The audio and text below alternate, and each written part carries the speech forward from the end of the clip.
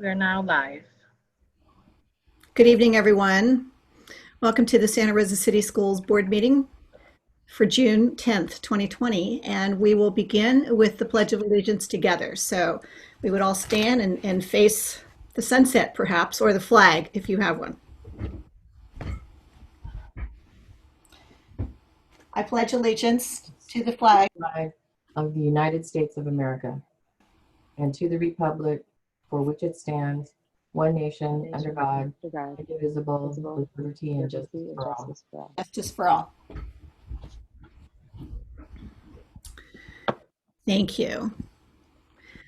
I'd like to start with the grounding tonight in these unprecedented times before we get on with the rest of our meeting tonight. And I just want to say that all of us in our community, that we are grappling with restarting school and athletics. And we're grappling with the budget cuts that are hitting programs that we love and programs that save kids' lives. We are grappling with our responses to the murder of yet another Black man. We're grappling with the response to the police responses. There's anger and there's frustration, there's bewilderment and there's confusion. And all of this is hitting our individual core beliefs. And our core beliefs are shaped by our experiences, but they're also shaped by listening and walking in the shoes of others. So as we meet tonight, I want all of us to do this, not just board members, I want all of us to do this, to listen, to understand. Not to listen to prepare one's remarks or the comebacks or what you're going to say, but listen to understand. And this is relationship building. And this is allyship. And this is making sure we don't already have it the way it is, because it is not that way to others. So once again, that we listen to understand tonight. Thank you.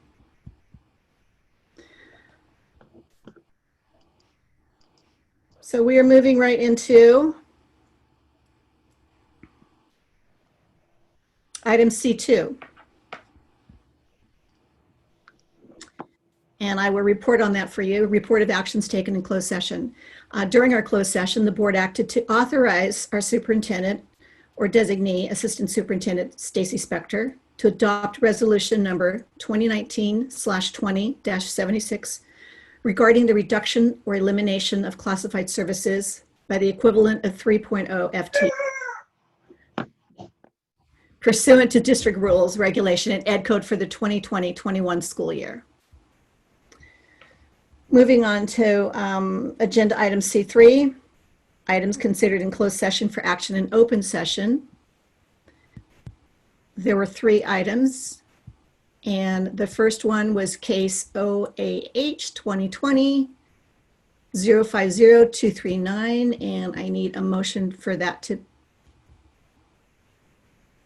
for us to work to, I need a motion on that.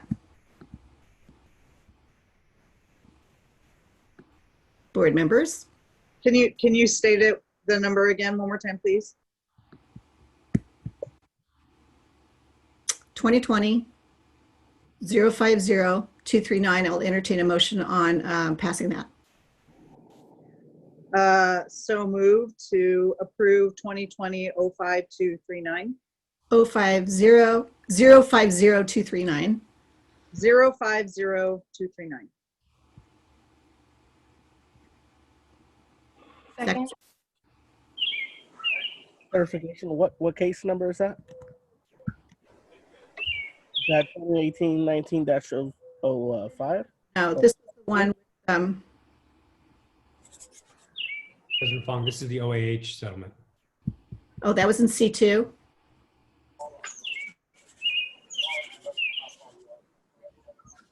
So are we doing the readmits now?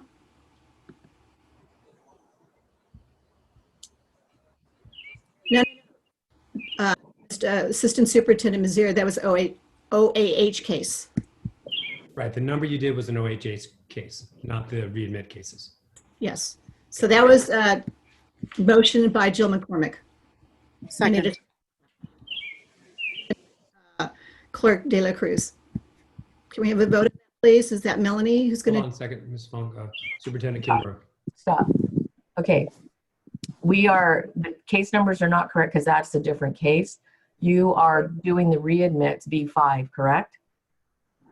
No. No, we're doing the OHH case from closed session, report out, action in open session. It doesn't report out in open session. Okay. Okay? Scratch that. You need to go to B5 to the readmission, or B5, the readmissions. And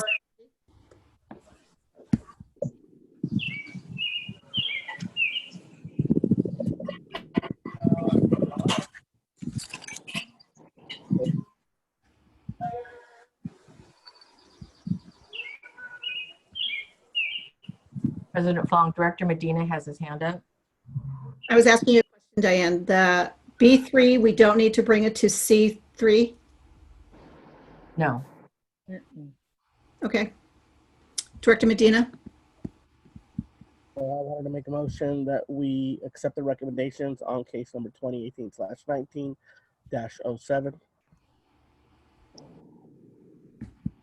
Thank you, Second. Director Medina, seconded by Director McCormick. Melanie. We could take a vote on this one. Director Medina, 18-07. Director Aye. Medina, Aye. Director McCormick, Aye. Director Manieri. Am I allowed to amend that motion to include the modification for placement at LC Allen? Or is that the other, or is that That's not this? 05. This That's is 05. 07. Okay, thank you. Aye. Director De La Cruz, Aye. Director Sheffield, Aye. Director Close, Aye. President Fong. Aye. All right, so the next readmit is 19/20-05. I move to approve the recommendations of 1920-05 with the modification for placement at LC Allen High School. I'll second. All right, so Director Manieri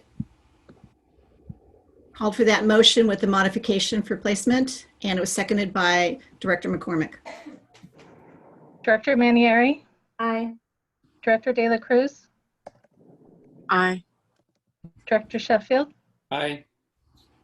Director McCormick, Director Close, Aye. Director Medina, Aye. President Fong. Aye. Thank you. Nobody called on me. I'm sorry. It's all right. Aye. Director, okay. Thank you. Sorry, Director McCormick. It's all right. All right, that's 7 ayes. All right, we're moving on. C4, do we have any statements of abstention, board members? Seeing none. C5, do we have any adjustments to the agenda? Director Medina. I believe we were going to remove G1. Is that correct, Superintendent Kitamura?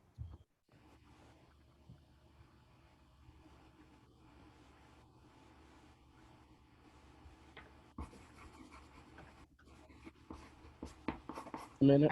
I'm looking for it, sorry. G, Approval of minutes? where are, oh, okay. Hold on, May 27th. Okay, right. So you're pulling that, right, Director Medina? Well, I think you said we were going to bring it back after the corrections that I submitted. Wasn't that for June 3rd, Director Medina? And so we actually pulled those minutes so those corrections could be made. Oh, okay. These are the minutes for May 27th. Yeah, that's Yes. fine. My bad. Okay. So retract the pulling of G1, Director Medina? Yeah. Okay. Okay, so seeing no other adjustments to the agenda. All right, we're moving to C6. So we are going to be open for public comment. So we are open for public comment, and moderator, do we have public comments? These are for non-agenda items. And to our public, because of our times right now are so unprecedented and our things are so emotional, and we have so many people who want to talk. And then in the way we're doing this now, it used to be that we have cards and we kind of cut that off. So right now, people can continue to add things as add on as they want to talk. So it's hard for us to really time our meetings. As you recall, our last meeting went till midnight. So I am going to restrict our comments to 2 minutes from 3 minutes. And to our moderator, I'd like you to give them the same, I think it was 15-second warning. And this will be for all items moving forward. Although it's temporary, but it's all items moving forward. So moderator, do we have public comments right now on non-agenda items? So we do have a couple of hands raised, President Fong, and I will just remind attendees, if you'd like to comment on a non-agenda item, please raise your hand at the bottom of your screen and we'll let you know when it's your turn to speak. And please keep your comments to under 2 minutes. And it looks like the first person for public comment is Elena Balasek.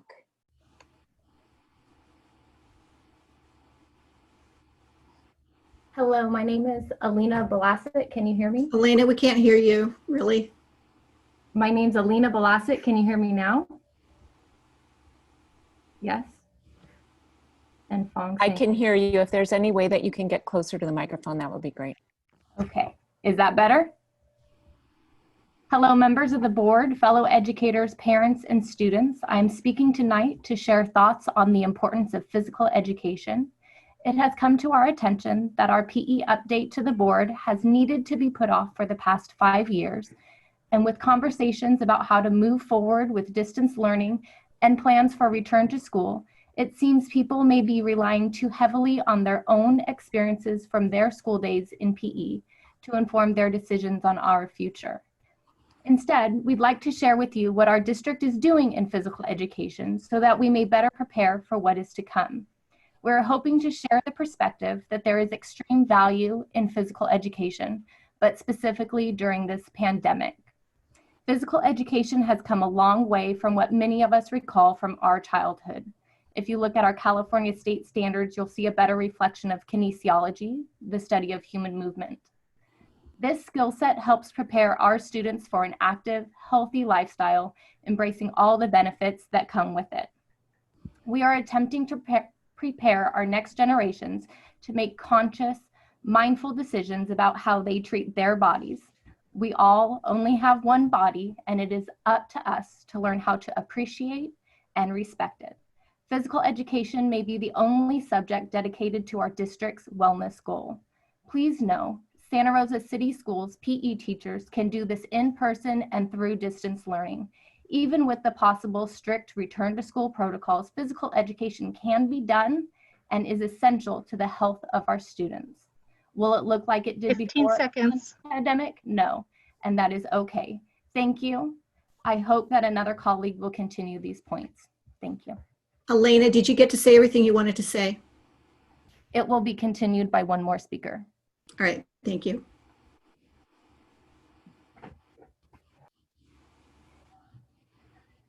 And next to speak is Nikki Kumasaka. Hello, my name is Nikki Kumasaka. I'm here to continue the discussion on physical education. In this time of COVID-19, one of our best defenses is a healthy lifestyle. Students need the curriculum even more today than they ever did.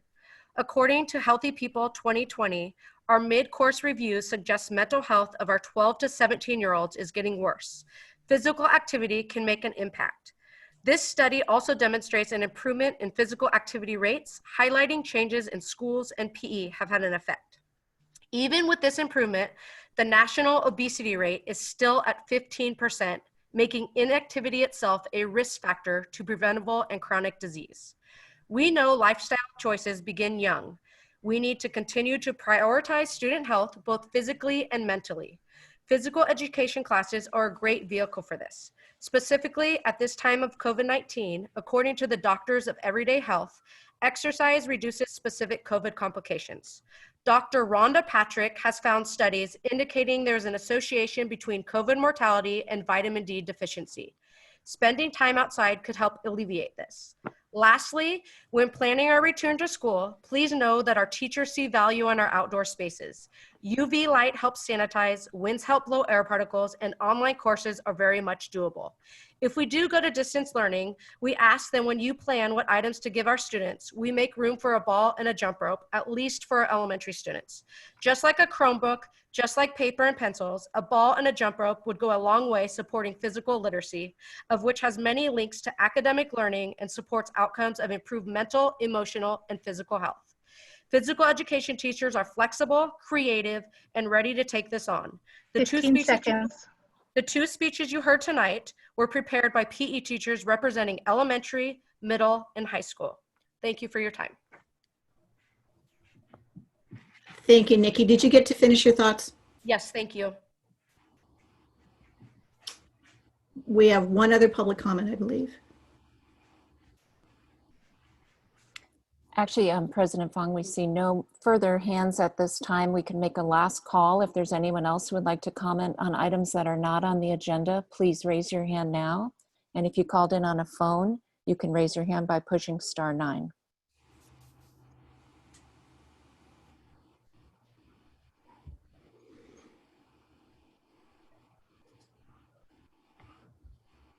President Fong, I see no further hands at this time. Okay, public comment is over. We have reports. We're on the report section, section D. It's CSEA report, California School Employee Association report. Do we have President Garcia with us tonight? President Garcia does not have a report tonight. Thank you. We have the Santa Rosa Teachers Association report tonight. Do we have President Will Lyon with us tonight?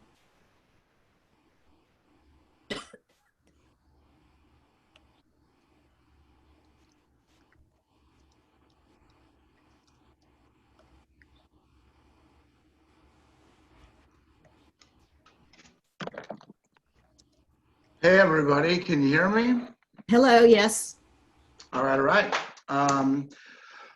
Good evening, President Fong, Dr. Kitamura, and members of the board and the cabinet and the community. My name is William Lyon. I'm the president of Santa Rosa Teachers Association, representing over 900 educators who work in our district. I'm so proud of all this work that we're doing, but I have to say that this week I have some whiplash. A lot of that whiplash has nothing to do with the people in this room. We are working on a COVID MOU. Our MOU expires on July 1, and we revert back to the contract, and the contract is silent on COVID. And we're working extremely hard to make sure that we can come up with an MOU that all sides can agree on, that will serve our students and our staff and our schools well. We also don't have any guidelines for how to do distance learning or hybrid learning or coming back into the classroom safely when the health department deems that safe. Those are two heavy, heavy lifts, and we've agreed to try to get that done by July 8th. That's less than a month from now. In a normal bargaining cycle, we generally start bargaining September, October. And under those circumstances, we're only bargaining maybe a part of the contract.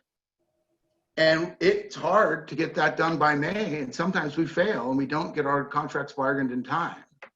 I would say that what we're doing is harder than normal bargaining because it touches so many parts of the contract and so many parts of our practice. And we have less than a month to finish that up.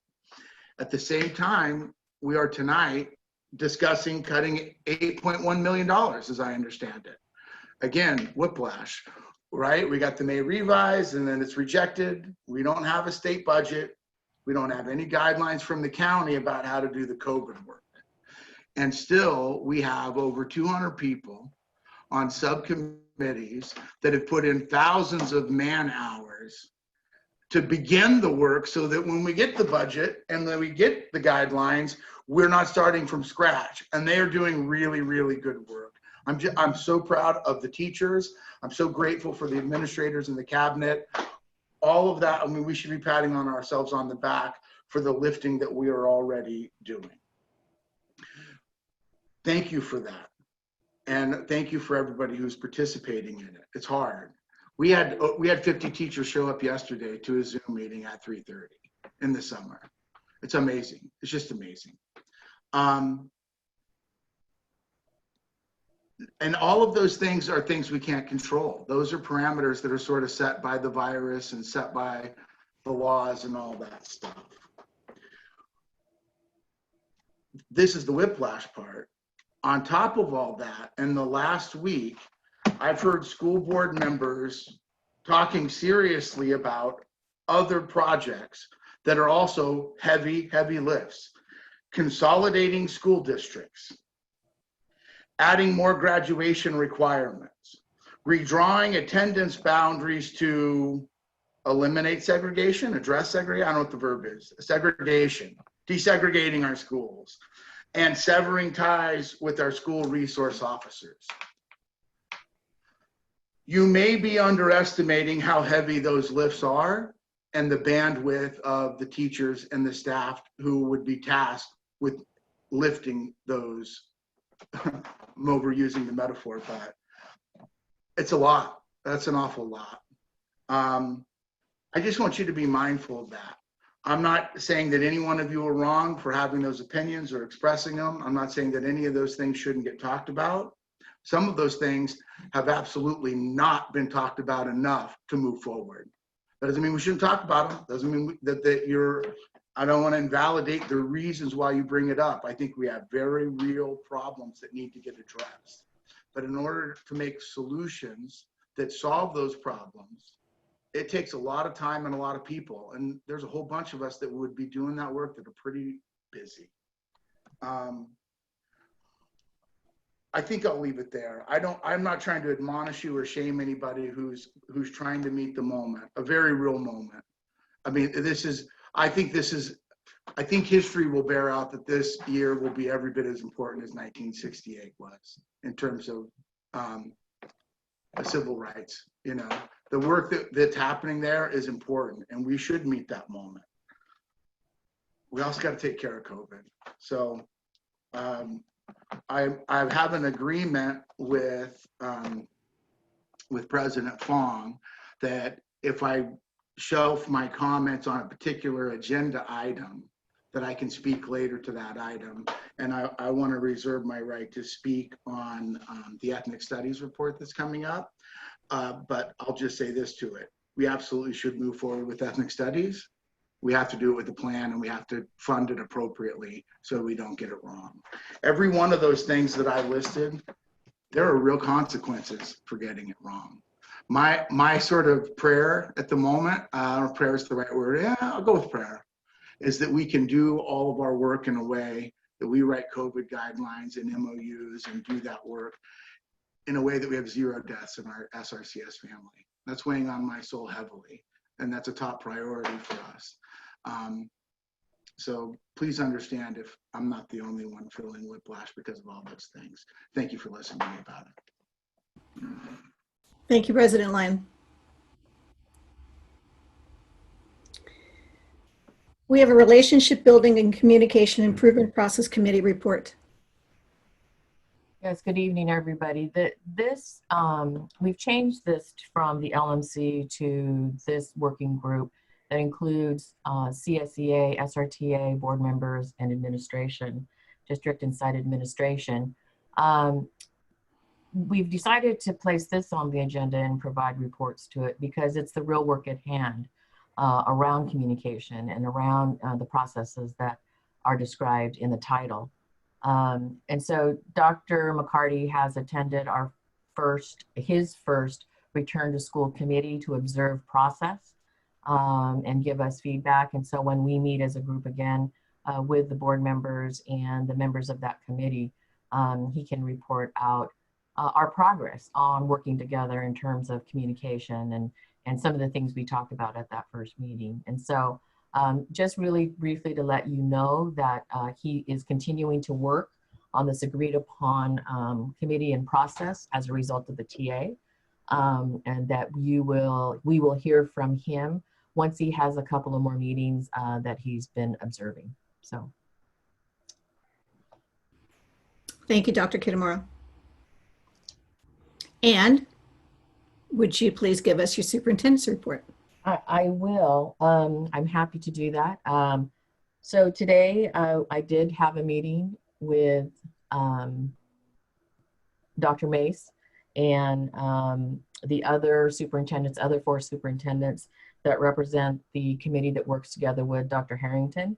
I will tell you that the meeting was much more engaging, felt much more listened to the point that we have a document that is in its final stages of some edits in the Sonoma County Reoccupation Mitigation Plan. That is a mouthful.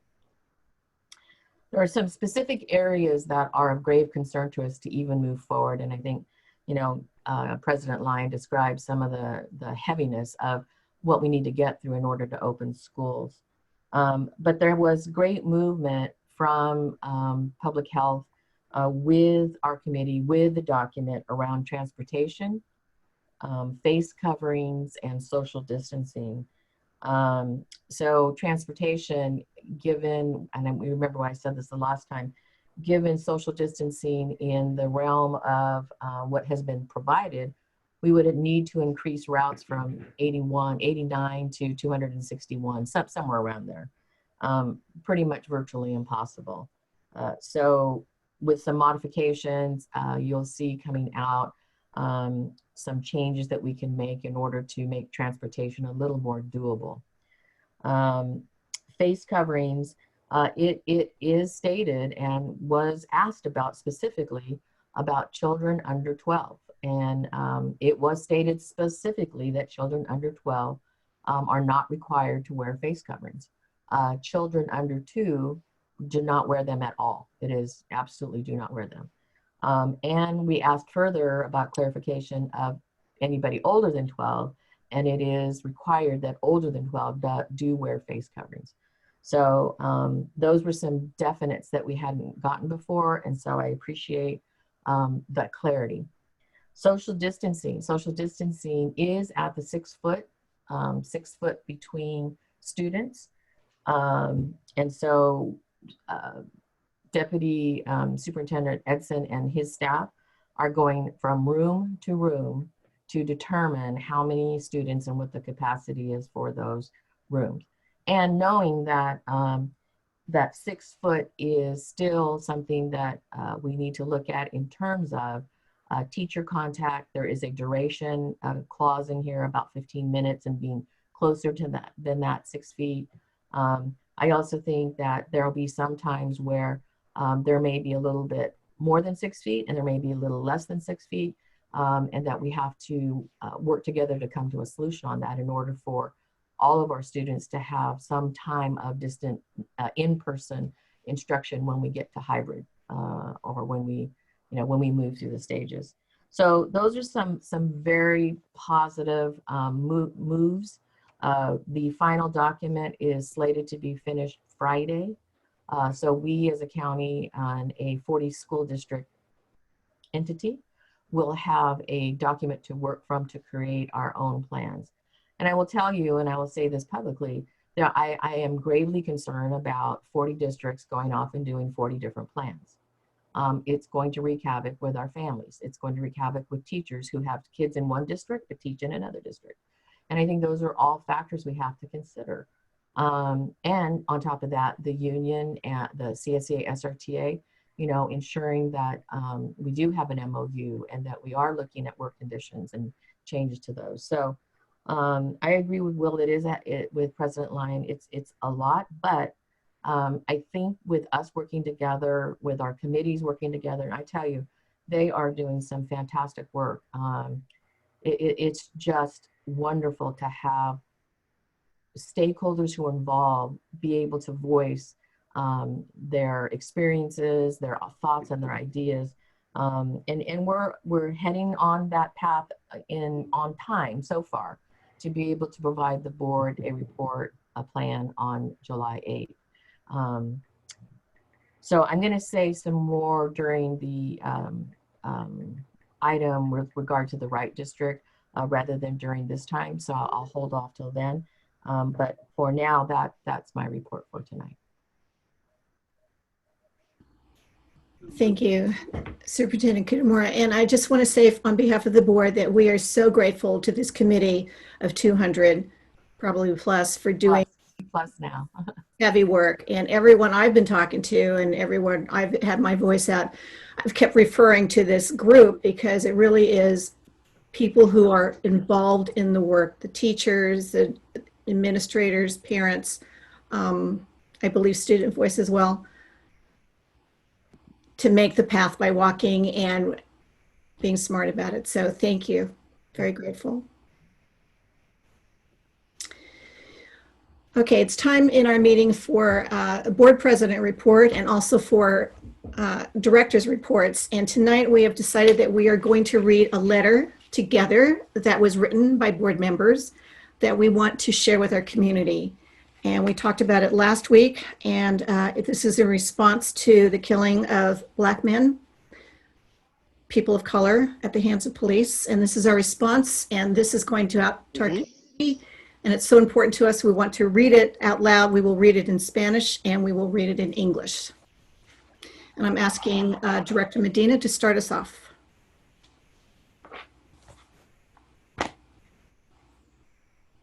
Am I up? I'm sorry, I lost audio. Yes, you are. And I've neglected to tell Director De La Cruz when she's going to read. So can you just prompt her? I'm sending her a text right now to do that. So I'll start. To our beloved community, as your Santa Rosa City Schools Board of Education, we stand firmly and in solidarity with our Black community and say Black Lives Matter. We are outraged and grief-stricken over the senseless deaths of our Black brothers and sisters at the hands of law enforcement. We say their names: George Floyd, Breonna Taylor, Ahmaud Arbery, and so many others, as we join those who mourn. We say their names as we dedicate ourselves to transformation. We remember our own loss. Andy Lopez was a 13-year-old Cook Middle School student when a sheriff deputy shot and killed him in 2013. And who goes next? Director De La Cruz. Okay. Ya basta. Enough is enough. We honor our responsibility and our power to implement critical changes in our own systems, and we rely on data and evidence to guide our actions towards equity and transformation. We call upon our local law enforcement agencies to adopt 8 can't wait policies, 8 evidence-based actions they can take right now. We call upon our mayor and city council to pledge to review your police use of force policies, to engage your communities by including a diverse range of input, experiences, and stories in your review, to report the findings of your review to your community and seek feedback, and to reform your community's police use of force policies. Our strategic plan grounds our work in a deep understanding of students' identities and the historical and cultural context in which we all operate. SRCS, Santa Rosa City Schools, will remove barriers and create structures that provide opportunities to further personal and academic student success. That means that when we say hashtag Black Lives Matter, we have Black lives reflected in our curriculum. Please join us in supporting and celebrating the implementation of ethnic studies curriculum that creates a new space for our diverse student body and community to embrace our identities. By navigating diverse, complex, and constantly changing environments, we develop new capacities to inquire, investigate, collaborate, communicate, problem solve, think critically, and practice empathy, participate civically, and shift our cultural consciousness.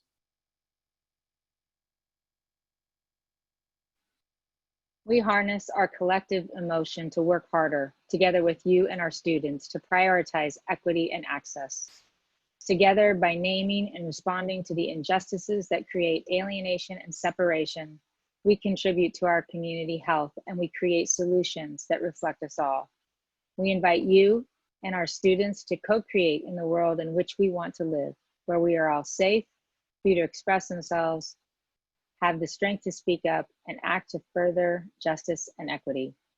We believe this to be the highest form of education. Whether you are a parent, a student, a staff member, or a member of our community, participate in our meetings, observe us, agitate us, challenge us, and hold us accountable. Join us to contribute to a greater community of compassion, equity, and justice for all. Con mucho cariño y respeto, with love and respect, your Santa Rosa City Schools Board. We will read it in Spanish now.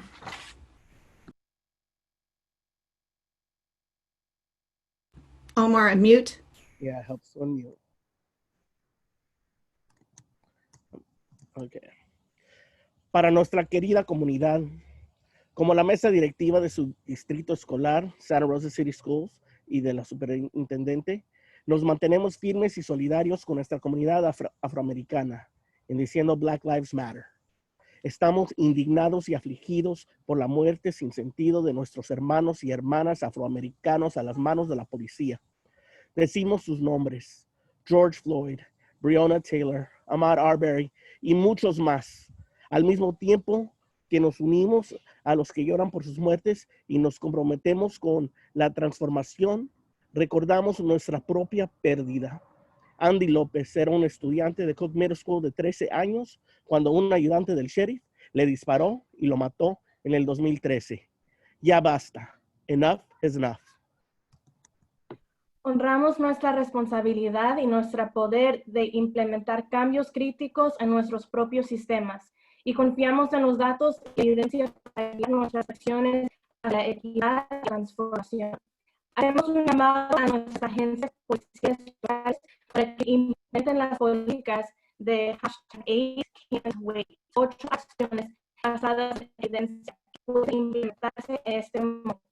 Haremos un llamado a nuestro alcalde del ayuntamiento para que comprometan a hacer lo siguiente: revisar sus políticas de uso de la fuerza policial, involucrar en las comunidades al incluir una amplia gama de aportes, experiencias e historias en su revisión, reportar resultados de su atención a la comunidad y sus apoyos, reformar las políticas de uso de la fuerza policial en la comunidad. Nuestro plan estratégico basa nuestro trabajo en una comprensión profunda de la identidad de los estudiantes y los contextos históricos y culturales de los que todos procedemos. El distrito escolar de Santa Rosa City Schools eliminará barreras que hará estructura de oportunidades para promover el éxito personal y académico de los estudiantes. Cuando decimos Black Lives Matter, eso significa que debemos reflejar la identidad de la comunidad afroamericana en nuestros planes de estudios. Por favor, únase a nosotros para apoyar y celebrar la implementación de un plan de estudios étnicos que se convierta en un nuevo espacio para que la diversidad estudiantil y la comunidad abracen nuestras identidades. A medida que todos navegamos por entornos diversos, complejos y en constante cambio, desarrollamos nuevas capacidades para informarnos, investigar, colaborar, comunicar, resolver problemas, pensar críticamente, practicar la empatía, participar cívicamente y cambiar nuestra conciencia cultural. Estamos aprovechando el sentimiento colectivo para trabajar más duro juntos con ustedes y nuestros estudiantes para priorizar la equidad y acceso. Juntos, a medida que hacemos un llamado y respondemos a las injusticias que crean marginación y separación, contribuimos positivamente al bienestar de nuestra comunidad y creamos soluciones en las que nos reflejemos todos. Les invitamos a ustedes y a nuestros estudiantes a crear conjuntamente el mundo en el que queremos vivir. donde todos estemos seguros, seamos libres de expresarnos, tengamos la fuerza para hablar y podamos actuar para promover justicia y equidad. Creemos que esta es la forma más alta de la educación. Si usted es padre de familia, estudiante, miembro del personal o un miembro de nuestra comunidad, participe, por favor, en nuestras reuniones. Obsérvenos, presiónenos, desafíanos y háganos responsables.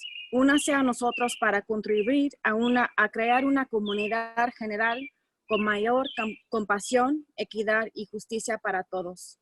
Con mucho cariño y respeto, with much love and respect, la mesa directiva de su distrito escolar, Santa Rosa City Schools. This is from not only the board, but from our superintendent, Diane Kitamura, from all of us, to our community. Thank you, everyone. Do we have a CSBA report tonight? Director Close? No, thank you. All right, we're moving on to discussion items. We are in E1, and we are going to be hearing from our cabinet and superintendent, the Santa Rosa City Schools Ethnic Studies Plan. This is a discussion item, and we will hear from the Dr. Kitamura, and then we will take clarifying questions from board members. Then we will be opening up to public comment. Then we will be having a discussion with board members. Dr. Kitamura. Thank you. Before I turn it over to Dr. Guzman, I just want to say that we have been working now many years on our ethnic studies endeavor. And I just think, and I'm going to say this, and I said this to a couple of the board members, it's really time to move. We have trained a number of teachers. We have so much interest about instituting, implementing ethnic studies across our school district. And I also think that if anything that we can do in addition to what we're already doing, is to be able to have this program, this, I don't even call it a program, this stream of consciousness curriculum or curriculum consciousness within our school district. If it isn't showing to be important at this moment in time, then I don't know when it would be important. And so with that, and the work that's been done, and the partnership with Dr. Acosta, it is now time to move. And so the team will be presenting where we are, what's been done, and I want to hear from the board, your thoughts about how we use this as a trajectory, how we use this as a lever to do. So with that, I turn it over to Dr. Guzman. Thank you, Dr. Kitamura. It is a great honor tonight to be able to introduce Director Evans as she takes us through the journey that we've been through and the journey of where we're going. It also is a great honor to have Dr. Acosta with us tonight to be able to participate in the presentation and also to share his thoughts as he's been a true partner in this work and moving forward, specifically with the culturally responsive, sustaining, and humanizing education that he has been partnering with us. And he can share some of the survey results and the feelings that our teachers are having as they've moved through this work. It's exciting, and I agree with Dr. Kitamura. This is the time. And also, even the text message that we received just a few minutes ago from Principal Abavera about the board's statement that was read collectively. I think it's about honoring voices and making sure that all stories are told in the right way. And so I'm very honored and excited to turn it over to Director Evans to take us through this journey. So with that, I turn it over to you and Dr. Acosta. Good evening. I'm going to start by sharing my screen so that we can begin the presentation. And it will just take me a little second to do that. All right, can everyone see the screen? Yes, we can. Okay, great. Thank you. So good evening, President Fong, members of the board, and Superintendent Kitamura. I'm Director Elizabeth Evans, and joining me this evening, as you heard, is Dr. Curtis Acosta. We are here this evening to share with you our vision for ethnic studies in Santa Rosa City Schools. Now, why isn't it advancing? Okay. You know, oh, there we go. Okay. As part of the Santa Rosa City Schools Ethnic Studies Committee work, Heather Garcia Rossi and I visited Coachella Valley's Desert Mirage High School and El Rancho High School, where we had an opportunity to talk to student panels. When we asked the students why a school district should include ethnic studies in their course offerings, one student named it so eloquently. She said, if you want students to love themselves and their community, you need to show them that their community and their values are important, because a lot of education is ignoring their values. And when you incorporate something that's about them, you show them that their voice matters in society. This photo shows the road that leads to Desert Mirage High School and illuminates the landscape of the students' world. Within this context, these students are thriving, engaged, civic-minded young people who have defined a vision for their future.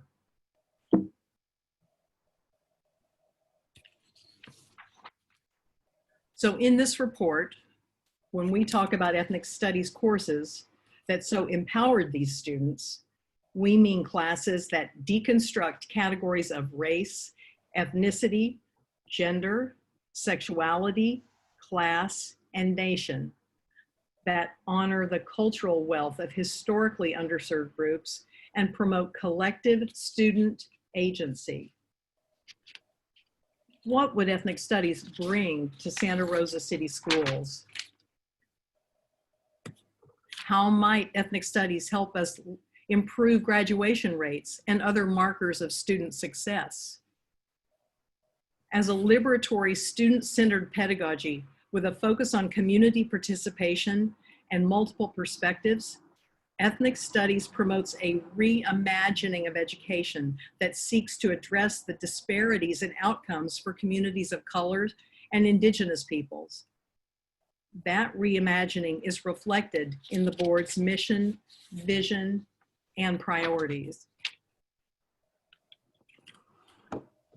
This next slide reminds us of the disparities in Santa Rosa City Schools UC-CSU eligibility rates. As you can see from this slide, neither white students nor Latinx students are accessing these classes at the rate they are statewide. In order to address this disparity, we need to provide students access to all classes. I'd like to emphasize that ethnic studies has proven to benefit all students, not only those who are underserved. Students go to school when they see that school is serving their needs, the needs of their futures and of their communities. Research supports that having even one ethnic studies class has a statistically significant effect on a student's engagement and achievement in all classes. According to a 2016 study by Stanford Graduate School of Education, they found that culturally relevant pedagogy embeds several features of interventions designed to reduce stereotype threat, such as explaining stereotypes and identifying external forces that contribute to academic challenges. The data they got after they did this study said that the improvements were significant. Attendance jumped by 21 percentage points. Grade point average by 1.4 points. And students in ethnic studies courses covering discrimination, stereotypes, and social justice movements earned 23 more credits towards graduation. Overall, the largest gains were found among boys and Hispanic students, and in the subjects of math and science. Because this work is so pressing, and despite the pandemic, the Ethnic Studies Committee members continue to meet. However, the work was slowed down by the plagues of 2019-20, our school year. We had COVID-19, we had fires, we had PSPS, and those things may have created obstacles, but we moved forward to create a plan beginning with this draft mission statement. The mission for ethnic studies in Santa Rosa City Schools is to provide a transformative education that empowers students to critically examine the contributions and experiences of colonially and institutionally underserved communities. Students will consciously and intentionally develop their understanding of community assets and cultural wealth to become agents of positive change who promote equity, empathy, and social justice in society. Toward this end, the needs of our students informs our work.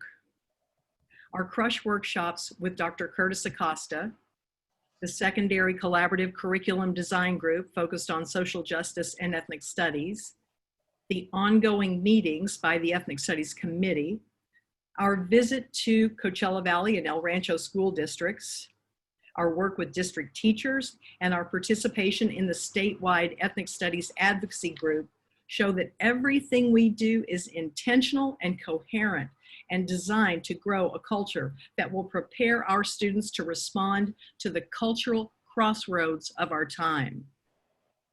In the last 2.5 weeks, it has become clear that the need for culturally responsive, humanizing pedagogy woven throughout our classrooms is not enough.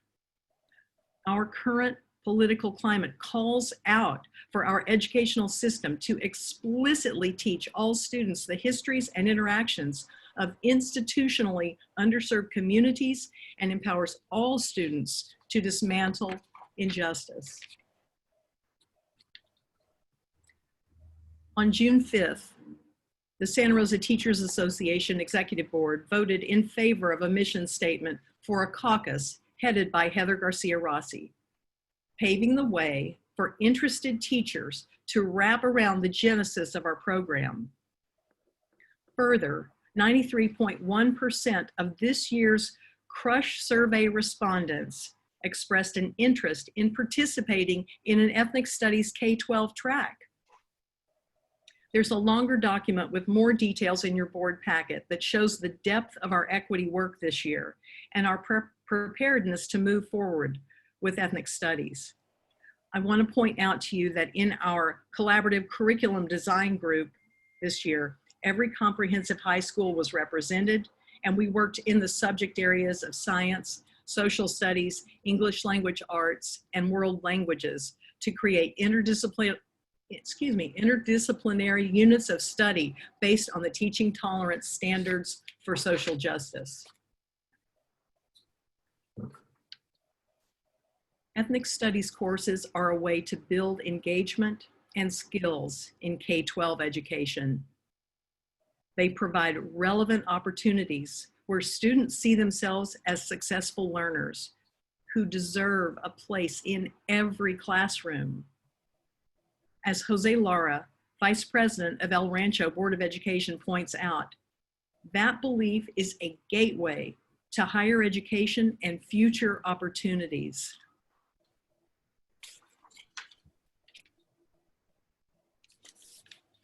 So how do we move forward?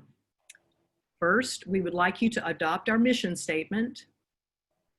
Then we'd like to develop 4 ethnic studies courses: a multicultural literature class, statistics for social justice, and 2 ethnic studies courses, 1 for high school and 1 for middle school.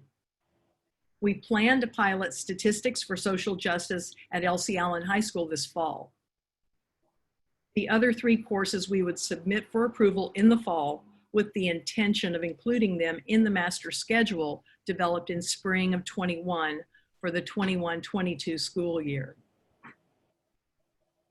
One of our next steps would be to form an ethnic studies curriculum review subcommittee for course review as we look forward to expanding ethnic studies course offerings in other disciplines, moving toward full implementation. This is an opportunity for growth. Simply writing the course proposals is not enough. In these difficult budgetary times when we are looking to innovate, we must not only write the courses, but also offer the training to provide the most effective pedagogy. The importance of pedagogy has been reinforced by our visits to ethnic studies programs, as well as through the Crush workshops with Dr. Acosta and his associates. These are exciting possibilities to expand ethnic studies to other curricular areas and grade levels, and we are eager to take the next steps. We have created a 5-year plan beginning with writing the initial courses that I just spoke of, training teachers to be successful in those courses, and writing additional courses to increase subject area offerings. Full implementation is dependent on growing student and teacher interest and capacity. And those two pieces are very important, the interest and the capacity of our community. We expect that implementation of a robust ethnic study program in Santa Rosa City Schools will have a similar effect to that shown in the Stanford study. We expect to see students at every level, including all ethnicities and class levels, and from every background, to be more engaged in math, science, social studies, and English language arts, and an increase in our attendance and graduation rates.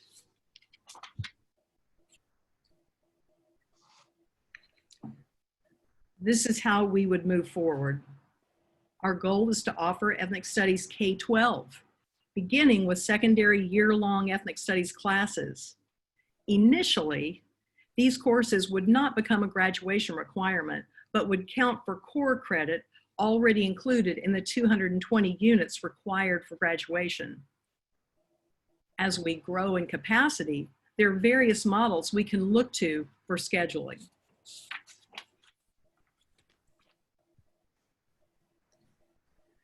And with that, we want to thank our committee members for their dedication and commitment to students.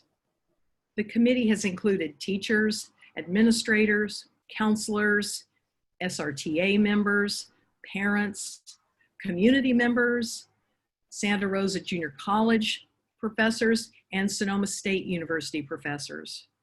We appreciate their time and energy. This list with members' affiliations is included in your board packet.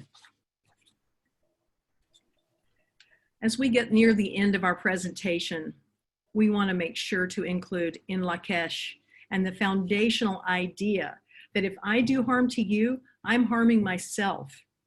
And if I love and respect you, I am loving and respecting myself. We are the mirrors of each other.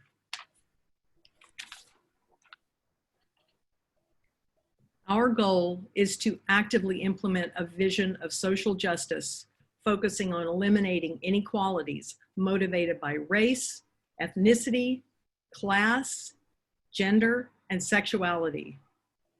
Through encouraging and mentoring our staff and all of our students, we have the goal of developing a robust ethnic studies K-12 program that will foster long-term relationship skills, knowledge of self, and collaborative activist abilities for those working within and between communities of color and indigenous peoples. Ethnic studies is a vehicle through which all, and I want to emphasize that word again, all students in Santa Rosa City Schools can grow to become community-minded citizens focused on social justice for all. And now I'm going to stop sharing my screen so that Dr. Acosta can speak, and then if we need to come back to the PowerPoint, I'll bring it up again. Okay, Dr. Acosta, remember to unmute. Thank you, Director Evans, for the reminder. Buenas tardes, good evening, President Wong, Board of Directors, Dr. Kitamura, and the Santa Rosa City Schools community. Before I start speaking today, I would just like to say that my team and I stand in solidarity with Black Lives Matter, the movement for Black lives, the victims of COVID-19, and all those who are still in crisis due to the pandemic. We remain committed to the transformation of dehumanizing practices and inequities in all forms in our country. And I cannot think of a more critical time to discuss the implementation of ethnic studies for the youth of Santa Rosa. So with that being said, I was given 2 tasks by the district tonight. One is to talk about where the district is in terms of ethnic studies, my opinion on that, and also, where's the growth potential. And so I'm going to do my best to not take my usual 45 minutes per question to answer. And so, in fairness to a long night that you all have ahead of you. One of the things I want to say before moving into the question, though, is I miss seeing you all. I miss being in your beautiful community. I miss that wonderful little tiny airport that I love to cruise through, and just the smiles and the warmth of Santa Rosa. And I'm looking so forward to being with you all again in the flesh once we are resilient as people and we get through this very difficult time. Recently, we've also been working not only with yourselves, but with the the Sonoma County Health Action Network. And it's given our team added insight into the cross-section of the region. And we continue to be impressed at the willingness of this community to interrogate their institutions in the pursuit of racial equity. So when I think of where are we right now in terms of the time to move forward with ethnic studies in Santa Rosa, I have been fortunate that my team and I have had, been able to feel this from your educators, but also in different institutions that serve your wonderful community. As Director Evans pointed out and articulated this past year, our partnership with Santa Rosa City Schools began with our culturally responsive, sustaining, and humanizing education professional development track. To begin here was an excellent decision by district leadership, since CRUSH, as we call it, gives us a great foundation for building teacher capacity toward ethnic studies. And I just want to say that it's always comforting for me as when I get to know leadership, that they know where they're at, who they are, and can make the decisions from that point. And sometimes districts want to move too quickly as far as jumping right into ethnic studies, and they haven't laid down the groundwork for every staff member, faculty member to engage in this critical work. And so I thought that I didn't have to do too much cajoling. I didn't have to do too much recommending, suggesting. It's the leadership knew, and we dove into this work. And I just want to share a few points of data that we collected from our exit survey with the CRUSH cohorts. As Director Evans pointed out, we were able to work with over 90 of your wonderful faculty, staff, and district personnel. It's another highlight I want to say, is there were like a district leadership that chose to come to our training without being twisted. At least I'm not aware of the arm twisting that may have happened behind closed doors.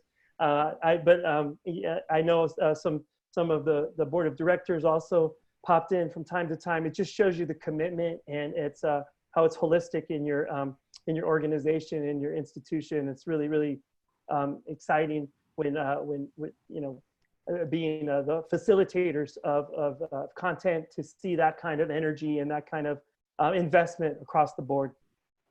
About close to half of, or there's just a little under half of participants in our trainings gave us some data that was really phenomenal, surprising. I mean, I know we're good, but it was just shocking You know, and my team's better than I am, just to put make sure that my arrogance isn't out there first.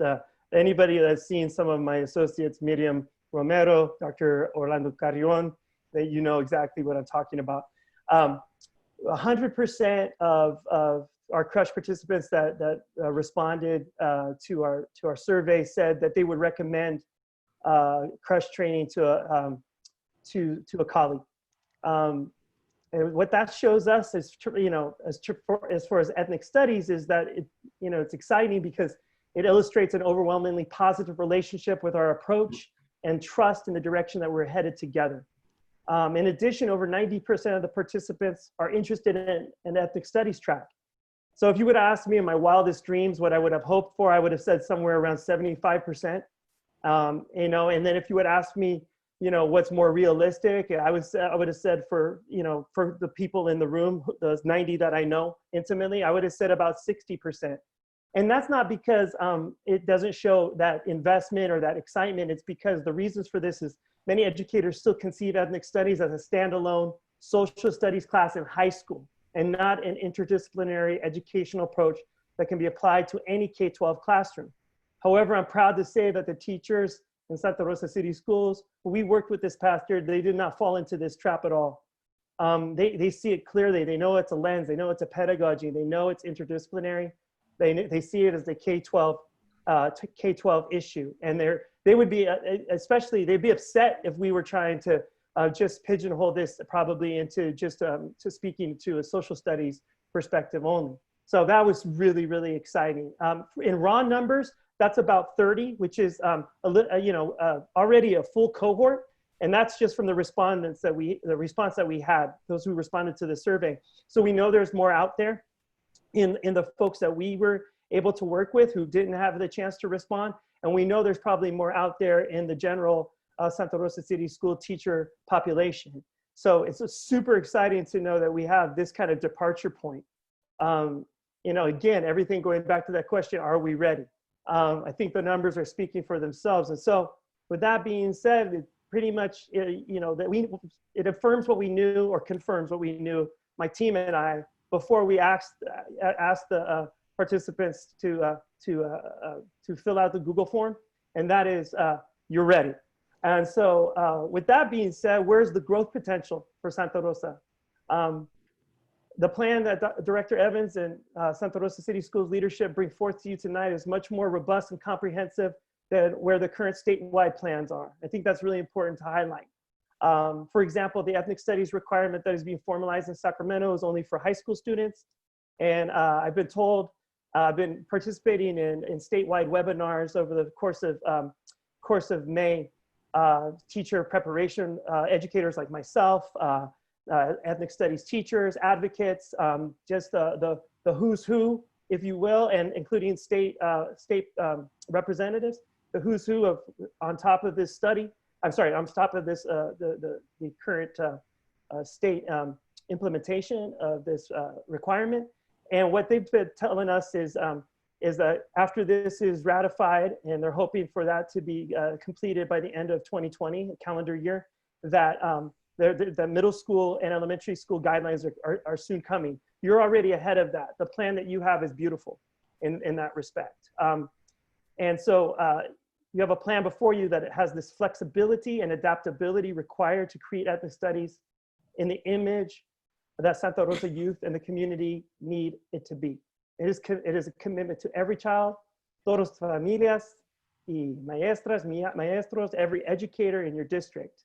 You know, as you move forward tonight, you know, and I'm a positive person, so I'm hoping that, you know, it's affirmed. You know, this is you know, speaking to your kindergarten teachers and your high school teachers and everybody in between, that you're behind all of them, that you're committed to all of them, and you're committed to creating this culture of ethnic studies in your district. And with that being said, you could be a leader for sure in Sonoma County, of course, but also in the North Bay. I'm aware of where many districts are right now in terms of ethnic studies and who's leading and who's ahead and who's not, and and what I could tell you is this plan and the time that you've put into this already, the excitement that's in your region across the board, especially from your teachers. And we all know the youth, they're going to be right behind this generation. Don't play. They're going to be ready to make this transformation of your district and your community happen in real time. So I'm super, super excited for you all. I could talk about ethnic studies forever and how transformative it is for youth and families, especially those on the margins. But I know you have a long night ahead, as I said earlier, so I will exercise some self-discipline, practice some in Lakesh, and end it right here for the time being. But I just want to thank you. Muchas gracias, Talazo Kamati. Thank you for everything. And so looking forward to continue our partnership and visiting you all very soon. Dr. Acosta, thank you so much. That was inspiring. We are going to take a second to change translators right now. Marcella, are you ready? We're going to do the translating switch. I am ready. Thank you.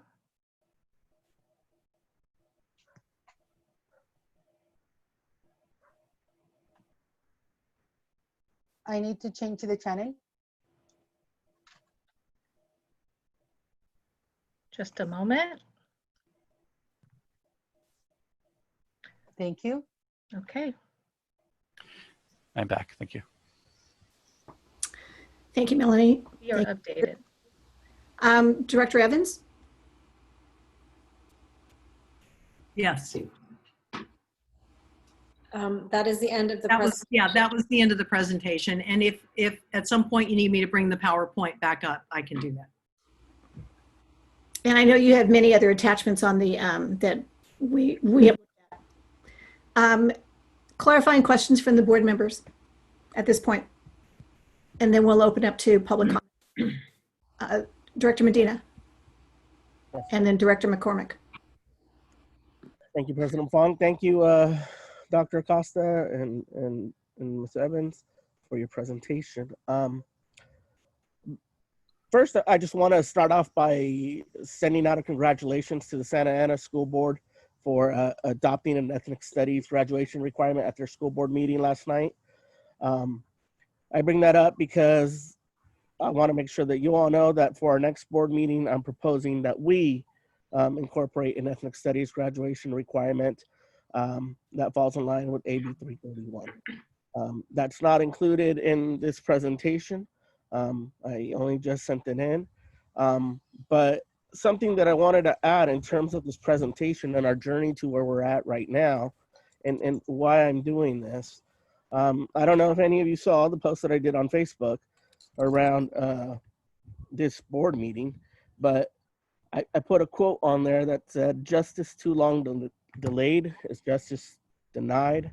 And that was in a letter by Dr. Martin Luther King in his letter from a Birmingham jail. And what I wanted to share is our journey here, my story, because it's tied to a lot of what we're seeing right now.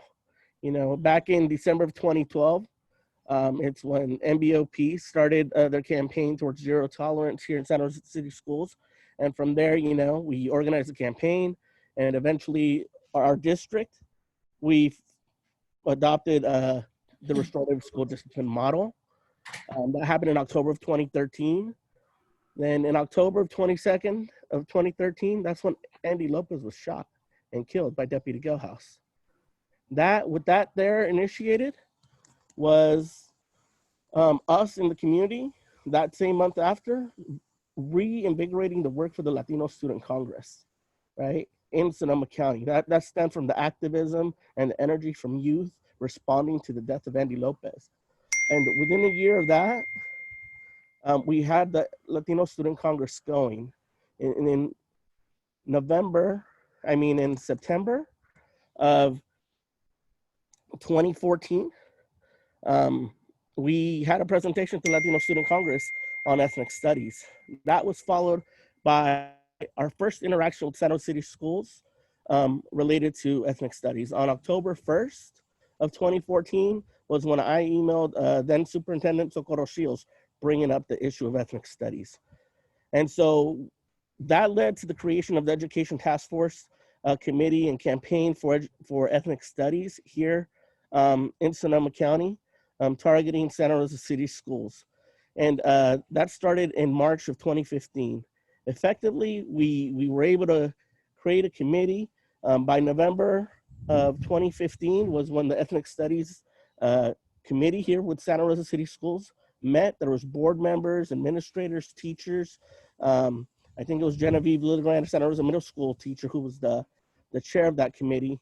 And at that point, there was kind of the promise that there would be a pilot program in 2016, 2017, in that academic year. Obviously, that didn't happen.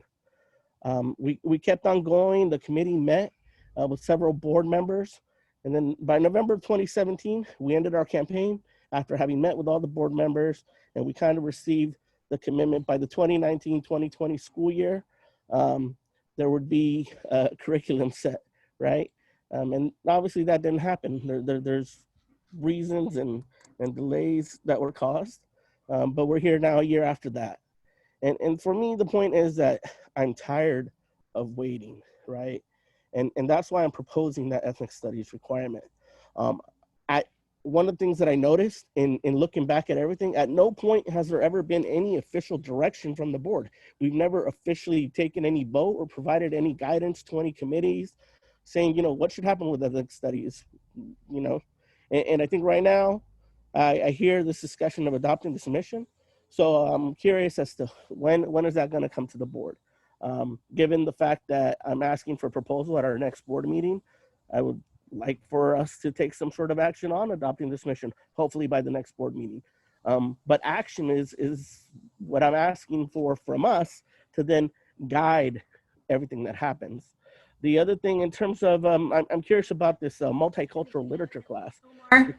Omar, I'm going to cut you off there because I want you to save some of this for discussion. And we're some board members that have questions. So we're in question phase before public comment. And what you're saying is super important. So can you save the rest for discussion, or can you finish that one thought? So this is about the multicultural literature class.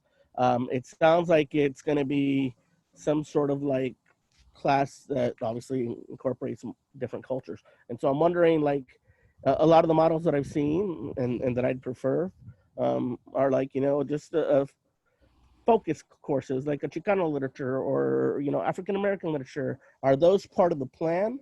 Or is it just this, you know, multicultural literature class that I think should be part of that integrated model that you're talking about? So I guess that's the question.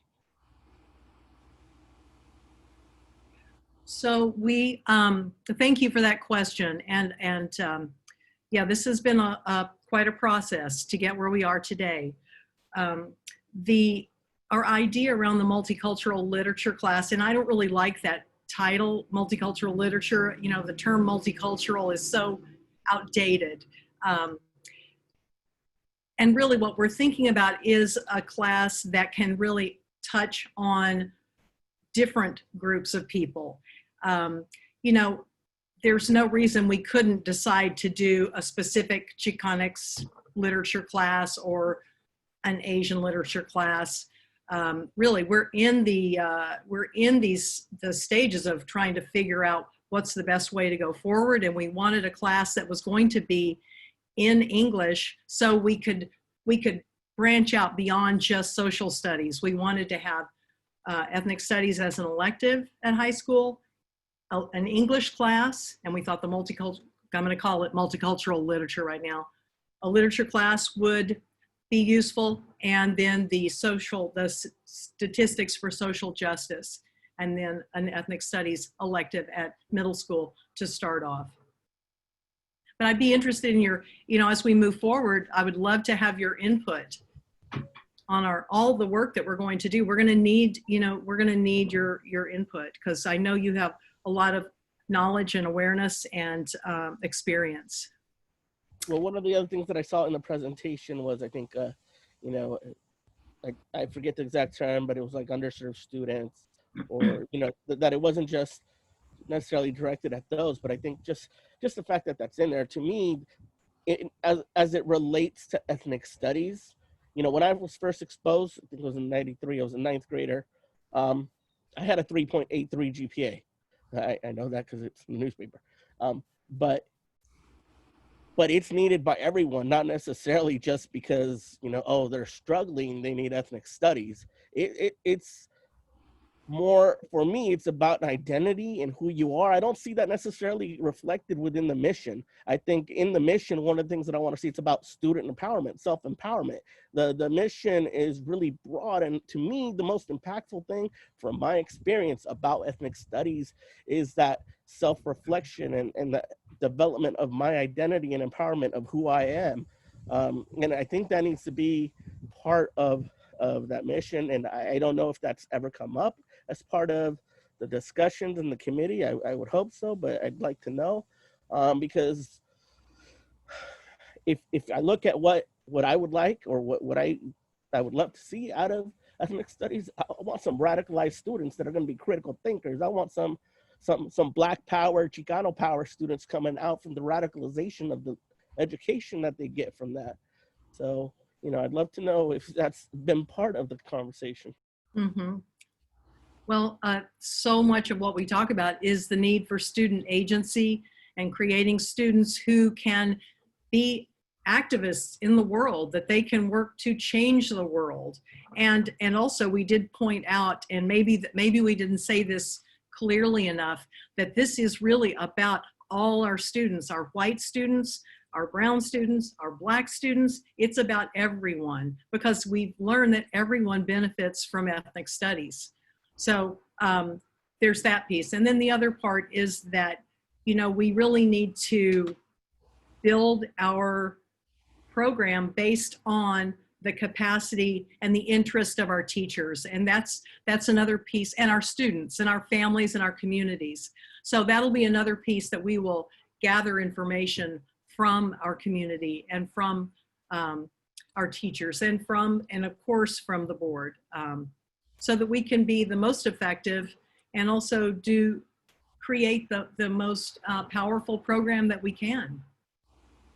And I'll just add by adding one thing that I saw that I don't see in the presentation that I think we need to address, and that is the issue of money. How are we going to spend? Where's the money going to come from? Where are we going to readjust? Because to me, when the issue of money is not addressed, that to me puts stuff in danger of failing. And I don't want to see this fail. And I want to make sure that we're addressing that, looking at that, figuring out how we're going to make it succeed. And that be, whether it be the training for teachers, hiring of teachers that have the ability and knowledge and skills to do this, it's got to be part of the presentation and the information that comes up. And so I'll just leave it at that. Thank you. Yeah, thank you. Curtis, did you want to respond to that? Yeah, well, I want to respond earlier to an earlier comment. Director Medina, like, thank you so much. I mean, you're speaking to my experiences as a teacher as a high school teacher for nearly 20 years, but an educator now pushing on, it kills me to say this, but almost 30 years. And so much of what you brought up are the tenets of our trainings, of our professional development, our ethnic studies professional development. Identity, intersectionality, the sacredness of ethnic studies, self-reflection, Huitzilopochtli, the will to act into the community. Although it's not in the presentation, because I didn't want to go into the details unless there was a question to that effect, because of the length that going into, I can go on and on, as I intimated earlier, I'm pretty verbose, so I want to stay disciplined. But you're hitting exactly where we are as far as, and I would love you to attend as many of our professional development, opportunities as possible. Yeah, and so, but also I would like to say what I like about the plan is it gives you the flexibility right now to create the courses in the image of what you all want. And that might look different building to building across your school district. And I think, because neighborhoods have their own weight, have their own history, and you can lean into that in a really, really powerful way. And as neighborhoods change, the students that are part of that change should know that history of that neighborhood. So I see a tremendous amount of potential because it's organic, because it's cultivated from the community itself. That's the opportunity that I see in this plan right now. I agree with you though. The skeptic in me, the person that had to fight for his program, the person that had to fight for his classes, understands that when it's not specifically laid out, it seems like it can be in danger. So I empathize with that. But I also see the potential of making this something that's more powerful than cookie cutter models or that may be coming out that are a bit quicker. But that doesn't mean that we mustn't be hyper vigilant. We need to be, and that means we have to be involved in order. And I think the teachers that we had, Director Medina, would be excited to start formulating these classes in the image of the community and what the students and the families desire. Other questions from board members? Director McCormick, and then Director Manieri, then Director Sheffield. Thank you again for your presentation. In regards to gathering input, interests, developing student agency, in your 5-year plan, I'm wondering why we're waiting until 23, 24, 4 years into the plan to develop a student advisory board for recommendations and interests on how we're going to develop ethnic studies. So I'm just wondering why, strategy-wise, why we're waiting until then to get student input, or are we already getting student input and that's like a next step or what? But that just kind of stood out to me, so I'd love to get some clarification on that. Thanks. Yeah, Director McCormick, we in the spring, we had a whole plan to go out and interview students and talk to students, and we had talked to teachers about going to their classes, and we had this whole thing we were going to do, and then, you know, we weren't able to do that. And so, you know, we can do that anytime. I guess it really just depends on our capacity to be able to do that. But I agree with you. I think that's a very important part, getting that student voice. I mean, we keep hearing over and over again how important our students' voices are. So, you know, there's no reason that couldn't happen earlier. It's just a matter of capacity for us. Thank you. You're welcome.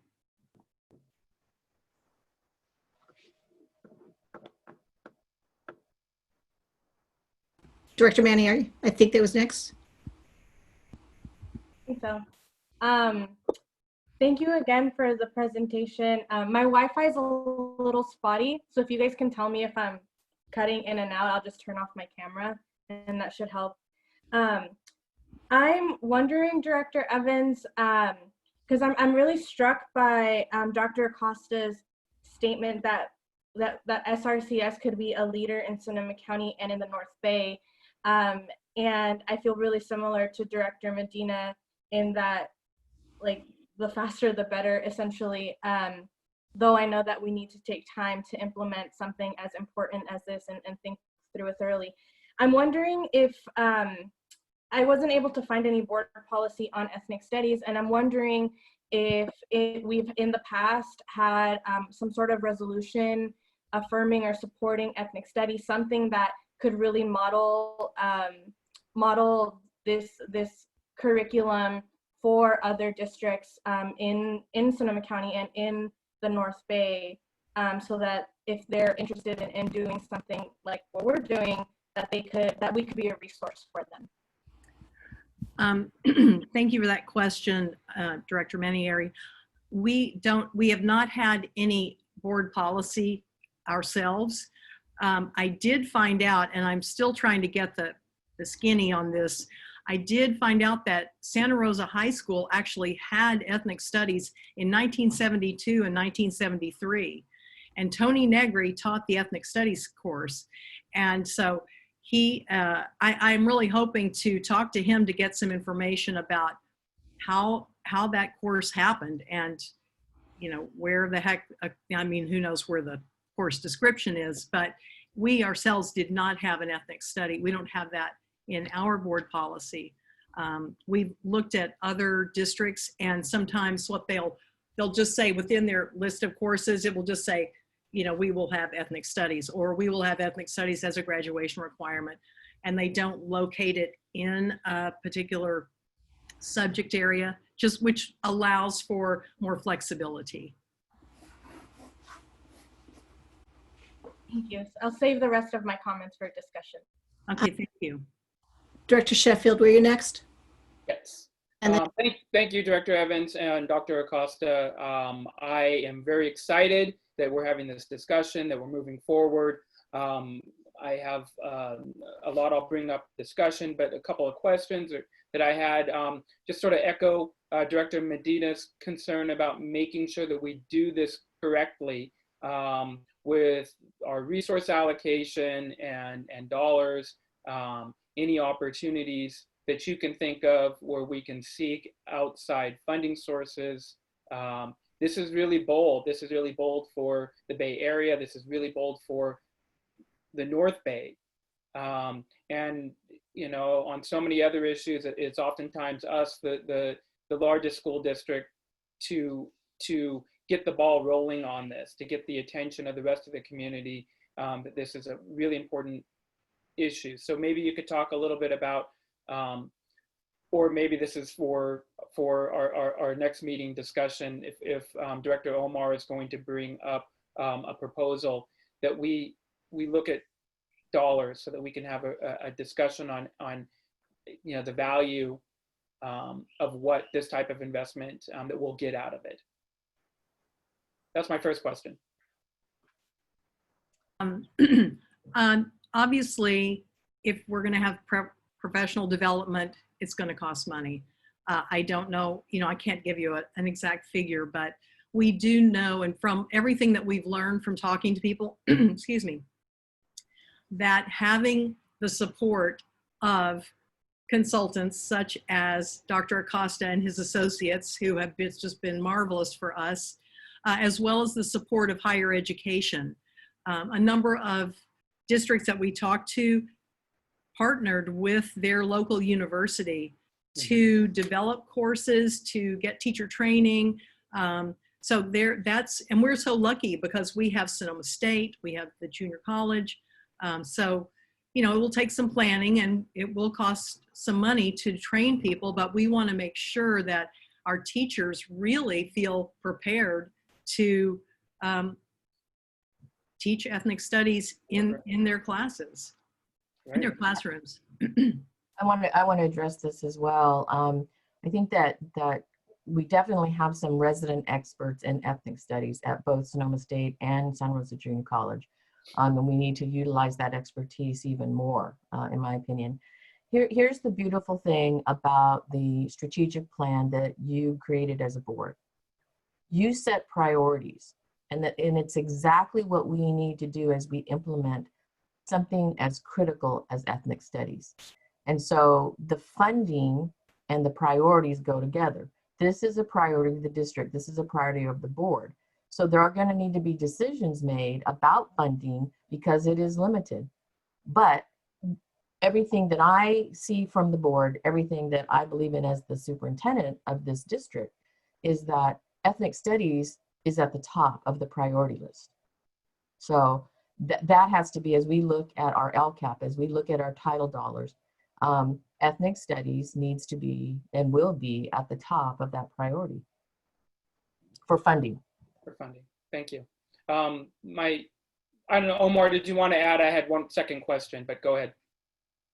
Oh, okay. My second question, on one of the slides you had in the 5-year plan slide, talked about the rollout for expanding to K through 6, and just, you know, really want to stress the importance of some of the earlier grades.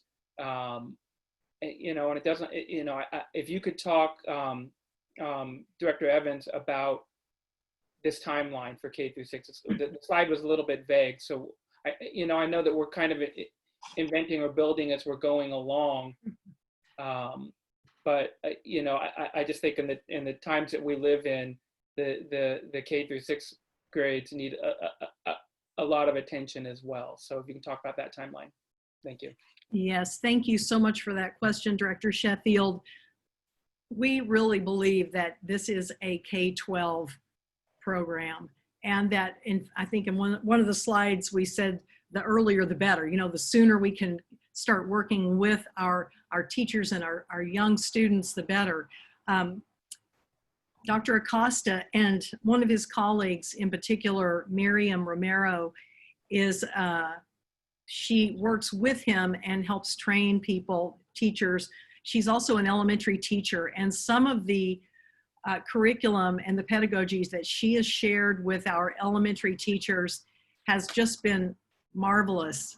And we got a fantastic response from our elementary teachers who've been participating in the Crush workshops for how meaningful this work with her was. So I can really see us tapping into Miriam's expertise, as well as Dr. Acosta's expertise and the rest of the team in how we address the needs of ethnic studies with our younger students.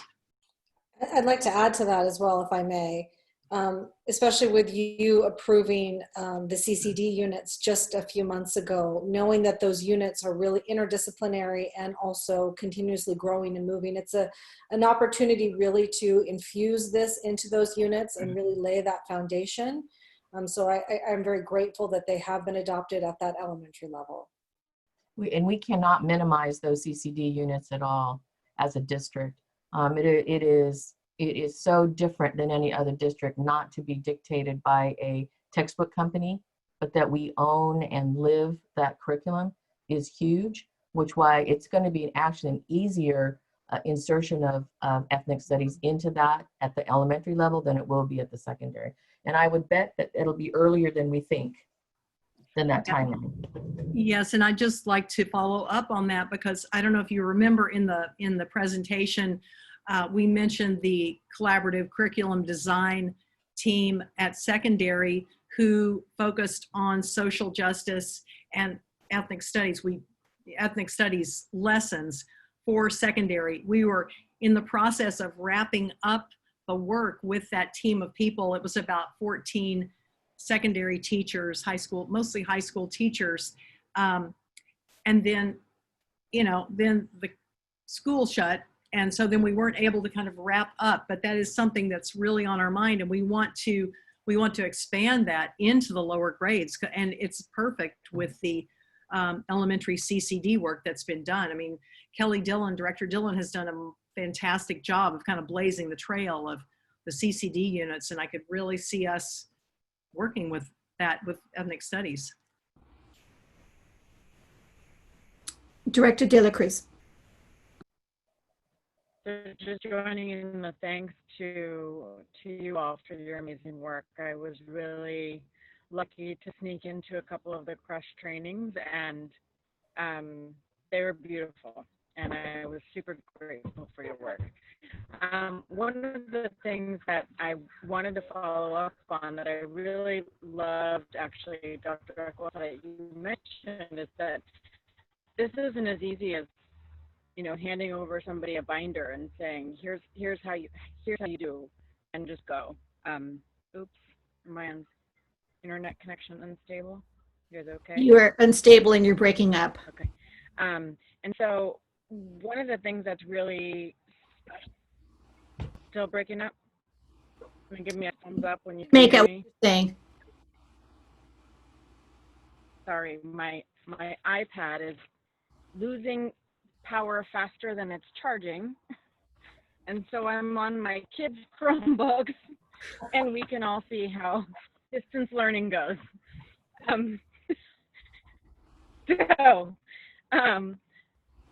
Where was I? So Sonoma County has a rich and tragic history with our Native American populations here, and I'm wondering what kind of participation on the committee did we have that really reflected some of that richness in some of our local history?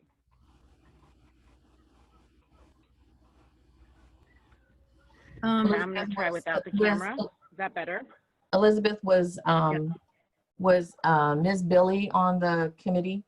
Or Yes. okay. Yes, she was. Elizabeth Billy, who supports our Native students. She was on the committee, and you know what, I tell you, I'm trying to remember. I know I met with another one of our parents who had been part of the disproportionality group around our Native students. But that was some time ago, but I have talked to, yeah, Ms. Billy was part of the group. Okay. So yes. Okay, and remembering, yeah, okay, good. Okay, thank you. Thank you for that. I just, you know, we do have a very rich and unique community of many different peoples who went through lots of different things. And I really appreciated the way Dr. Acosta framed, you know, it's the responsibility of every institution that undertakes this effort to really investigate, you know, how and who stories we're going to be including in this, and that it's so critical to reflect, you know, the stories of the people on whose land we stand. So I just wanted to, I'm grateful for Ms. Billy for her work in the district, and then to continue to help develop this. But we have some very powerful Native leaders that I'm sure would be excited about participating in any deeper development of those specific, you know, chunks of the curriculum. Thank you. If I could just say something really quickly to that point, Director De La Cruz, I think you're hitting on something that we're finding out nationally right now, that there is a bit of a gap between how people perceive ethnic studies to be, as far as, you know, depending on, since I'm fortunate enough to do organizing around ethnic studies around the country, wherever the plane lands, when I used to be on a plane, where the Zoom lands now, you get a different reaction sometimes. So it's going to be it's going to be our responsibility, and I include our team in this as well, to reach out to our Indigenous brothers and sisters, and for letting them know that, you know, we cannot do this work. Ethnic studies is exploring, you know, the history of anti-Blackness, anti-indigeneity. We got to start from those pieces, and started explaining to them, you know, much of the organizing, especially in the West, has had a Latinx, Chicanx frame to it, or face to it, and sometimes you know, when you just see the surface, you don't know the depth of the principles, the depth of the heart of the work, and your beautiful statement as a board today is indicative of your heart, and that's how we need to move forward together, and call people, you know, call maybe our past histories out, and then call folks back in to engage with us in this work. And I'd like to say one more thing is, like, our model of working with teachers, because I'm a bad businessman, because I'm a teacher. You know, those aren't mutually exclusive, but in my case they are. Like what we like, you know, we believe in this is a life calling and not a business. So it's a sustainability model. We're already developing the leaders that are going to take this forward. We're seeing them in our crush work. I wish you all could have been. We had plans to have a in-person showcase so you could feel the power of the work that your teachers are already doing, and we had to move it virtually. But we will be back, and you will get to see that in person yourselves, and you'll see how we're trying to cultivate this, and how it's going to then take the form of, I think, what Director Nadine is talking about, which is the courses I taught were very much and co-constructed with my youth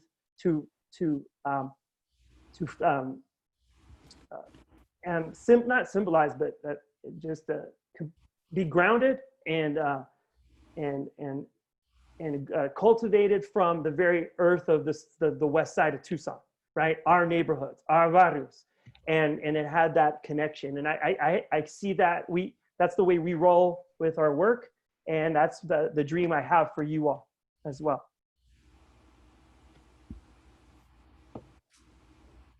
Did I see, Omar, I see your hand up? Yeah. Just kind of following up on what Dr. Acosta and Director De La Cruz were touching on.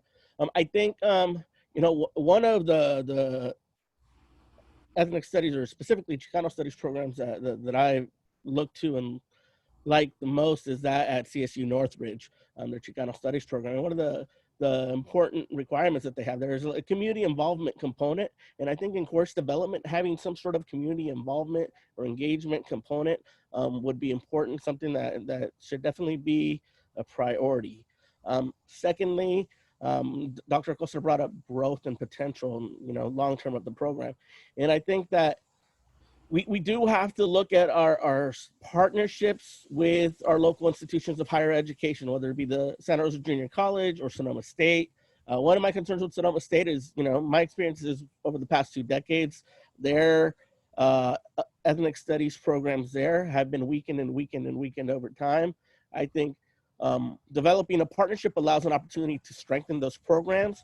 And I think with the development of teachers, we can develop some sort of partnership that also maybe feeds and becomes part of our programs that helps to prepare teachers, not only in ethnic studies, but in becoming the teachers. And I think that also would potentially help address one of the issues that we have of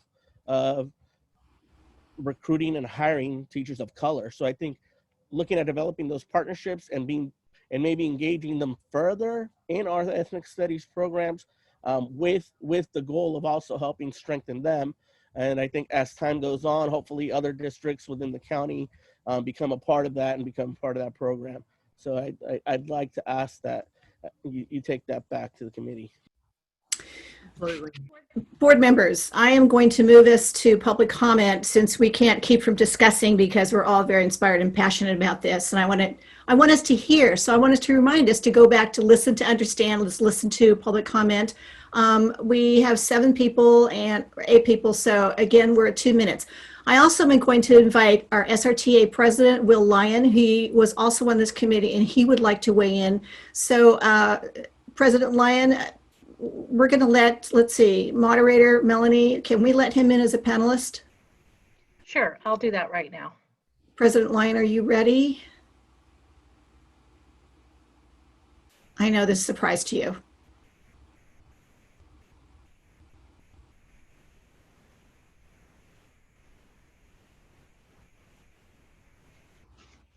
Hey, back again. Thanks for giving me some time.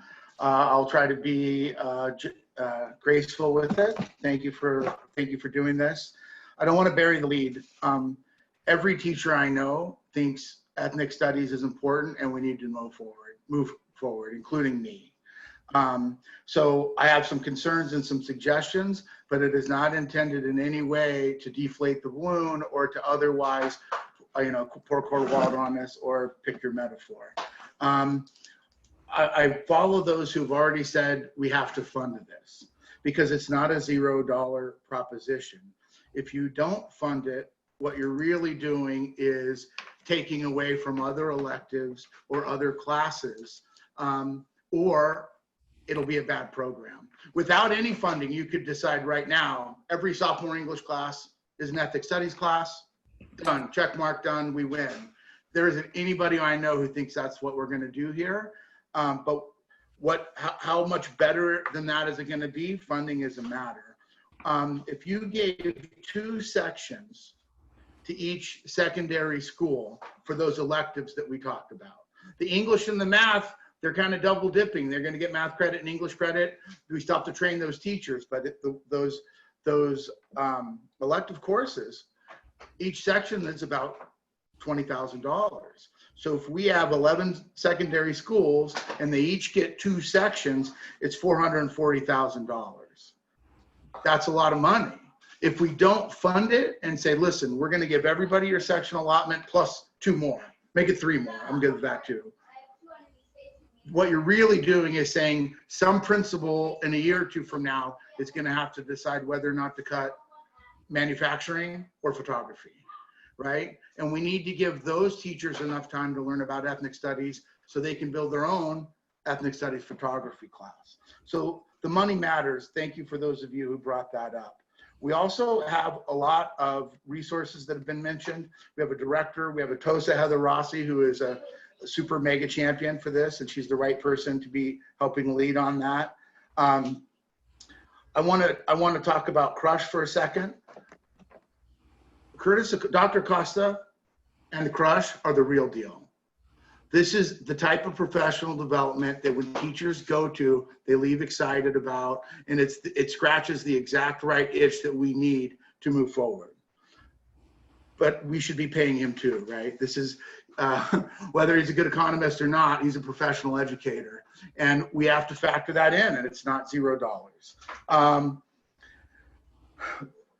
We also have, I would like us to create, I'm glad there's flexibility here. I'm glad it's a discussion item. I do hope it comes back next week with some of these things addressed. I would like to see an evaluation tool. Even if we agreed on that evaluation tool so that we can say we've adopted ethnic studies if we meet this threshold, I would like to see that. If you're talking about every single high school kid needs 10 credits of ethnic studies with flexibility, English, history, math, science, photography, right? But if they need that, in order to do that, we have to have the capacity to have 25% of our students a year or more take an ethnic studies class. So at Santa Rosa High School with 2,000 students, we need 500 of them every year minimum to be enrolled in an ethnic studies class. If you have one multicultural literature class and one or two electives, it's not enough. So I think making a requirement when we have the capacity, and we can put forward, at Santa Rosa High's case, that's 17 sections of quality ethnic studies that isn't just a slap an ES on it and, oh, hey, I already teach Joylet Club, we're good. Like, we want to do way, way better than that. But it takes that capacity.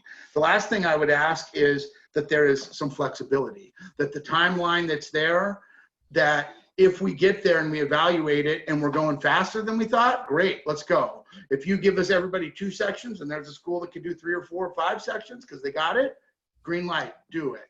But if we find out, you know what, we really need 1 more year to grow that capacity, I think that that should be included in the plan. The last thing I can't help but saying is this last week, Santa Rosa Teachers Association created a book club. And we had about 50 teachers in it now. And we are going to read over the next 6 weeks How to Be Anti-Racist by Ibram X. Kendi. We divided into 6 reads. We're meeting every Monday. The teachers are hungry for this. We want it to work. We want the plan to have the flexibility and the funding and the time so that it is a success. President Fong, thank you for letting me in under these kind of COVID parameters. I know that the Zoom stuff is really hard, and I really appreciate that you gave me the mic one more time. Thank you, everybody. All right, moderator, we are now open for public comment. Are there any? I see there are some. And we are at 2 minutes per comment, and you are going to give them a 15-second warning.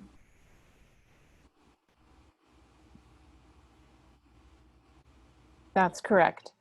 And so our first comment, and please raise your hands if you'd like to make a comment on item E1. First comment is from Manny Baldenegro Jr.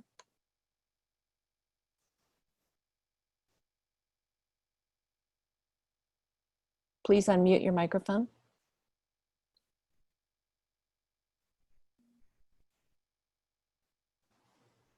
Manny Baldenegro Jr., would you like to make a comment?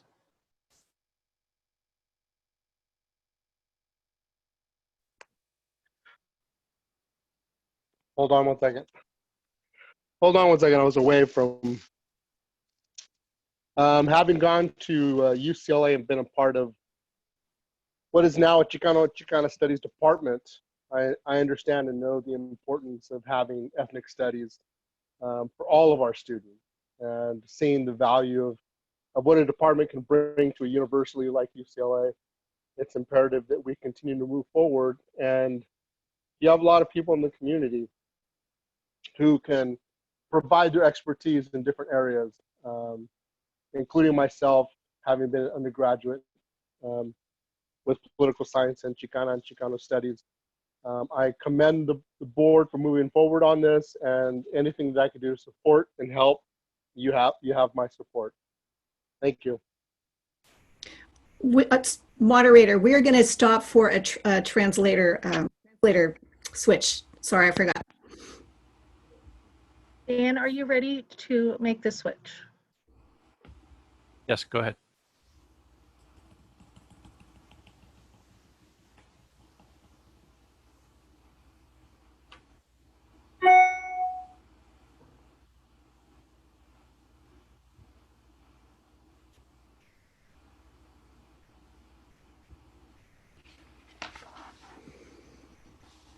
Okay, that switch has been made. Thank you. Moderator, next commenter, please.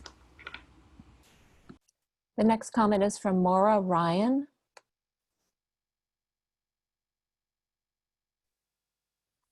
Hello, can you hear me? Yes, we can. Thank you. Hello, my name is Maura Ryan Donahue.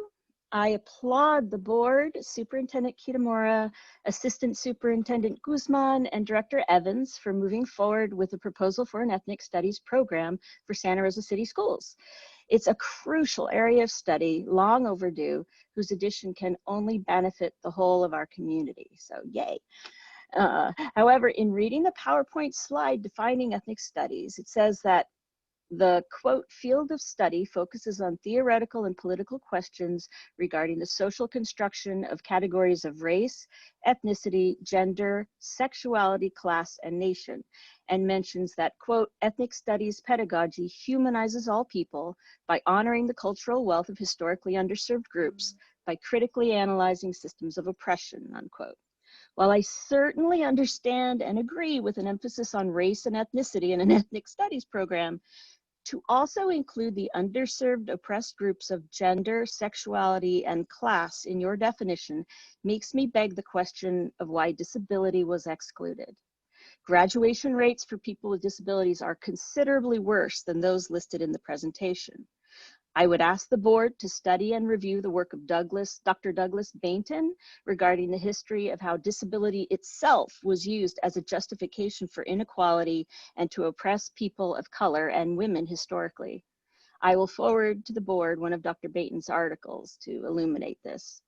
If the goal is to hear people's real stories, to educate one another, break through barriers, and, quote, empower students by expanding the curriculum to include stories of joy and cultural wealth so that all students come to understand the full histories and contributions of all people, close quote, then I would urge the board to consider the inclusion of stories of people with disabilities as well.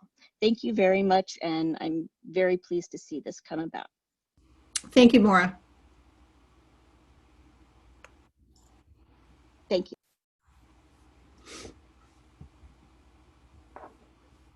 Our next comment is from Ever Flores.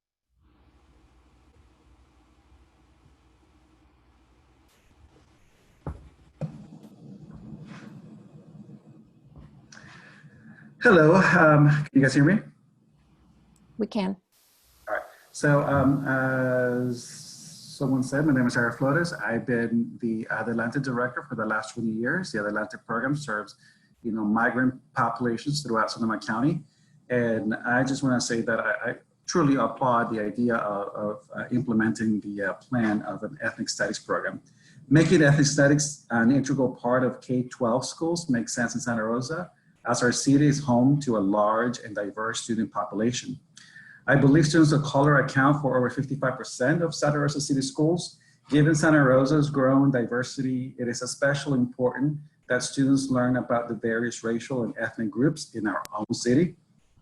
As an immigrant and person of color myself, I believe it's important to demarginalize the history of historically overlooked populations. I fully support the adoption of the ethnic study plan as proposed tonight. And thank you for doing this, and thank you for listening. Thank you. Mr. Flores.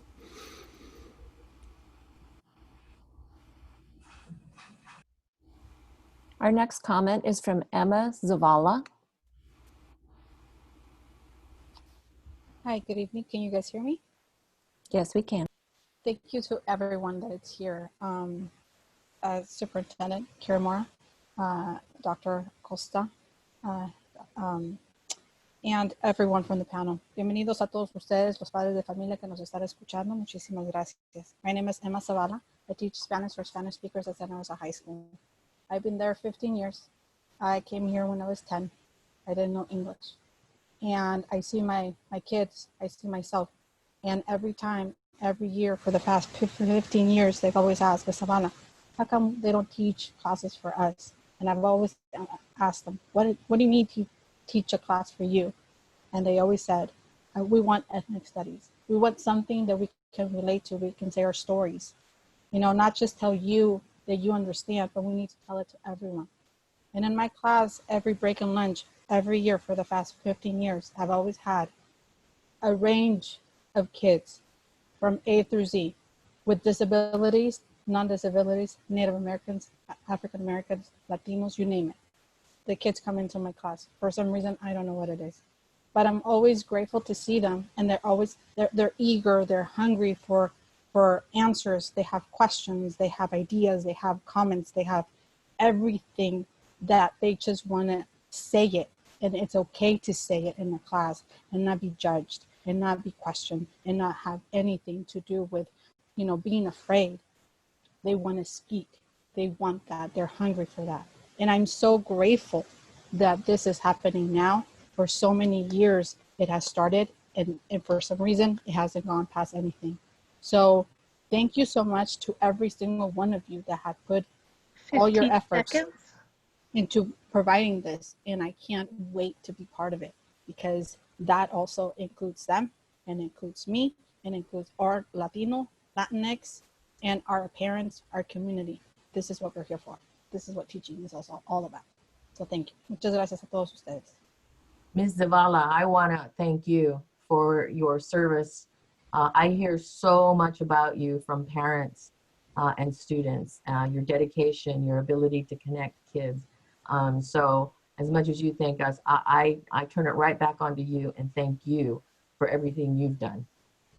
Thank you. Muchísimas gracias. Thank you, Emma.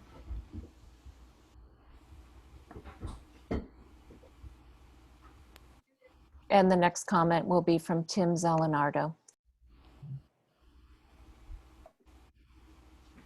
Hello, my name is Tim Zalinardo.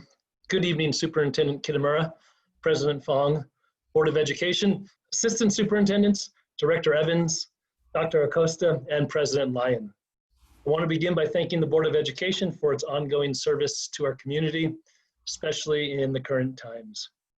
First, I would like to speak to the board as a Director of Teaching and Learning in Santa Rosa City Schools.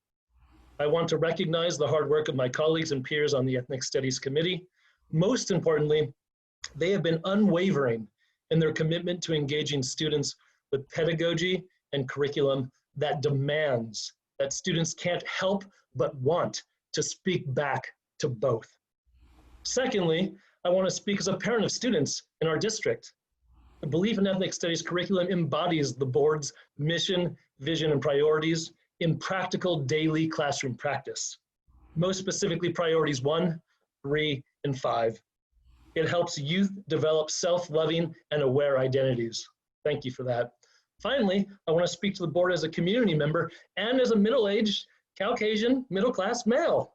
Ethnic Studies encourages students to engage with familial, local, indigenous, and culturally rich epistemologies, so their lived lives are interwoven in the curriculum. If student engagement is increased by all measures, as peer-reviewed inquiries into the positive impacts of ethnic studies show, then such support will only enhance and engender student success in A through G coursework. These two things are corollary and inextricably entwined. As said tonight, Ethnic Studies, I know I have 15 seconds, increases empathy and allows us all to interrogate and investigate the human condition with more nuance, more cultural competence, and more humanism than would otherwise be possible. This truly strengthens individuals, so we may all become, in the most essential ways, truly interdependent, healthy, loving, and a whole human community. Thank you. Have a nice evening. And I surely do hope it ends before the official beginning of morning. Thank you, Director Tim.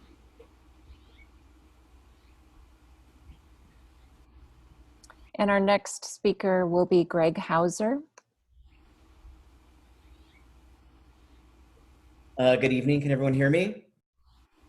Yes. Good evening, Dr. Kitamura and school board and cabinet. This is my second week talking, and I don't usually come to you guys this often, but I work in state and federal programs and oversee our migrant education services. First, I am very supportive, highly supportive of this initiative. I did attend the CRUSH workshops this year and found them thought-provoking and extremely useful. While ethnic studies is not yet implemented, there are two programs which culture and ethnicity are highly visible. Ever Flores talked about one, our Adelante program, and also our elementary school migrant education program. So there is an elementary aspect to this. Someone was talking about that earlier. This year, because of the COVID, we're specifically doing 4th through 6th grade. And I just wanted to talk about our migrant education program is under the umbrella of what we call the State Service Delivery Plan. Underneath the State Service Delivery Plan is a piece of cultural awareness and development. And we have that in there as a way to build self-worth and self-confidence. Each year we have a binational teacher in these programs, and this binational teacher is usually from Michoacan, Mexico, and they teach with us and provide activities relevant to many students' home culture. Unfortunately, this year we don't have that. So as Principal Diaz and I were starting our migrant ed program this summer, I sent out an email talking about the cultural piece, encouraging people to use En Lakesh, and the importance of incorporating a cultural piece to our program. We are only on day 2 of the program and I've already seen it. So part of what I've seen is a unit on Mesoamerica and also an activity on worry dolls, which come from Guatemala. It's a tool that helps students with anxiety. And we also have a teacher that's planning on doing a Mexican dance with the students as well. Migrant education truly believes in implementing activities that build from and serve to validate students' home culture. 15 seconds. Thank you. Today, together, these foster a sense of belonging and community that lead students to persist in school despite the many obstacles they face. Our strong partnership with migrant education, primarily due to my role being that of a liaison between SRCS and migrant ed, will very likely serve as an important tool as we move forward with an ethnic studies curriculum and program. Thank you so much. Greg, how many students are being served with Migrant Summer School? The 4th through 6th? It's less this summer, so we've got about 46. Okay. And we are very determined to have 100% participation. Today I was delivering materials to 4 of the homes, and 5th grade was only missing 1 kid. So our attendance is really, it's getting close to 100%. Thank you. Keep up the good work. Thank you. Thank you, Greg, for your work. You're welcome. Our next speaker actually is only identified with a hashtag. So if you could please state your name for the record when I allow you to unmute. My name is Andy Merrifield. Am I being heard? Yes, you are. Okay. I'm an emeritus professor of political science at Sonoma State, and I'm also a member for the last academic year of the Ethnic Studies Committee as a community member. During my nearly 40 years of teaching in higher education in this community, including 30 years plus at Sonoma State, I had a lot of excellent students. But 2 of the very best that stand out for me were 2 women of color. One was an Asian American reentry student who hadn't attended school since she left high school 10 years earlier, and she took 2 courses from me at the junior college before getting accepted at Wellesley, where she graduated with distinction. Another one was a Latina who grew up in this area and attended the Santa Rosa schools. Though I think she made a horrible mistake by earning her PhD at Berkeley in history. She should have stuck to political science. She is now an assistant professor at a major research university in Latinx history. Even though these 2 women were absolutely brilliant, their knowledge of their own ethnic history was somewhat disjointed. As a member of this committee, I'm very familiar with that this is a concrete, intentional, disciplined plan as a first step to address the abstract ideals of equality and justice. It will be beneficial to every person of color, from those at the top of the academic ladder to those who need more help. It will allow students to see themselves in their place in the world more clearly, understanding their massive and too often ignored 15 seconds. It'll also help all the white students as well. Let me just finish by saying, despite the horrors of the pandemic, they can't be used to negate the longer horrors of racism that has so clearly put life through a white privilege lens. So don't let any proponents of this is the wrong time or the status quo or preservers of white privilege using a shock doctrine to say this is not the right time. For those people, there will never be a right time. Thank you. Thank you, Professor. Next is Asia Leduc. Good evening. Is my audio working? Yes, it is. Great. Thank you so much. Good evening, members of the board and the Santa Rosa City Schools community. My name is Dr. Asia Leduc. I am an associate professor in the School of Education at Sonoma State University. I have served on the SRCS Ethnic Studies Committee for almost 3 years, along with fellow SSU and SRJC colleagues. Through the committee's diligent review of successful ethnic studies programs across the state, we have learned that strong and consistent collaboration with higher education partners is a key factor to producing the positive social and academic outcomes identified in the research and that were shared in Director Evans's presentation. I would like to speak in strong support of this proposal and to inform the board of the commitment of the Sonoma County higher education community to this important work. If approved, I envision a continued partnership that includes research with, rather than just on, teachers and students. Robust professional development to ensure well-prepared and well-positioned teachers, and the co-creation and possible co-teaching of dynamic and intellectually rigorous ethnic studies courses. Furthermore, I see the possibilities for an ethnic studies authorization, or perhaps even a standalone teaching credential at the state level, which would provide additional opportunities for collaboration between the district and the university community. I am proud and honored to be a part of this work and its potential to improve and enrich the lives of Santa Rosa students for generations to come. Thank you for your time and consideration. Thank you very much. I appreciate that. Thank you for being on the committee. Next is Gabriel. And Gabriel, if you could state your name for the record before you make your comment. Yes, this is Gabriel Boveda. How are you? Can you guys hear me? Yeah. We can. Thank you. Buenas noches, good evening. I'm Gabriel Boveda, principal at LC Allen High School and parent of a Santa Rosa City School student. I want to say that I want to appreciate the statement that you all made in the beginning of this meeting.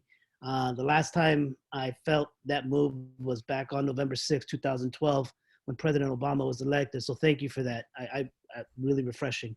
It is my privilege to voice my full support of the great work that the committee has done. I've also been in full support of being a graduation requirement. I've been on this committee since the beginning with Sister Elizabeth Evans. I remember when there was only 4 of us, and it grew from there. When Dr. Acosta came on board, I really felt that we were getting some credibility and our voices were starting to be heard. We still have a lot of work to do. Still need to make sure that we have training for teachers, recruitment of teachers with ethnic studies backgrounds, and the passion to not only deliver instruction, but feed the young minds that will be in those classrooms and create the next generation of activists. Yes, recruitment of educators of color is also of utmost importance as well. I want to give some props out to one of our young activists. And when I say our Santa Rosa City Schools, that will be on the board starting in August, LC Allen High School student Omar Lopez, who's already doing great work by doing his research, connecting with students, teachers, and board members prior to even getting on the board. I'm so appreciative of the board and our cabinet. All of your voices coming from different perspectives is so important. I'm going to give a little bit of a compliment here by reaching into my hip hop background by saying that all of you are like the members of the Wu-Tang Clan. If you don't know about that, Google it or check out the Hulu series. It's great. The Wu, as they're commonly known, was a group of many diverse voices coming at you at once and really changing the game as they changed hip hop. That is what you're all doing. You're changing the game and that game is changing the culture of education in Sonoma County by creating a light that 15 seconds. by creating a light that begins to honor our students. Malcolm X once said, we need more light about each other. Light creates understanding, understand creates love, love creates patience, and patience creates unity. And right now, we need all of that. So thank you. Muchas gracias. I applaud the great work that you do, and let's keep it going. Thank you. Principal Gabe, thank you so much. Next is Isabel Lopez.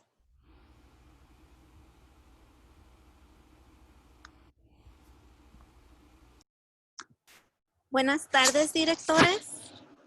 I'm Isabel Lopez. I'm a product of the Adelante Migrant Program, member of this Ethnic Studies Committee, founder and director of a community organization, Raíces Collective, which was created intentionally to empower people through arte y cultura, because I didn't see my values reflected in our local education or any programs in my community.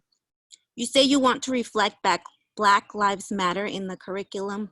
You say you want to respond to the injustices and contribute to community health. You say you want students and community to co-create and have strength to speak up. Well, then you will have to start advancing ethnic studies as a graduation requirement, including decolonizing the curriculum.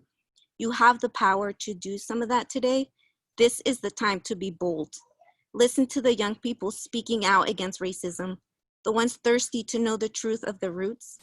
Bold to me is seeing the police getting defunded and those funds being redirected to education and into community. This is the right time. Thank you. Thank you. Thank you.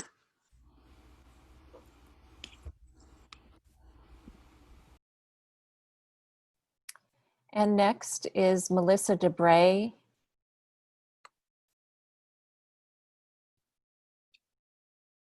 Hi, all. Can you hear me? Yes. Hi. I actually want to reiterate what was just said by Isabel Lopez. I'm a new special educator at North Valley School. It's a non-public. I know we're not a part of the district, but we do model our actions off of SRCS schools. And so I had two comments. The first was that I am so excited about this program being implemented and the anti-racist work being done in order to decolonize our education systems and pedagogy. But I also wanted to reiterate a comment earlier about the need to make it accessible for all students and including disability in the intersectionality of this narrative. I am a special educator and I am excited about this work, but I also want to make sure that this curriculum and content is accessible for my students. I teach students with their disabilities primarily being emotional and behavioral disturbance. And so a primary concern of mine is teaching in a trauma-informed way. And I want to know what the framework would be for teaching this kind of thing, which is, involves so much heart and so much pain and so much history through that trauma-informed lens. My second comment is that of earlier, and I wanted to recognize Director Medina's comments on the need to radicalize and empower our students, and ask you all to question the statement that you made earlier about the 8 Can't Wait campaign, and that many cities across the US with violent police forces have already adopted the 8 Can't Wait campaign with little or no effect. There needs to be action taken, and that means terminating SRCS contract with the police if the board is actually concerned with the lives and the livelihood and psychological wellness of its Black and Brown students. Thank you. Thank you, Melissa.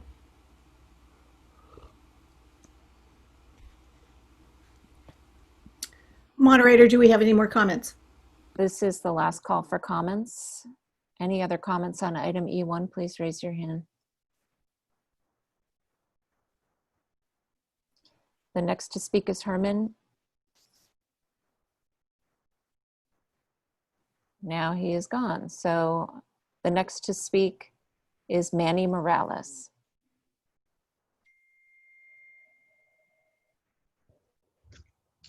Good evening, board, and thank you Dr. Dan Kitamura, and board members also for this opportunity to speak. I'm a restorative specialist, currently working at Cook Middle School and Cesar Chavez Elementary School, or charter, I'm sorry.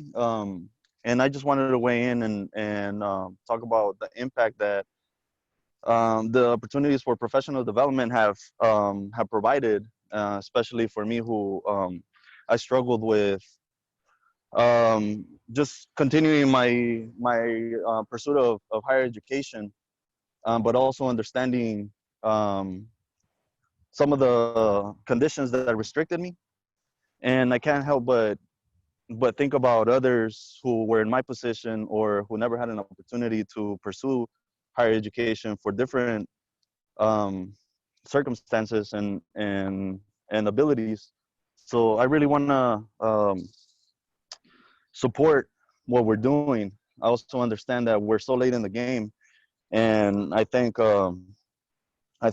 Director Omar for bringing that up, because this has been an ongoing movement to try to implement and try to get this foundation started in our district.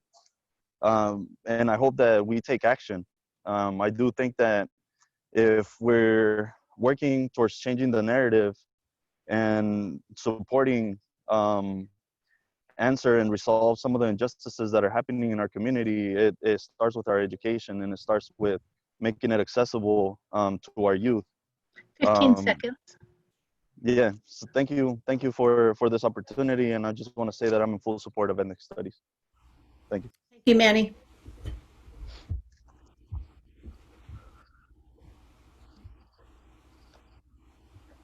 Next to speak is Omar Gallardo.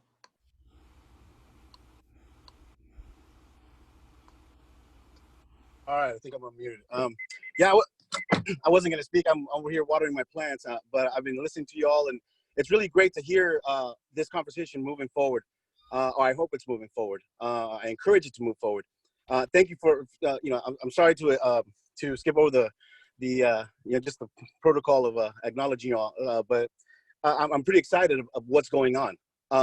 Thank you all for actually dedicating the time to actually to bring this forward. I just wanted to share a little bit of, the conversations have reminded me of what inspired me to just stay in school and continue on to higher education. I was handed a book, a copy of Betita Martinez's 500 Years of Chicano History in High School by a student from Mecha at Sonoma State University. And I think from there, I started just to get that different, history, the history of my people, and just started to develop that self-love for myself, and to try to push my best and do my all in order to thinking about my parents. I think every child out there could have that opportunity. Why? Because there's along the way into Sonoma State University and eventually getting my history degree. There was obviously Mecha, but also California Minicore, which has provided so many teachers that are in the district right now and throughout Sonoma County. I think it's sometimes overlooked. The program is overlooked on how they can contribute to this. I think I have through that program, I was able to have that connection back to my community and offer what other educators had offered me. The Adelante program was crucial to just me staying alive. And I that's kind of what inspired me to actually 15 seconds. Because I think that Professor Manzanares, Fernando Nugent were crucial in just keeping me off the streets and pursue my higher education. Please explore those partnerships in the community and don't overlook them. I think they're crucial for the success of these programs. Omar, thanks for listening in and commenting. Next to speak is Maria Aguirre.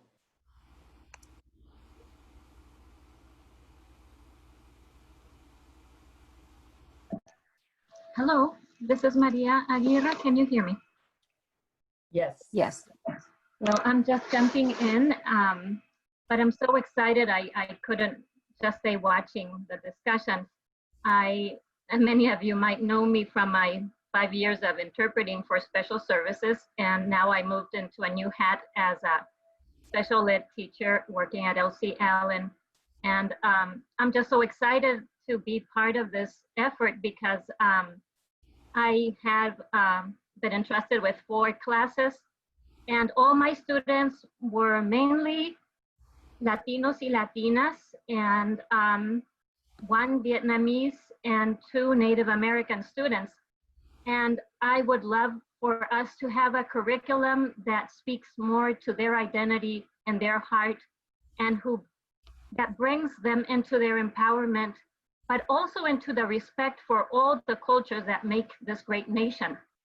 So I'm excited. I hope that we can promote a program that is creating relationships, not just switching from who's on top and who's on bottom, who's the victim, who's the perpetrator, but we can break all those limitations of language and really move into a multicultural society that can work together, can live together in peace, and in also relationship with our dear Mother Earth, which is also part of the picture here. So thank you very much for this discussion. I hope we all move forward together, and count me in. Si se puede. Thank you. Thank you, Maria. Next is Herman G. Hernandez.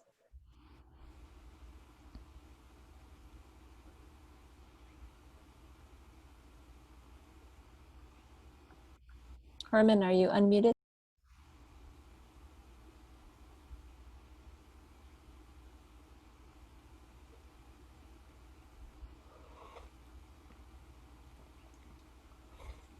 Herman, are you there?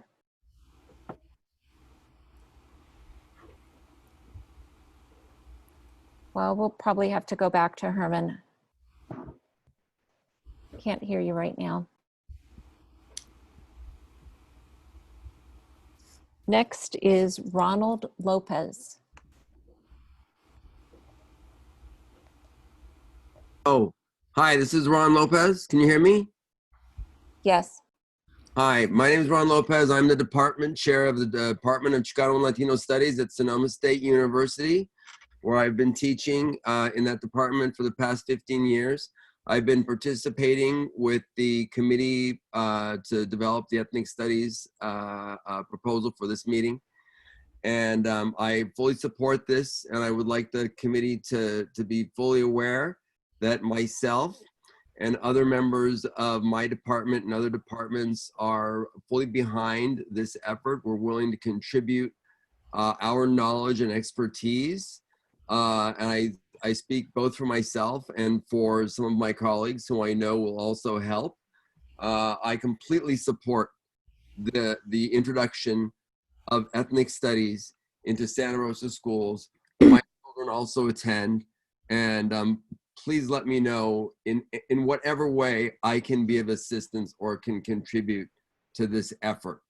I applaud you all. I respect you all. I'm so privileged and grateful to be part of the community and to be able to work with all of you in the great leadership that you're demonstrating. Thank you. Thank you very much. And next we're going to try Herman G. Hernandez again. Hello, hello, hello. Can you hear me? Can you hear me? Can you hear me? Can Yes, you hear we me? can hear you. All right. That was so weird and really frustrating at the same time. I felt like I wasn't heard. Very similar to probably the feelings that our children of color are feeling when they're going through our educational system. My name is Herman G. Hernandez, and I am in full support. I was so excited that this was on your agenda, and I really do want to also commend you. And I agree with Brother Gabe from LC Allen High School. Your guys' opening to this conversation was inspiring. I got goosebumps, and I really, really appreciate the unity that was felt and the authenticity that was felt from each and every one of you.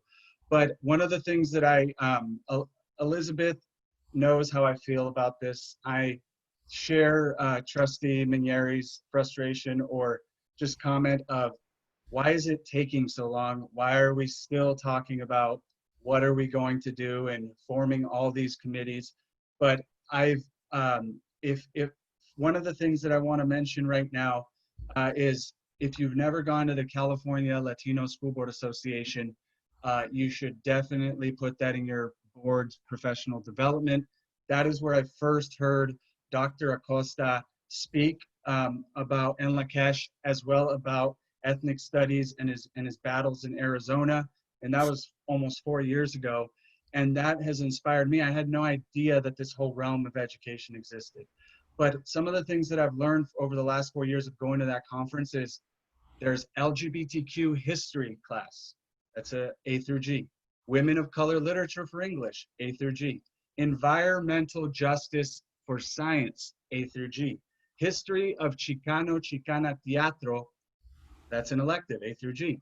Folklorico danza and culture, A through G. Hip-hop 15 history. seconds. If we had hip-hop history when I was in high school, I may actually pay attention when I went to school. So without anything else being said, I appreciate what you guys are doing, but please, let's get this stuff going because it's been way too long. Thank you. Thank you, Herman. And next is Catherine Storrell. Good evening, Board of Directors, Superintendent Kitamura. Thank you all for this opportunity to speak on this agenda item. I am Catherine Storrell, principal of James Monroe Elementary School in Santa Rosa City Schools. And I have to say my most important job is I'm the parent of a 14-year-old who is a rising sophomore at Montgomery High School. And thank you, Board. I want to applaud you for entertaining adopting ethnic studies across Santa Rosa City Schools. And I want to echo some things that I heard earlier, that ethnic studies really starts in the elementary schools. And I can see that natural bridge between ethnic studies at the secondary level and our newly adopted CCD units at the elementary level. But tonight, I just want to speak as a parent of a 14-year-old Caucasian male. In these past few years, I have seen him struggling with processing social and institutionalized racism that he witnesses daily. I discuss this with him regularly and challenge him when I see his views shifting to include racial biases. But let's be honest, he's in an age when he doesn't want his mom's input. He is at a developmental stage where he is craving this type of input and frankly, mind expansion from other trusted adults and his peers. I remember being a student at Santa Rosa High and having the privilege of taking Asian studies taught by Emmett O'Neill, and he challenged us to question our frames of reference and to confront our own budding unconscious biases. And those lessons stick with me today. I deeply desire that for my own child and all of our children. So in short, I wholeheartedly embrace Santa Rosa City Schools instituting ethnic studies across the board. Let's work together to build empathy, agency, and acceptance. And I am so honored to be a part of a district making these moves. Thank you. Thank you, Catherine. And next is Amanda Morrison.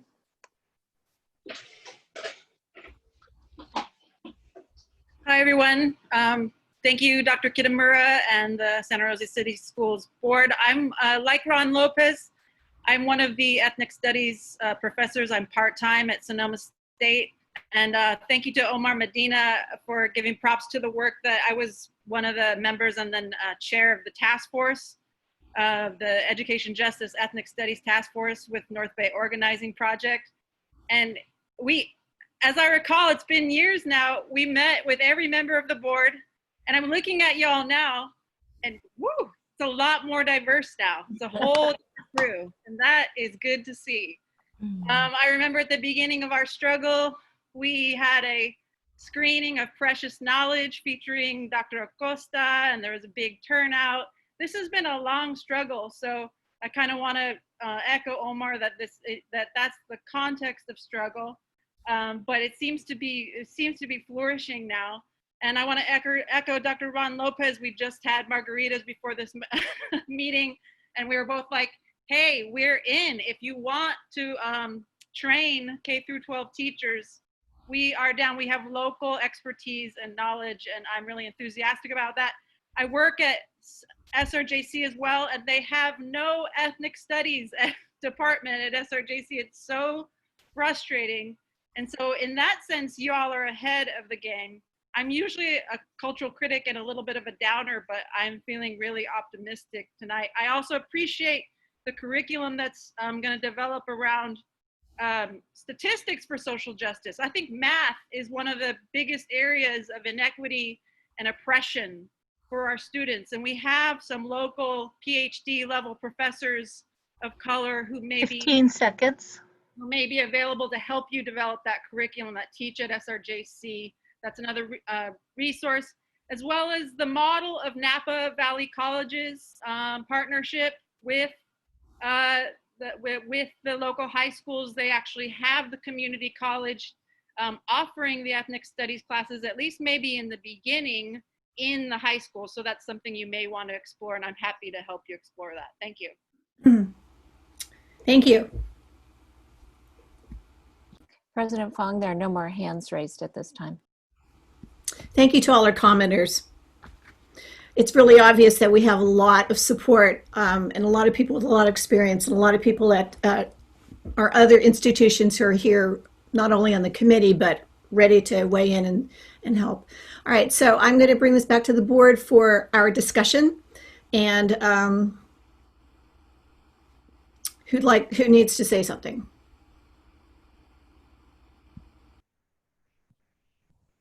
Okay, I will say that, first of all, Jenny had her hand up, Lori. yes, sorry. Thanks, Dr. Kitamura. Director Close.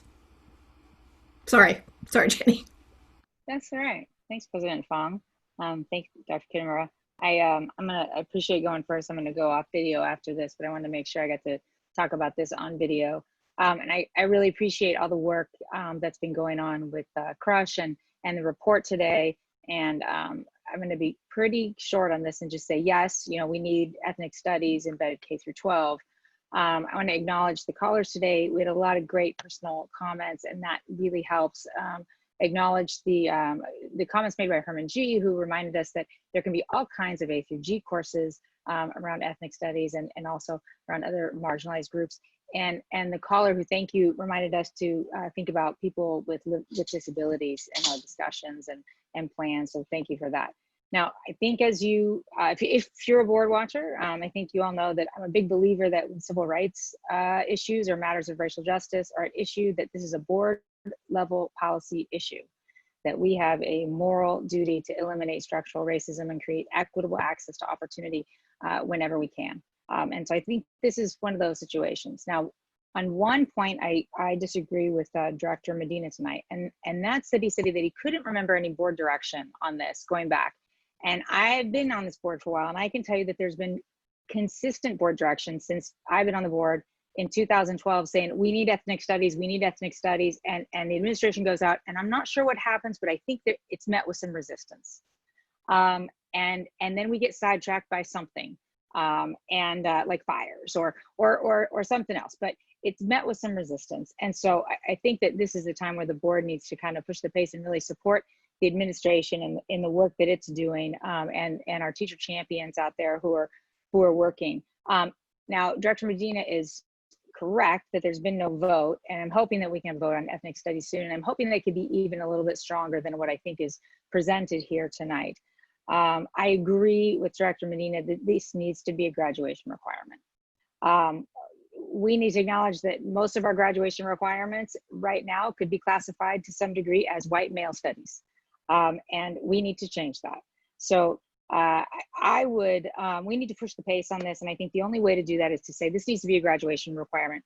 So I would support setting a realistic date to create a graduation requirement, and then adopting most of what you have presented to us here tonight, but kind of changing that timeline, walking backwards from implementing a graduation requirement, which is, of course, I think Director McCormick mentioned it's going to require bringing on a student advisory group sooner and getting students involved in this. So that's I love the work that we're doing. But we keep talking about this. We have been talking about this for 8 years, or the 7.5 years that I've been on this board, not to this depth. But, and so when that happens, I think it is incumbent upon this board to say, we need to create some policy that is going to ensure that there is change. And the real strong lever that we have is a graduation requirement. So I would support that. And the last thing is that I want to just acknowledge that from what I've observed, what I've actually witnessed, I want to acknowledge that K-6 teachers have been doing a pretty bang up job injecting some ethnic studies and multicultural studies on their own for a long time without any specific policy, without real specific training and support. And I just want to acknowledge that and just say how much stronger that can be when we say this is going to have to be a graduation requirement. So we're going to make sure that our students are working on it from the moment they step onto our campus, and it's embedded in everything we do. Those are my comments. Thank you for your work. Thank you, Director Close, and I know you'll be listening. Director Medina. Hey, thanks again. Well, a few things, so much to say. Quickly following up on Director Close, the proposal that I have that should be coming up at our next meeting is for graduation requirement to take effective with the class of 2025 in line with AB 331. So I just wanted to provide that insight. Following up on some of the comments from the speakers, I think that there's a lot that I heard about, resources and people that exist in our community. A couple that I'd just like to add, I think Roberto Ramirez was a math professor at Sonoma State. He taught, Mayan math. He taught in Adelante for a long time. He's an amazing math teacher that I think we should definitely reach out to if we haven't already. At SRJC, Dr. Brenda Flieswood-Hawks has probably taught the most impactful psychology of racism and gender, a class that I've ever experienced. You gotta reach out to her. But a lot of my push has come from my time as a student activist, and ageism has always been one of the things that I've kind of fought against. And I think when we teach ethnic studies, one thing that I think would be core to the development of our curriculum, ever since I learned about kind of the banking concept of education and Paulo Freire's pedagogy of the oppressed, that whole deposit withdrawal model, countering that and realizing that teachers are just facilitators in this discussion, and recognizing that every student is a teacher, and every teacher and every student is also a student. We all have something to offer. We all have something to teach and learn from each other. And in the context of ethnic studies, I think that is where this is most important, and ensuring that in core curriculum development, that's a component that's clearly cited and referred to, I think will be something that I'd really love to see. And I know Isabel Lopez was on, and Omar Gallardo were on. And I think in terms of, F requirement, visual and performing arts, we have a lot of valuable programs. I think with Omar, Danza Shantot, Aztec Dance, one of the few Aztec dance groups that we have in our community, with Isabel, Raices Collective. Those are programs that exist, but I'm curious as to how we can incorporate that into some sort of program and or class, since obviously, those aren't people that are credentialed. So I think finding ways to create courses that include some of those programs or some of the rich education that we can get from those programs that exist in our community would be something that I'd also like to see. So that's all I just wanted to say. Thank you.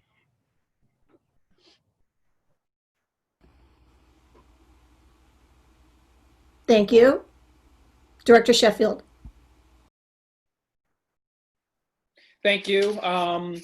Again, I really did appreciate hearing from the speakers and public comment, just giving their support behind this. I want to reiterate that however we move forward with this, that we do it correctly, that we use all the resources that are available at our disposal, that we give it the commitment that is needed, and that moving forward, we need to do it with, despite distractions that come up. Some of the speakers and Director Close talked about how long this discussion has been going, but again, which was pointed out again, the makeup of this board, I think clearly we have the best interests of our students in mind. So I just want to make sure that when we do move forward, that we are fully committed. We are looking at the resources, we are looking at the dollars, and knowing that, despite any distractions, we need to keep moving forward. The momentum is here, it's building. I also want to talk about the Student Advisory Board proposal. And I just think that student feedback is really, really valuable. And I know that the timeline, we have this years out, but I just think that we need to have the student voice be a part of whatever we're putting together in curriculum. And that it needs to be, the full scope. We need to talk with students at the elementary level, the middle school level, definitely, and the high school level. So I would really like to see part of the Student Advisory Board, the voices that are represented from all the grade levels. I think that they can also, we can survey what their interests are and how relative the curriculum, the courses that we're putting together are to them. I also want to stress the curriculum at the early grades. I'm glad to see that we do have a timeline for that. I think at the early grades, because it's closer to me, obviously, but the timeliness of this proposal and moving forward, I just don't know how else we're going to explain what's happening right now to our kids. The youth that are protesting, they have, as Dr. Merrifield pointed out, many of them have had to educate themselves because they didn't learn their own history. They didn't learn it in school.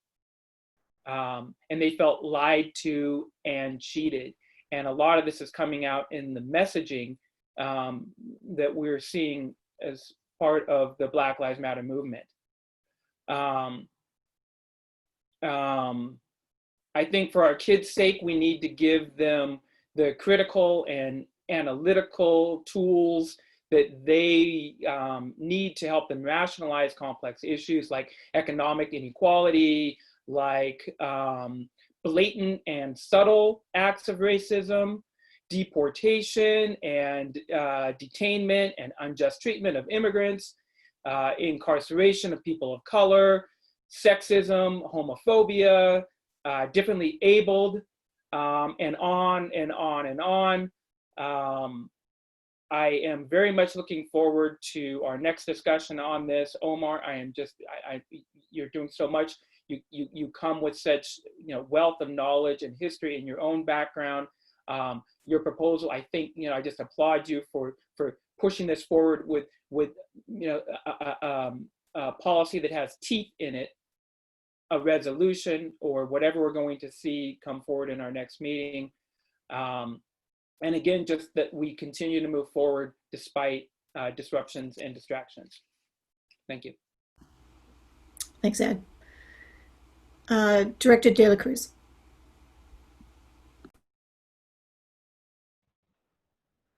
I'm gonna turn off my video so that I don't lose kind of functionality here. Omar, I wanna start by kind of repeating some words that you shared during last meeting that have stuck with me in such a deep way, that I think really reflect the power of this teaching. You said that our culture is our shield, and that it gives us a context to understand the ways in which we're being treated, and knowing that it's not something that's against you as an individual person, but allows you kind of a community context and an understanding and a connection to people who are more than just you alone, is a powerful source of protection and strength. And I take that idea and I just really apply it to the ways in which ethnic studies creates that powerful sense of protection and allows kids, just as you said, Director Sheffield, a deeper understanding and an intellectual understanding of their lives, like their daily lives. So it's more important than ever that we move as fast as we possibly can President Lyon, with much respect, there is no time to slow down. And I think what we need to do right now is figure out how to really elevate and empower the people who are ready to go and set them free going forward. Adelante, ahorita.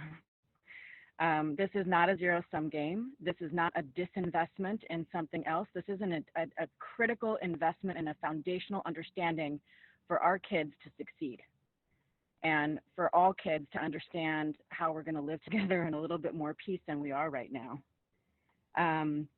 As I say that I want to start with people who are ready to go now, I also want to acknowledge the additional work and the burden that that always puts on people of color, specifically on women of color, to lead and to push and to change culture in their own institution and to teach their colleagues and to have to explain and find resources and share them. And I just want you to know that we see you and that I'm grateful for that additional work that you do. And I know that you're doing it.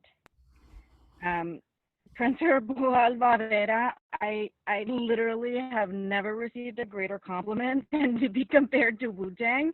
And I see what you did because you just lit a fire under all of us to truly like be, I don't know, to be able to claim Wu-Tang like in this moment is like exactly what it is that we want to do, is to really elevate the power of this diverse set of voices that I'm so happy to hear kind of there be this unity and this consistency in the way that we see this importance for our kids and their education.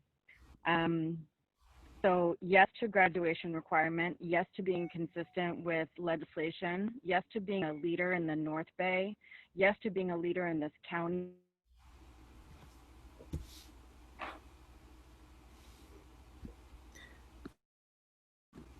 Did we lose you, Alegria? I think we did. She can chime in again if she needs to. Other board members? Okay, I will say this. Grateful to the committee. Fantastic committee. Stephanie, was that you? Go. Yeah, really quickly. I'm sorry. I echo a lot of what's being said, so I don't want to repeat a lot of it. I think that as a board, graduation requirements is an amazing way to really strengthen and really solidify and institutionalize ethnic studies in our district. And I'm also, like, as the conversation is going, I'm also thinking of other ways that us, the board, can continue to strengthen that and to see, to have policies that really reflect the work that's being done. And so I'm just kind of thinking through the value of some sort of resolution or something in our board policy that that really says that we're going to not prioritize, but to ensure that the stories of our indigenous people and the lands and the land that we're on and our local communities, all of those things that were already said. Dr. Acosta mentioned them when he was talking. I know Director Medina did too, and Director De La Cruz. All of those things, like, I would love to see that in some sort of resolution and for that to change in our board policy, like very specific but broad enough so that there's flexibility, but just reinforcing that in our board policy beyond even the graduation requirements. Noted, Director Manieri. Director Medina. I wanted to be a doctor. I just wanted to add kind of I believe the issue of the student input maybe is something I think is important, and maybe Dr. Acosta, I'm sure you're familiar with. This is not an idea that's new. I look to the Chicano Coordinating Council on Higher Education. In 1969, they came out with a document called El Plan de Santa Barbara, and there's a good model in there about what should be in existence in terms of a program just like this, and it's ensuring that there's community and student and faculty and classified involvement in the assessment and success of this program. And you know, Will Lyon brought up the issue of a metric for evaluation earlier. And you know, I think of that document, it has a section called Notes on Mecha. And it talks about self-reflection. And to me, that's evaluation. And MBOP, one of the things that we always say, if it's worth doing, it's worth evaluating. And so I think we need to make sure that we incorporate that. And one of the things that I think would be good in terms of assessing where our students are in these courses is something at the beginning that evaluates where they are, and then something at the end of the course, so that, you know, and these could be personal questions that are tied to them and their self-identity and their understanding before and after, because, you know, there's no state tests or anything like that on ethnic studies that I know of. But I think if we could develop something that could be strong and impactful, that also measures our outcomes and also ensures that we're improving our program, we're ensuring that it's working effectively over time. If we could incorporate that into the program or the mission, I think it'd be valuable, and it's something that I would ask for. All right, so I'm going to sum up what we've said, and I will add my 2 cents as well. Thank you to everybody. First of all, the committee, fantastic committee. Never seen such excellent work on a committee. And I really appreciate that SRTA has got a task force on this as well. I will say that I think it was Director Evans who said that it would take student and teacher interest and capacity. And as principal, we had many good ideas. Some teachers had many good ideas, and then the teacher moved on or got transferred or whatever, or retired, and then that kind of really exciting class just kind of died away. And so we got to make sure through all the different things that we're doing, and thanks to Diane's leadership, actually, with unconscious bias and museum tolerance and CRUSH and everything, that we're building a lot of capacity, and we have a lot of interest. So definitely student on the committee and student voice is really important. I also really want to urge us to make sure that this is not an add-on, that it's a come from. And I've said it before, it's the water we swim in, it's the air we breathe. And kids have to be active learners. I spent many courses at UC Berkeley in ethnic studies. And I'll tell you what, they weren't that dynamic, because it wasn't active participation. It was just kind of read this and answer some questions, and it was bad. That was a long time ago. And so we know that active participation by learners, and learners as teachers, is where we're going. So I want to make sure that we see that in this program. So I want to sum up what we've said so far, I think, and board members, if we miss anything. Graduation requirement as an action item for next board meeting is what I heard. In the board policy, also a resolution. Director Manieri was talking about this, specific, broad, and flexible. That's kind of a tall ask, but something like that. Review of the mission statement. Review of the mission statement was another. The mission statement for ethnic studies. Also, was there a part about evaluation? Was there a request about that? There is a part of evaluation, and along with what Director Medina said, within the slides, there is a slide that talks about evaluation. And I think that the projects within those slides that demonstrates growth are far better than any paper and pencil test we could give. And so I want to be sure that we don't fall into a trap of, you know, a traditional way of assessing, rather than these beautiful, formative projects, for lack of a better word, the listening for change projects, those kinds of things. The community service, I think is vital.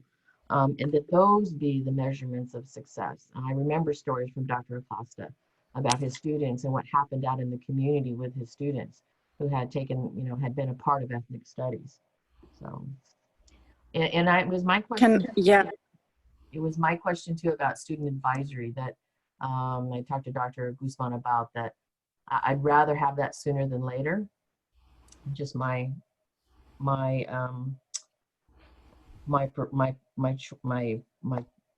preference.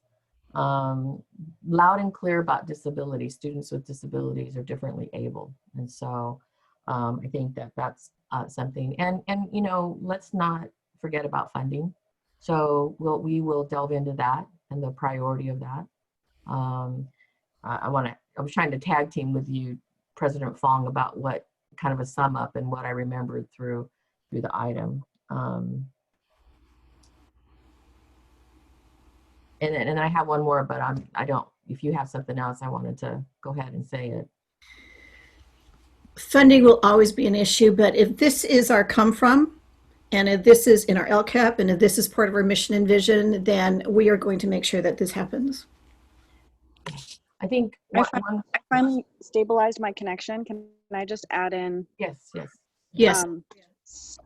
Support for an evaluation tool that's developed by students to really help us guide teachers and to develop this program. I was going to just share a quick story that, you know, we fought for ethnic studies when I was in college and got, you know, what was at the time a second major.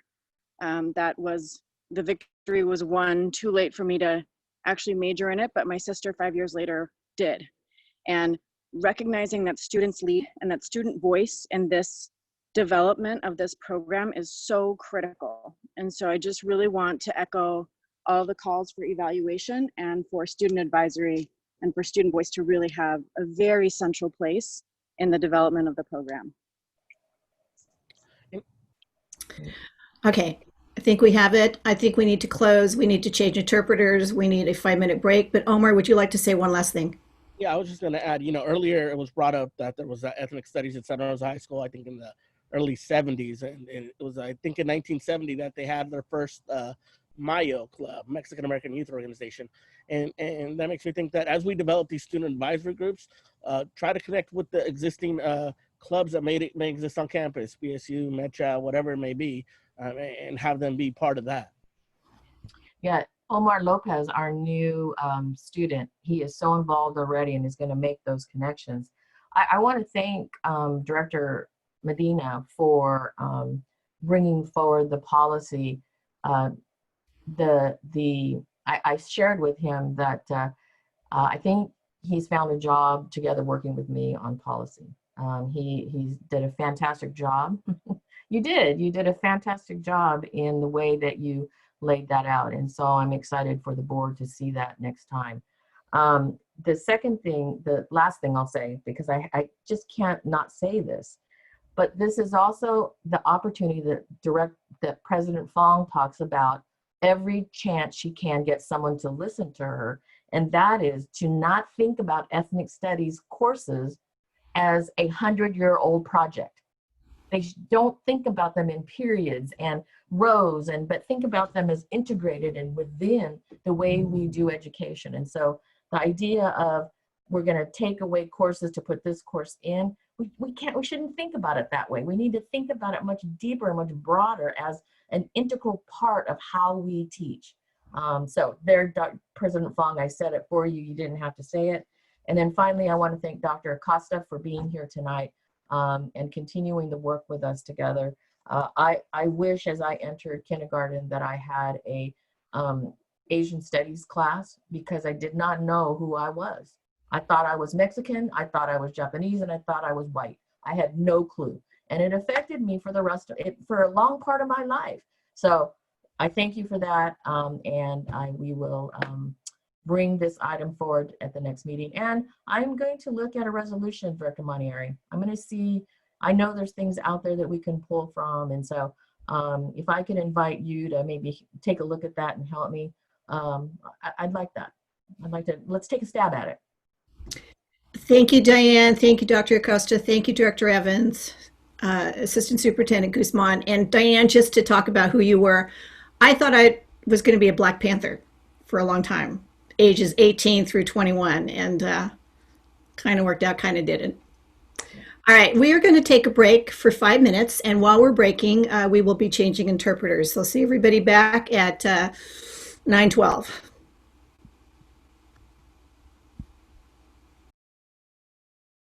This is item E2. We are President Fong, this is Jen. I'm also here, just no video, just to make sure. There. So item E2 is a letter and resolution from the Wright School District regarding the closure of Lawrence Cook Middle School due to the merger with Cesar Chavez Language Academy, a K-8 charter located in the Wright District's boundaries. And I'm going to turn this over to Dr. Kitamura to explain to us. Thank you, President Fong. We did receive this letter and resolution from the Wright District. Just to go back a little bit in time, not to the very beginning, I promise you I won't do that, but as you all know, that the board voted on February 12th to combine the two schools under a K-8 charter and close Cook Middle School with an amendment by Director De La Cruz regarding boundaries, middle school boundaries. And so then after that, the COVID hit and we were closed and things kind of slowed down. I will say though that the merger team, after a bit of time, they came right back and began working on program and getting ready for the 7th and 8th graders. And so I want to commend them and thank them for that. And so primarily by bringing this forward, number one, I wanted to be very clear and transparent that this did come forward. And number two, a discussion from the board and some direction for the board that can go in a lot of different ways, including what was asked to do in the original motion, which was to look at the boundaries, the school boundaries and the middle school district boundaries.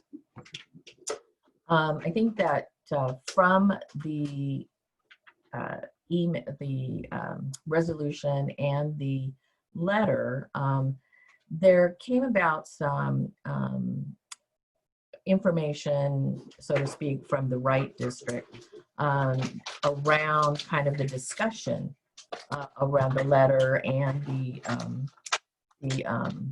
resolution. And just a second, somebody's got their microphone on. Hearing a lot of back. It's me. It's Emmy. Emmy with a bottle. So Emmy needs to exit left. There she goes. Okay, she's exited left with her bottle. Sorry about that. So what I was saying was that after receiving the letter and after it became public in the agenda, then there began to be some discussion around it. It came to my attention that there were some things that were said, and the merger team, I met with them after this came out, and I just want to share how very hurt they were by some comments made at the Wright board meeting. You know me, I get myself in a little trouble sometimes because I say what I think should be said. And I don't want to bypass this, that members of our community were very hurt and very angry about some things that were said. And I think it's up to the Wright District to figure out what context those were said in. But what it did propel me to do after meeting with the merger team was to have a meeting with the superintendent of the Wright District. Dr. Guzman attended that meeting with me because we wanted to understand a little bit deeper and to share that our community, members of our community, were feeling very upset by some of the things that were said. So let me start with the I would say maybe misunderstanding and I'm not quite sure where the information got lost, because I know that Dr. Guzman and Deputy Superintendent Edson spoke with the superintendent of Wright about something very specific that was the major issue for them, which was priority enrollment for 7th and 8th graders from the Wright District into the school. And that, why that didn't translate, we're not sure. But once we shared that with Superintendent Scheibel, he did not feel that the issues around the resolution for closing the Cook Middle School would be an issue. That now that they know that they have priority, that's something that Mr. Scheibel believes we can work through and work out. What is the bigger issue in all of this now is really around having an elementary charter school within the right elementary district boundaries. So that's one. But I think the bigger picture that he shared, the bigger issue that he shared, and I appreciate his honesty about this, is that the fear of right district students going to the charter school. Like all districts, they are in declining enrollment, the same as us. But their size is such that losing 5 students has a huge impact on them. So he said very frankly that is an issue that they are concerned about, that they get people going to their district office trying to enroll in CCLA. And so that creates, issues for them. So that brings us to here, and that's providing the information that I'm kind of bringing you up to date on right now around the charter. I've also shared this information with the merger team. And in meeting with the merger team, they understand very clearly now that due to COVID and all that has taken place, that the school, Cook Middle School, it's going to be another year before it closes. And providing the time that the board talked about back in February, or after February, no, February, around the boundaries, around the different issues that we can address as a part of looking at this elementary. I can tell you too that the team has talked with former board members, they've talked with legal, trying to find out some history about some of these boundaries, because what we discovered, and I think some of you discovered, was that Wright District is a K-8 district, okay? So that allows them to have their charter school, their 7th and 8th grade charter within their boundaries without having to come to us for permission. In digging further, what we also found out is that our elementary district is also K-8 as a district. We are designated as a K-8. What we also discovered is that we are designated as a 512 in the secondary district.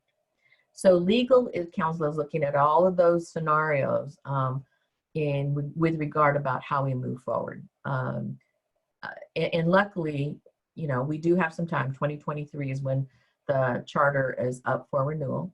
And so that is certainly something that gives us a bit of a time frame to be able to explore all of our options. And I think that's, I'll turn it back to the board now for questions.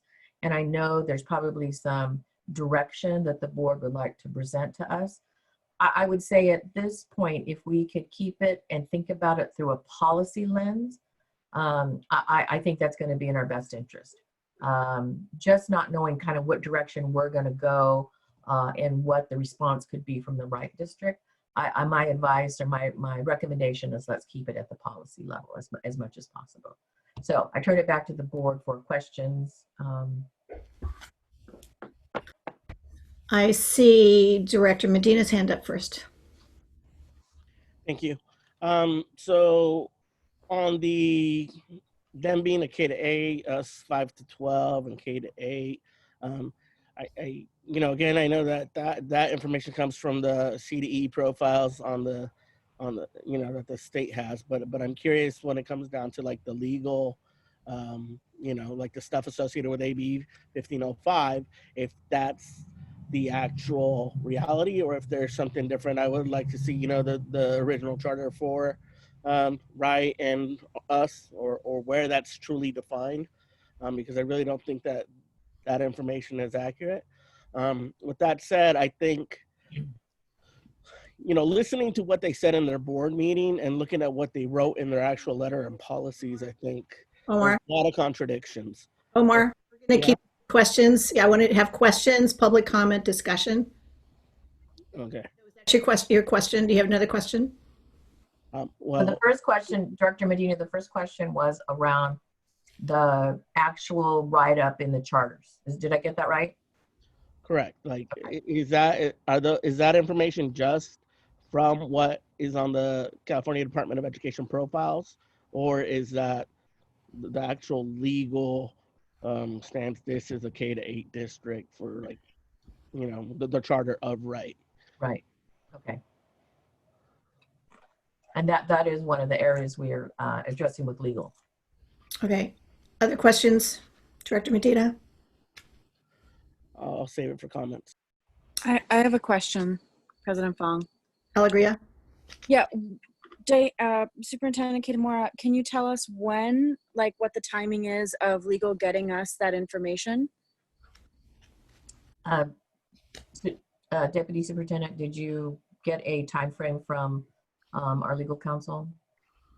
As the superintendent said, we are working with them. I expect to have further conversations this week and next, and hopefully we'll be able to provide some of this or this information requested probably within the next board meeting or two.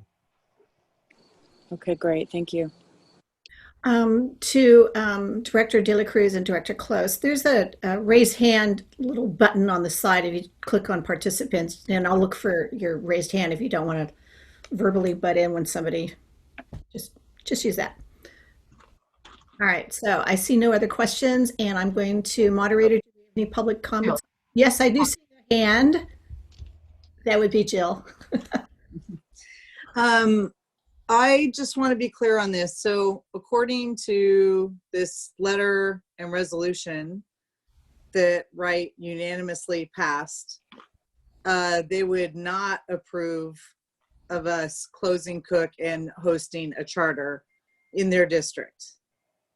But are you saying that once it was explained to them that the Wright district students would have priority getting into 7th and 8th grade, they're saying that this resolution that they passed, they're going to overturn that? You didn't know, the Superintendent Shotwell didn't know exactly how they would handle the resolution part of it. I'm going to leave that to him about how they back something out or whatever. But he said his words were that since that is the case, that the neighborhood children would have priority to the school, that they would not, that's not an issue about not closing, about closing Cook. So he's saying that they would approve of that happening. They would, well, they can't approve or not approve of it, but of Cook closing? Well, and then approving the CCLA charter. No, that's separate. They're not going to, at this point, they are not going to approve when we put it in for renewal, they are not going to approve it. But they also are not now, but now with the understanding about their 7th and 8th graders have priority to Cook CCLA, their resolution around opposing the close of Cook is what they would pull back on. Okay. Director Medina, did you have your hand up again? No, it can go. Yeah, keep going.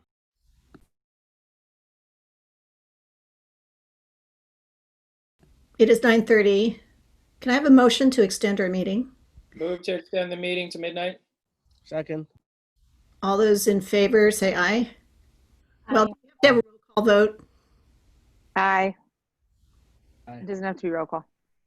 Aye. Okay. Aye. Aye. I hear 6 and I say aye. Okay. Jen says aye. Moderator, do we have any public comment on this agenda item? We have one hand raised for this agenda item. Xavier Nazario. Good evening, board. Can you hear me? Yes. My name is Xavier Nazario, and I am a parent representative at Cesar Chavez Language Academy and an original member of the CCLA Cook Merger Committee that has been meeting for the past 2 years. I am speaking in response to the Wright letter. We would like to clarify some of the misunderstandings that have been discussed by the Wright School Board and administrators. First, since the merger committee's inception, we've been charged with the challenging task of merging 2 schools with different cultures together while increasing expectations of all involved. We are halfway there. We have embraced the challenge and recommended to the board and district staff specific enrollment language that prioritizes neighborhood students in 7th and 8th grade. These are students who currently live within the Cook boundary. We do not plan to turn them away. We want these students and we look forward to them joining our family. Second, CCLA is not interested in growing at the K to 6 level. We are interested in quality of education over quantity. We have a bilingual teacher staffing shortage in our county and state, and we have faced challenges at staffing additional lower grade classrooms. Lastly, while the Cook campus is a truly shared campus, we do not have space to grow without a large capital investment from the district. That is not a reality in the district's current and foreseeable budget outlook. Third, when our SRCS board voted 6-1 in favor of closing Cook and creating a TK through 8 dual language program led by CCLA, the main concerns were the impact on Elsie Allen High School. We embraced Elsie Allen, and now they have a seat at the table on our merger committee. We are inclusive. We teach culture, we teach love, we teach pride in speaking 2 languages. For example, our plans in 7th and 8th grade are to provide rigorous courses where it is appropriate for newcomers, like Spanish for Spanish speakers. How amazing is that? We hope that this letter will not be a distraction to our core mission, to be one school with one administration, TK to 8 under one culture. Unfortunately, we have to wait until 2021 to make this happen, but we are eager to do what we can to partner with all educators, parents, and community stakeholders. I know that we are under a very challenging situation due to COVID-19, but we are a transparent and passionate group of leaders, and we would like to invite the board members and leadership staff of Wright into our home, CCLA, to tour our program. If we can't do it physically, we are happy to meet remotely and answer any additional questions they may have. Last but not least, we need the help of our elected officials and district staff members, you all.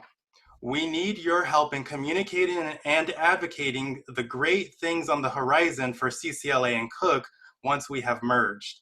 Please reach out to your colleagues at other districts and be proactive in spreading the work we are doing. Thank you, Si Se Puede. Thank you, Xavier, for all your work. President Fong, the next comment is Anastasio Tovar Rose.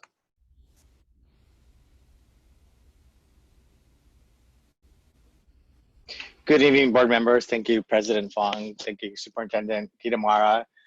I feel once again we're running around a circle that is not continuing, and this is getting very frustrating. And I feel like I'm fast adopting again my children, and we're moving forward to almost adopting them, and then we get pulled back and we're not adopting them. So like this is like continuing same conversation that, you know, we don't hear the truth. The truth is not presented. Like we need to know facts. Why is this district putting up a wall against something that is positive, that is needed on the west side of town? And once again, more reason why we should have one school district in this city. And it's just frustrating to hear that, you know, it's once again miscommunicated, and like who is miscommunicating to these people? Like Diane, you have a great team. Like for me, is it that team that's not communicating to these people that, you know, something positive? Just what Xavier has just said. It's like we have this great thing that is being done, and like we run into another wall again. It's like, when is this going to stop? Like these board members, like true, like reach out to these people, tell them that, you know, this is great and we've already voted on, and it needs to happen. This circle needs to stop continuing. And it's just, it's frustrating as a parent to like, you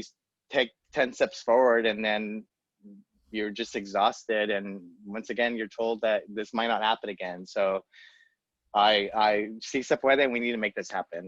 Like Diane, your team needs to step up, and you guys need to communicate to everybody that this is the truth and this is what's going to happen. It's already voted on. Thank you. Thank you, Anastasio. And there are no hands raised.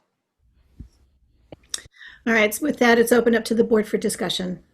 And as Diane has requested that we stay on policy because that's where we live and that's where we need to be. And too many moving parts right now for us to solve this tonight. Omar. First, I'm wondering if I could ask a question, and I don't know if maybe Xavier could speak to it, but I'm curious as to, in terms of outreach, kind of what's being done that's maybe that's potentially been a part of parents going to Wright, asking about enrolling in CCLA. Like, is there something going on that could be done differently, or can we hear about what's going on with that? Dr. Guzman? Can you, I'm sorry, my internet connection was poor. Can you just ask the second part of your question again, Director Medina? Well, I was wondering, outreach, sorry. Yeah. Outreach for the Wright community or the Wright School District? To the Wright School District. Yeah, so as part of the merger committee, members of that committee went with communication through the superintendents, through Dr. Kitamura, went and made presentations at the different feeder districts that feed into Lawrence Cook Middle School's attendance area about what was happening for this next year with the 3 different programs. And so that's how that outreach had gone on, had gone to different doors, had been able to have those conversations with those different districts. Because Wright isn't the only school district that feeds into that middle school. When the staff went to do the registration for kids for the 6th grade, was there also there was the parent outreach meeting, but was there any specific parent outreach after that or around the same time as the registration? I don't know the answer to that. I can get that back. You know, as soon as pretty much after all of that outreach took place, then COVID happened and then sort of everything stopped. So, but I will say that, you know, even when we presented to the board in February prior to us going into shelter in place, we were very clear that students who lived in that footprint would get priority. It's also in the PowerPoint. It was in there a couple of times. And then Anna and Rick met with Superintendent Scheibel, in January, because I was on medical leave. That's how I remember it. And at that time, it was indicated that it would be a priority, that the Wright District would be a priority. And so we talked to Superintendent Scheibel about that. That we told you in January-ish, right? And also it's past practice. I do want to say that when Fremont Elementary closed and the Arts Charter was erected, it was written into the charter that students who live within that footprint would get priority for the first 3 years. And can we also hear from Xavier as a parent from the merger committee on this? Would you like me to allow him to talk, President? Yes, please. Thank you, board. It's a little bit challenging, and it's been a moving target when it comes to being able to do outreach. You know, with the delay, the board item was approved in February, and like you all mentioned, COVID happened soon after that. And then we were delayed a year. You know, we're truly not merging until fall 2021. So it's challenging to go out to the community and say we have something new, fresh, and exciting when we're not there yet. And so we have a plan. We are going to go out and do interviews on bilingual radio stations. We plan on leveraging all of our resources as soon as we have that window of opportunity to know that this is happening and that we're not turning back. What we don't want to do is get the hopes up of our community that we are transforming this school, and then for some reason like this, it be pulled underneath us, underneath our feet. So we're just being cautious before we do a full out marketing blitz. We have parents that are very passionate about going out and spreading the word. They have been doing it already, but until we have that final confirmation, we don't feel comfortable that we can go out and truly advertise and advocate for what we know is the right thing, which is a TK through 8, and go out and recruit those 7th grade, those 5th, 6th, and 7th grade students. So, okay, go ahead. So what, it's good to hear that, because I think in the item on the agenda is, what is our response to this letter, right? And my initial thought is, we need to continue with our plan as we have it. We need to allow CCLA to become what it's meant to be, and I know that it will be something beautiful, something successful, something that will definitely add value to our community and offer a great education to our students. I think obviously this letter of their intent does nothing now. It tells us, oh, well, we won't approve it, 2 years from now.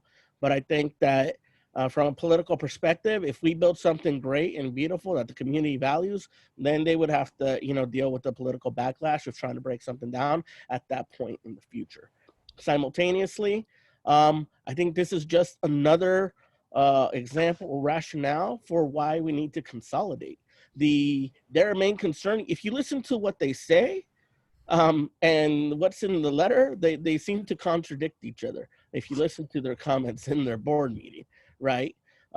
So this, and I believe in terms of their existing responses, the only concern that they have is their enrollment figures, which means that it's about money. This isn't about student education and educational outcomes. It's about money for them. It's that business model, which, to me, ultimately what's most important is what type of education a student is getting. And, whether it's their district or our district, to me, ultimately what's important to me is the education that our students are getting. And so I think that this should just, part of our response should be to follow up with the consolidation, the move towards consolidation. I tried to follow the model that Steve Harrington mentioned at our last meeting, but everything that I'm looking at, whether it be in the Department of Education or State Ed Code, doesn't seem to align with what Superintendent Harrington's going. So I'm having a lot of trouble in developing some sort of proposal or resolution asking for that. So I think we need legal help, but I would like to see that come forward to us ASAP so that we can get that process started, because it's difficult to do it with 9 districts.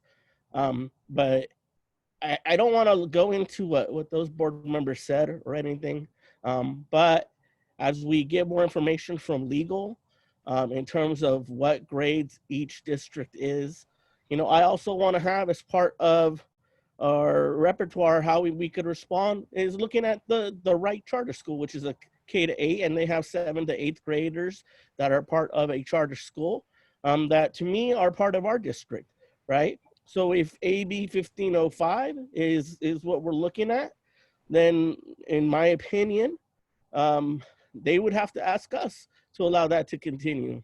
So I think just having that as one of the potential responses, because right now they have probably, from my estimates, around 100 7th and 8th graders, right? And so they're saying they want Cook, but yet they still have 7th and 8th graders. So do they want them to go to Cook, or are they trying to have them there? What are they trying to say? So those are just the points that I wanted to make, and as it relates to response from us. Yeah, I want to make it really clear, because I don't want this to get, yes, in new sentence, this to not get lost. We have never stopped moving forward from a district perspective on CCLA, Cook, and what that program is going to look like. And we've committed in a way that I think shows we believe in that program that's going to be there next year. They have 7 periods a day. That's the only school that has been allowed to hire, because we found some wonderful bilingual teachers and bicultural teachers. And so I want the people to know, and the public to know, that we haven't stopped. None of this has stopped us, and none of it's gonna stop us. The playground is, Rick can tell you, I mean, it's I can't even remember what step it is, because I ask every day, and so I can't remember what, but that's moving forward, the front part of it. So please know that no matter what comes up with the Wright district or whatever, we're moving forward. we are moving forward. So Jenny Close. Hi, thank you, President Fong. Yeah, I agree with Omar in terms of just moving forward, and thank you, Diane, for clarifying that is what you're doing on the staff level, and that's what I understood. I think we do need to just move forward. People vote with their feet, and if lots of students in that area come to CCLA, and I anticipate that they will, that's going to be a program supported by the community, and that might be the impetus to move forward with the consolidation on Wright, which actually would be, an easy district to consolidate with, because they're mostly charters. They can go ahead and continue to operate with sort of nimbleness and autonomy that I think they've enjoyed, and that has also made them successful. Wright actually has some really great educational outcomes, and I've actually brought up Wright several times in our board meetings before as some models for us in terms of their elementary program. So, I think we move forward with that. I am heartened to know that, the way things have turned up is that we do have this extra year before there's Cook closes, which is what I was advocating for in the beginning, because this is the thing that I would like us to bring back and start talking about very quickly and very aggressively, is that this is an opportunity to look at redistricting our entire district, our middle schools and our high schools together. This is the opportunity to do this. This is a game changer and an opportunity to desegregate our schools, to change the boundary lines, stick with enrollment caps, put some real strict guidelines and restrictions on interdistrict transfer, and that, to me, is the number one biggest game changer we can do in our district in terms of equity. Or maybe in combination with our ethnic studies program. So that's, part of this effort in terms of moving CCLA, I think also needs to be us right now, really soon, pushing hard on redrawing boundary lines, which we'll have to do when we close Cook. I think there's some opportunity with Wright. There could be some negotiation based on what Omar brings up with the Wright charter. That's a win-win in terms of allowing basically some variances by our different charters, potential for consolidation. I also just want to acknowledge I did listen to or watch the board meeting a few times actually, and I do think that there's some we think there's a call for some of us to talk to some of the Wright board members, and I know that I'm going to be reaching out to one in specific and maybe more, and also want to acknowledge that that board and sort of some of the sentiments that were acknowledged, I don't think are really reflective of the staff there at the Wright district. I was surprised by the sentiment there, but I do think that reaching out to the board members would be a good idea. So I say full steam ahead with CCLA. Let's lead on that. Let's and kind of work the Wright district thing at the same time in parallel, as well as pushing on redrawing boundary lines to the benefit of our entire student body. I am not seeing any other board member hands. I see Ed's. Ed and Alegria. I echo what my colleagues have said. I appreciate hearing their comments, and I'm also glad to hear our superintendent talk about the need for moving forward. I think we owe it to the CCLA Cook community to put all the resources that we have available, whether it's legal or political or otherwise, to keep this going. We can talk about what ultimately needs to be done, which is redrawing of boundaries, absolutely, and consolidation. But in the meantime, I think our signal to our school community is that we are going to continue moving forward regardless. Director De La Cruz. I echo my colleagues, echo the sentiment that we are moving forward, that we have been moving forward. I want to thank parents for their patience and recognition of their frustration that every time we turn over a new rock, there's a new bug underneath it. And that is the job that we have in front of us, is to keep, seeing those challenges, meeting them, and moving forward.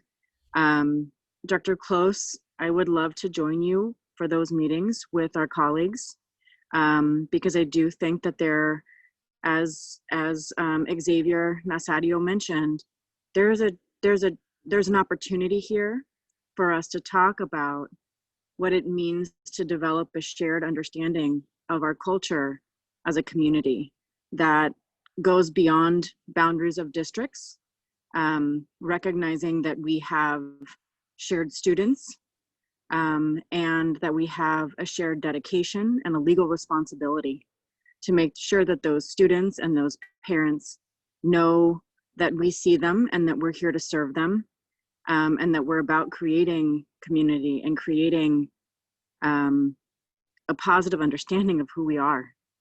So I just want to thank parents for continuing to give grace and to not lose hope. La esperanza muere al último. It's something that my grandma always used to say, hope is what dies last. And so I'm just grateful for your continued dedication to this issue, and know that we are here with you and that we are working for you and for our kids. Adelante. Thank you, Director. Director McCormick. For the sake of time, I just want to say that I strongly agree and echo what all of the other board members have said so far. And just a little shot of encouragement to the CCLA community and the CCLA Cook merger team. The reason why is so hard and so exhausting is because you're doing something truly innovative, creative, and timely. And anything that is really worth doing and really represents a change is going to be very, very difficult and met with a lot of resistance. So keep pushing. We support you. And yeah, let's get it done.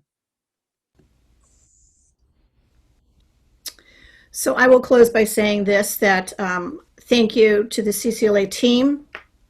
And this is another example of us, Santa Rosa City Schools, teachers, administrators, board, trying to do things that we know to be correct for human beings, that are progressive, that are for equity, bumping up against status quo for the last 2,000 years.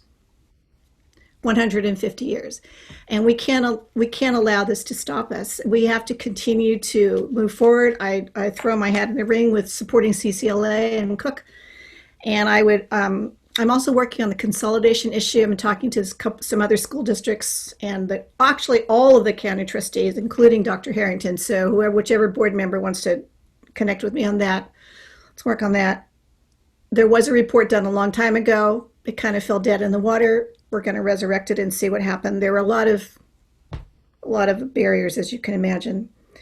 And so I think, Diane, I'm going to ask you to, I'd like to reach out to the board members of the Wright District and have a sit down with just a few of us, with a few of them, and just have a conversation. And again, like I said at the beginning of the meeting, it is to listen to understand. We're listening to understand. Yeah.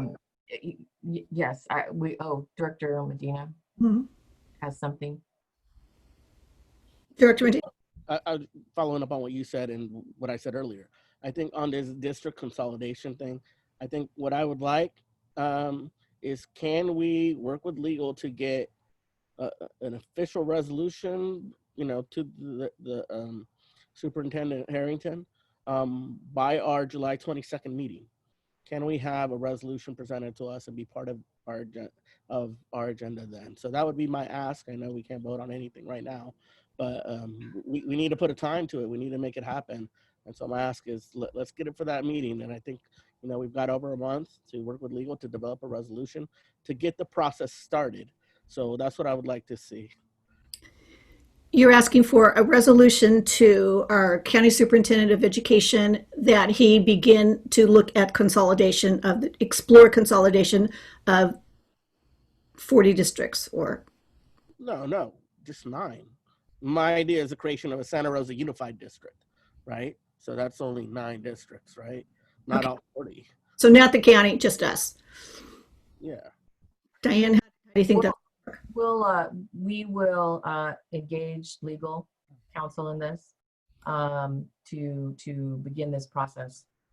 So I think that also, Rick, can you say what's happening with the front playground? Just because we have an audience and I'd like it to be public. Yeah, I know construction is well underway. The update that I received this afternoon, although brief because of other meetings going on, was that the parking portion of it was, I believe, ahead of schedule and expected for major movement on that by the end of next week, and then turning the attention of construction back over to the playground side. But I will have more updates as we move along. This just started last week officially with the construction portion of it, but they are moving quickly. Thank you. There's one other thing that I have to say, or I would be remiss, that the innovation that's moving on into the 7th and 8th grade is really being led by Dr. Vicki Zans, the principal. Okay, so I really want to acknowledge that, and she can't do that alone. The Cook teachers from almost day one have been so supportive of this change. And I think it's important to acknowledge that and remember them along with CCLA, that the Cook staff has been phenomenal around this and been a part of the merger teams. And I want to thank Catherine Howell, who's a teacher there, for reminding me of that. So publicly, I do want to thank them as well. Jenny Close has her hand up. Yeah, sorry about the second comment, but I just kind of coming back to the consolidation issue. Like Omar, I'm sort of what Dr. Harrington has said about consolidation hasn't squared with my understanding of it. I did some research on it and also talked in depth with the clerk reporter and who did research on it for me. And it seems there's 2 methods, and it seems actually much simpler. Either the boards agree, or we put it on the ballot and by signature. And so I just let's just make sure that we know what we're talking about there, and that we don't take somebody else's word for it. I want to caution against, we do need to ask for some kind of report on the economics of it, but I want to really caution us about putting our argument eggs in that basket. There was a big report done, I think, Lori, that you referenced this, by Dr. Carl Wong, Dr. Harrington's predecessor. And that report said that this would not save very much money. And in some districts, it would not save any at all. And we could talk, and that's basically because everybody's wages need to, at every position, are going to come up to the highest wage, because nobody is going to take less than whatever is in their current contract. So all staff wages come up across the board, and that's great for the staff. But it doesn't save a ton of money. But there are a million other good reasons to do it. And right now in this COVID time, this is the prime example. Like us going back to school, coming up with 40 different plans to come back is absurd, especially when we're going to need to be making transportation changes. We might be looking at outdoor ed to help us. And that matters in geography. So to have these overlapping districts it makes absolutely no sense, particularly in the city of Santa Rosa. And there's lots of educational reasons, which you all know, but I think it's really important that we start talking about all the other reasons why consolidation is important, and be prepared for the fact that if we do an economic study, that it might come back and say, this isn't going to save you any money, but still have all the other arguments ready to do that, and to be thinking about that now. I think we have to be careful because 2023 is going to come up very soon. Yeah, I mean, we need to be ahead of that game far earlier than 2023, in my opinion.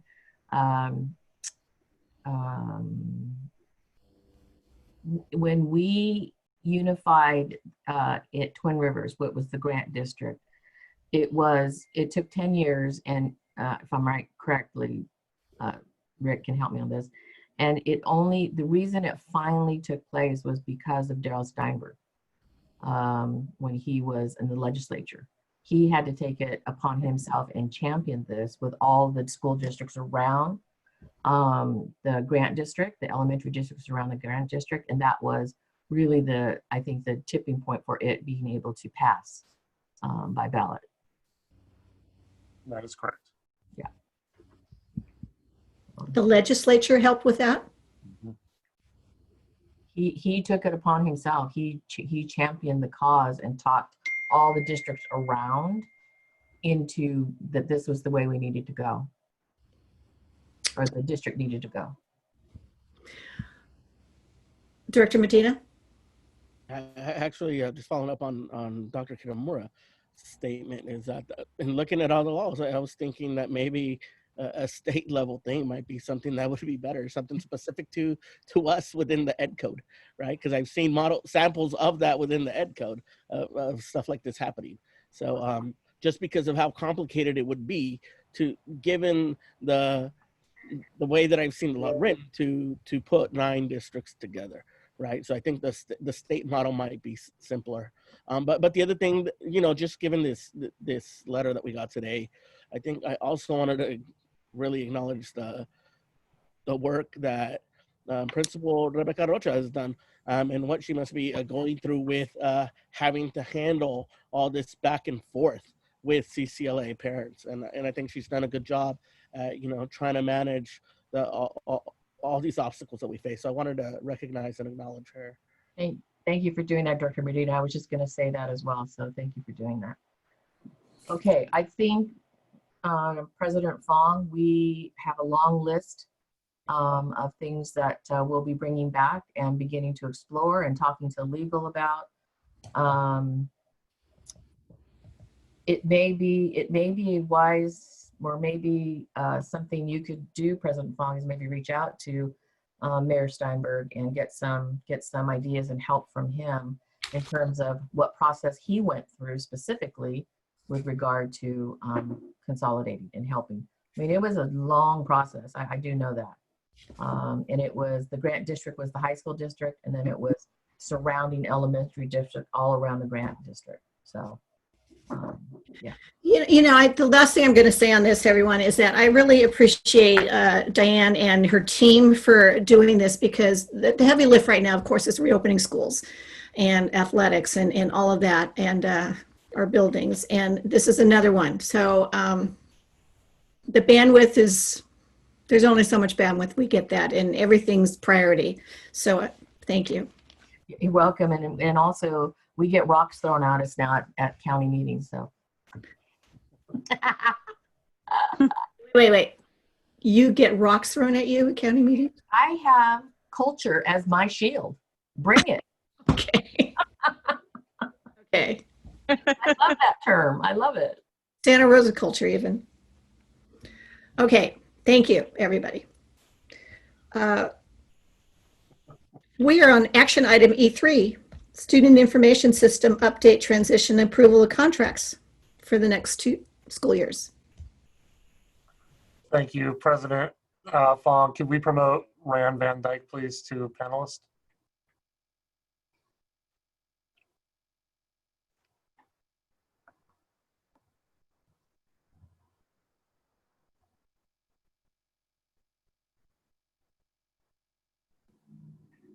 Are you there, Rand? I am there. Oh, good evening. Good evening, President Fong, Superintendent Kitamura, members of the board. Tonight, we're bringing forward for approval the contract for Aeries Student Information System. As some of you may recall, some 4 years ago or so, we embarked on a path of replacing our previous student information system, eSchool Plus, with a more modern version of that. And unfortunately, earlier this school year, during the summer, there was a formal announcement that Illuminate Education was discontinuing support and their student information system starting in the 21-22 school year. So with that, we want to give a little bit of background through presentation, talk about the selection process originally and how that impacted moving forward or bringing this forward for Aries student information system. With that, I will share my screen.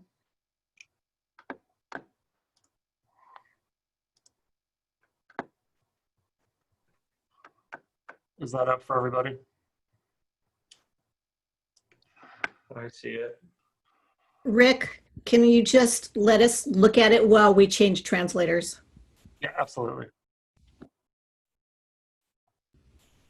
So moderator, we can change translators now, or Melanie? Thank you. Dan, are you ready to switch?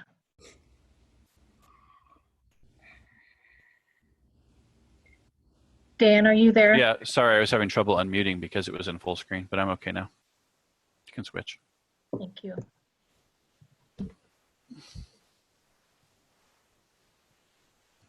Good to go? Not quite. It's been finished. It's complete. So going into this, we just wanted to make sure that there was a full understanding of what a student's information system is to a school district. And it really is where our most important student data is stored. It handles registration, master scheduling, our state reporting, which generates our funding, along with transcripts, report cards, and grading systems, to name a few, as well as our portal for parents to view what's going on in their students' classrooms and grading. So when we started the original process, we really took it from an evaluation of our systems and what we wanted a student information system to do for us. At the heart in the center of the screen is a student information system as it stood before we transitioned to Illuminate, knowing that we had a lot of one-directional data pulls or pushes that fed many other systems, disparate at times without coordination of data. And that was something that we really looked in a product to bring forward at that time, and ultimately the selection of Illuminate Education. One of the key things that we wanted to do was move that system to the cloud and move the hosting off-site in order for continuity and also for ease of access from virtually anywhere with an internet connection to allow both parent access, teacher access, and student access to the system. And we were really excited about that and continue to be through our continued development and implementation of the Illuminate product. With their announcement, it caused us to scramble to find a solution that still continued to meet those needs in the same manner or possibly even better. And that's where we are at tonight. I'm going to turn it over to Director Van Dyke to discuss some more of the background and the process moving forward. Thank you, Mr. Edson. So for those of you that went down the journey with us, it was a pretty intense search. We implemented what Illuminate officially calls ISI, but what is commonly known in the district as Illuminate. We as users refer to it as Illuminate, but we're going to have to divorce ourselves a bit from that terminology because it becomes confusing. But we began our search in the spring of 2016. We gathered a comprehensive district-wide committee, everyone from teachers, administrators, classified, other clerical staff. We did a high-level evaluation with some must-haves. It needed to be cloud-based, as Rick said. It needed to be browser and computer agnostic, and that limited the number of choices that we had to look at. Ultimately, we did an evaluation of 3 systems. That was narrowed down to 2 systems, Illuminate's ISI, and we also looked at Aries SIS. SIS stands for Student Information System, and Illuminate named theirs Illuminate Student Information, just as the FYI. So Illuminate ISI was the selected product, which is what we've implemented, and they gave us the, in my mind, the gut-wrenching news that effective fall of 2021, they were going to discontinue their support of and development of ISI. They were going to continue with other products that they offered. DNA is one of the products that we currently use, as is the Inspect Test Bank database. We also use EduClimber by Illuminate Education. So there's some other products that we continue to use and will continue to use.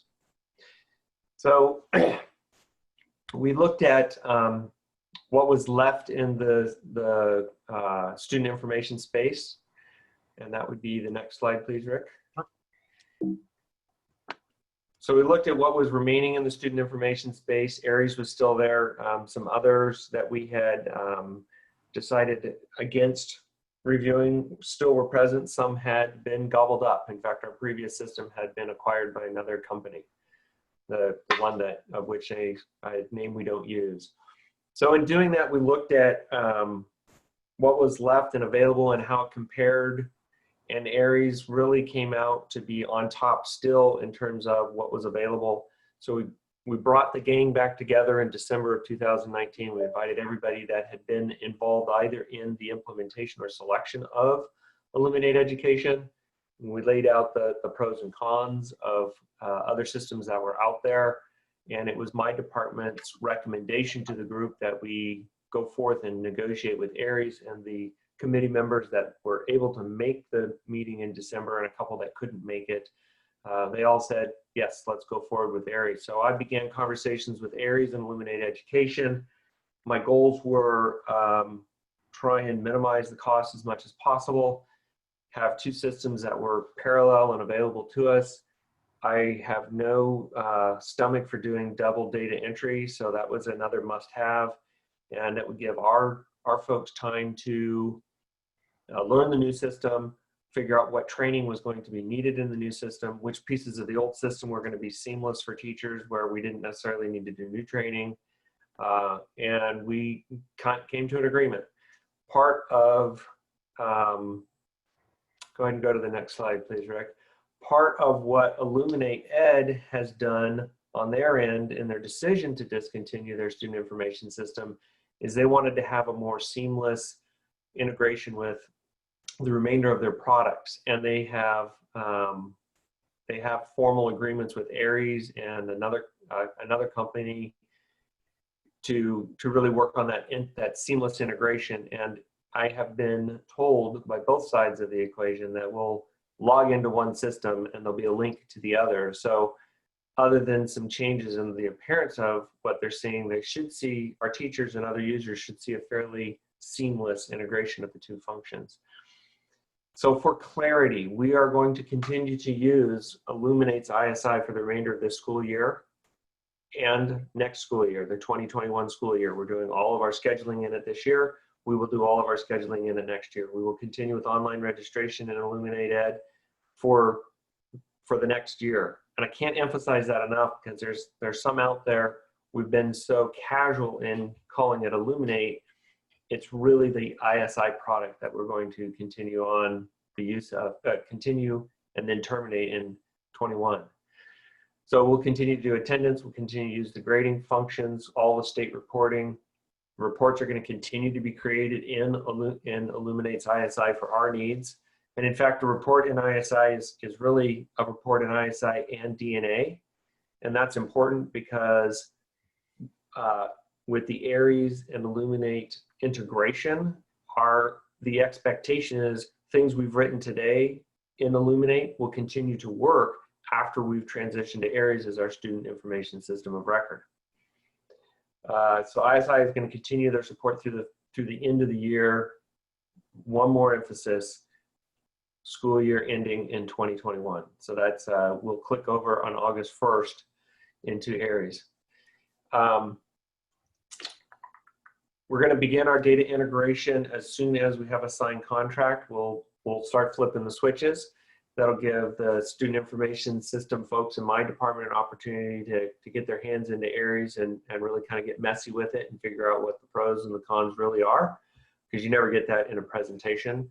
And we will begin our conversation with teachers and other staff as to what training is going to look like so that we can implement training somewhere beginning of the middle of next school year. But we will have access to Aries, full-on access to Aries for all of 2021 at a reduced pricing, actually at all, I would say almost free. They're not going to charge us for the use of, but there's some setup stuff they need to charge us for in training. And Illuminate has agreed to cut their fee for ISI in half for the next school year. Next slide, Rick. And that's this one. So we'll begin our formal training as system operators in either July or August. For now, that will be webinar. If we can do in-person, Aries will come to do in-person work with us. So their model is come to our site, show us the steps that we need to know. And we will also begin work on critical reports. As an example, we do post monitoring for redesignated students. We want to actually have the report that we've created in Illuminate. We want to know that that report either can be created in Aries, or if it isn't going to be created in Aries, that it's still done through the DNA product, because that's a day one. We want to have that report up and running as an example. We'll also use the dual creation of reports to check that data is coming across as expected, because what I learned in the last time is nothing comes across as expected. You think it does, it doesn't.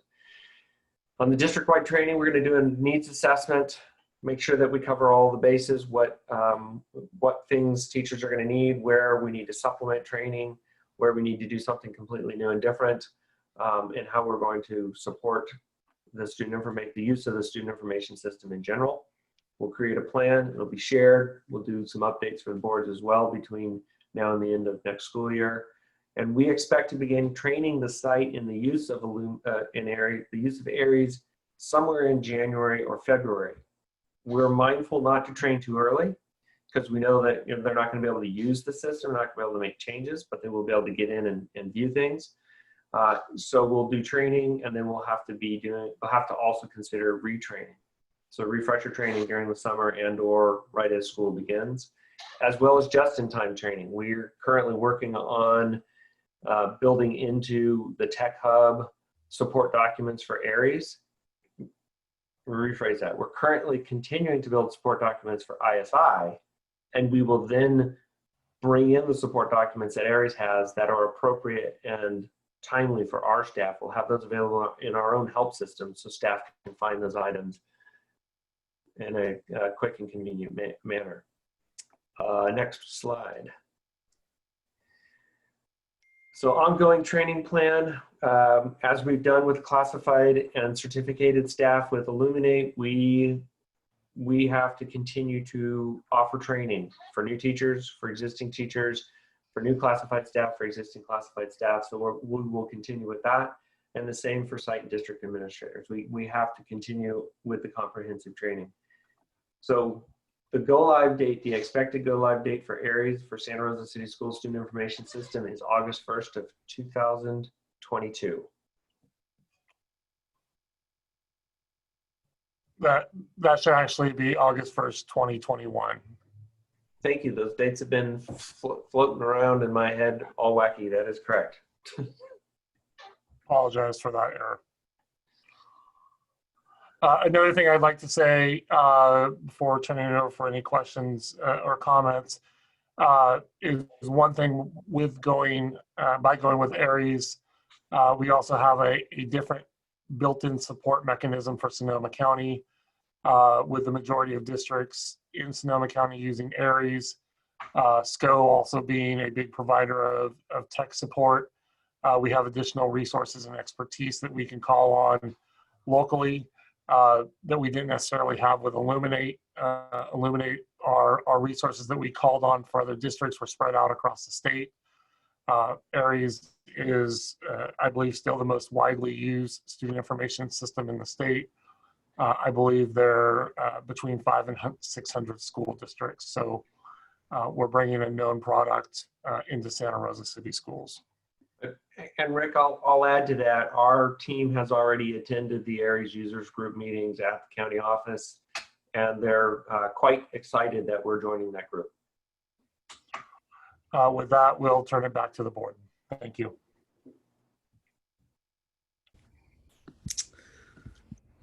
Thank you very much. If you'd stop sharing your screen, that would be good. Great. And Director Medina. Thank you. I would like to move that we approve the update and transition of the ISI Illuminate Ed to the Aries Eagle software suite, and approve associated contracts as presented. I'll second. Thank you. That was Director Medina, seconded by Director Sheffield. Melanie, may we have a roll call vote, please? Well, just a point of order. We can still have discussion if people have questions and stuff. So I just want to make sure that that was clear. No hands. I had my hand up actually, sorry, with the hand function. Oh. I'm in the dark. I'm sorry, Alegria. Director De La Cruz. I actually just had a little bit of what I feel like is a kind of a stupid question, but I know that we had a lot of challenges with parents, and specifically Spanish-speaking parents and parents who didn't have a ton of access to tech with the Illuminate system and using it to enter in their student information. And so I just wondered if kind of Aries addresses that, or if in the training plan we are including kind of training and capacity building for parents to the extent that they will use the system as well. I think there's a multifaceted answer there. Access to technology is one issue which, had we not been in shelter in place in the last 80+ days, we would be solving in part by inviting those very same parents to come into the school site and access the technology in real time with us side by side. The registration forms that were created for online work were done in English and Spanish as a side by side. So a parent, when they go in to do the registration, could choose which version they looked at. And we went through a lot of refinement in the process to make sure that the language that we had in the Spanish version was natural and understandable to the general population. So we've actually done a lot of refinement and learned a lot in terms of the process to support our second language families, especially the Hispanic community. And through the course of doing the whole online registration, sites have learned a tremendous amount about how to support families in real time and in person. The challenge that we've had, and at the same time, the benefit that we've had with online registration over the shelter-in-place orders is how do we help and support parents that still need that help and support, and we're continuing to work on that. I think that's independent of whether we're using Aries, Illuminate, or a different ISI or a different student information system, and those are ongoing conversations. We have, I would say, very dedicated registration staff at the sites. They move heaven and earth to get a family registered. They know the importance of getting that student into class as quick and as painless as possible, if you will.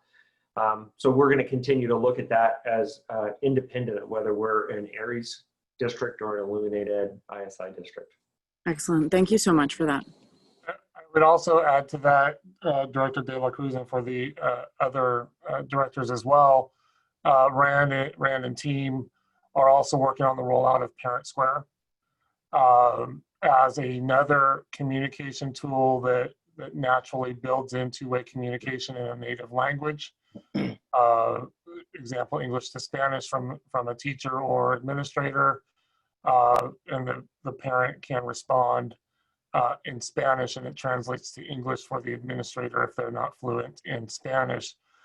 So we are taking proactive measures to increase our ability to communicate, knowing that that's a real need. And that tool will be available this summer with some initial rollout starting, I believe, towards the middle or end of next week.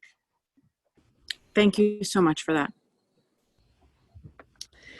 So there's a motion on the floor and it's been seconded. It was Omar Medina and seconded by, I think, Director Sheffield. Would you take the vote for us, please? Director Medina. Aye. Director Sheffield. Aye. Director Ranieri. Aye. Director Kelly Cruz. Aye. Director McCormick. Aye. Director Rose. Aye. President Fong. Aye. Thank you. Rand Van Dyke. Thank you. Rick Edson. You're welcome. You're welcome. A lot of work. That is a lot of work. And I will say that these SIS, student information systems, have evolved very quickly in the 4 years I've been away from a principal's office. So the stuff that it can do now is amazing. Thank you. All right, we're moving to our last item for tonight, action item for tonight, and we are on E4, and it is Fiscal Recovery Stabilization Plan Part 2, and we are going to be hearing from Dr. Kitamura and I think Rick Edson and maybe Joel. Can we promote Joel Dantos, please? Yes, Joel is coming in. Good evening again, President Fong, members of the board, Dr. Kitamura. Tonight we are presenting the Fiscal Stabilization Plan Part 2. I am going to bring up the presentation.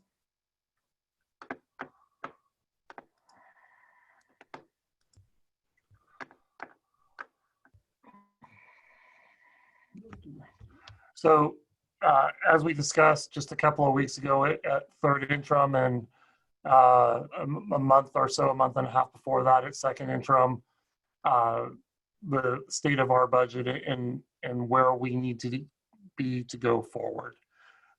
As we've discussed at length, there is uncertainty with state revenues, with school district funding, and you know, I'd be remiss if I didn't say the presentation that we gave at third interim was with the best information we had at that time. And by Thursday morning, that had changed completely with the Senate's and the legislature, ultimately the legislature's budget that was in direct opposition to the May revision from Governor Newsom. So knowing that, we still had work to do. I did add several slides in here, so if someone is looking at this for the first time, there's some context to some of the reasons why we're going through this process. But there are a couple of key items in the first couple of slides that I do want to point out. Very familiar slide. We're now moving into budget adoption. At the next meeting on the 24th, we will be holding our public hearing as well as asking for approval for the 2020-21 Santa Rosa City Schools budget. This, like any year, there was a May revision, but unlike any recent year of memory, it seemingly didn't make a lot of sense, and we were not sure which direction it would take once the legislature put their touch on it and sent something back. So we're still waiting for the adoption. By statute, the California state budget needs to be adopted by June 15th. And there's a 3-day public viewing period. So we expect to see the majority of it, minus some trailer bills potentially, come out on either Thursday or Friday.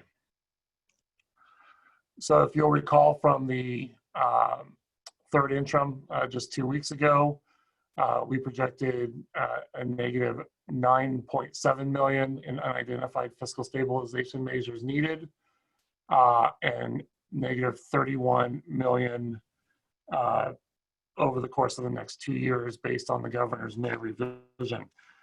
It's important to note that because those are unidentified fiscal stabilization measures, if the 9.7 is met with ongoing reductions, the 31 million would be decreased to approximately 21.6 million needed in the 2021-22 school year. And this is showing that we would be able to meet our reserve for economic uncertainty, although that would be drastic cuts to our educational organization. Fast forward to Thursday after the third interim report, and taking what the Senate and Assembly put together, it now shows that there would not be additional unidentified fiscal stabilization measures needed in 2021, rather a $14 million reduction in 21-22. So essentially kicking the can down the road, but significantly less than what was projected with the May revision. What we've added on this slide is that agreement by the legislature, and also for the current year, adding our fourth year on to the multi-year projection. At budget adoption on the 24th, the 2019-20 year will drop off, and 2022-23 will be considered our out year. As you can see, the $14 million is still there for 2021-22. And then 21.1 million for 22-23. Same as I explained previously, because they're unidentified, those numbers are realized or shown in both years. If the 14 million is found in 21-22, then that number in 22-23 comes down significantly for those cuts. What this tells us is with the projections that we're using, coupled with the assumptions that we have been recommended to use from our key sources, including school services, CASBO, and FCMAT, the future right now for education funding is bleak for the next couple of years. And so we're still looking for help on that, and we're still looking for a very short U recovery to the economy with jobs and other state revenues that directly impact California education. In this scenario, with those cuts identified, we would meet our legal requirement for our reserve for economic uncertainty. So getting into the Fiscal Stabilization Plan Part 2, if you recall, in February, we went through Fiscal Stabilization Plan Part 1 with the shelter in place and distance learning enacted. Some of that work got pushed out a little bit, but we have been able to reconvene the Budget Advisory Committee again to go through this process, noting recent meetings on May 21st and June 4th, with another one scheduled on June 16th. The fiscal stabilization measures that we're presenting tonight equate to about 8.1 million over the 3 years, knowing that we need to prepare for more in the event that state funding does not come in as we may or may not expect, depending on what happens by tomorrow morning, in order to be prepared moving forward.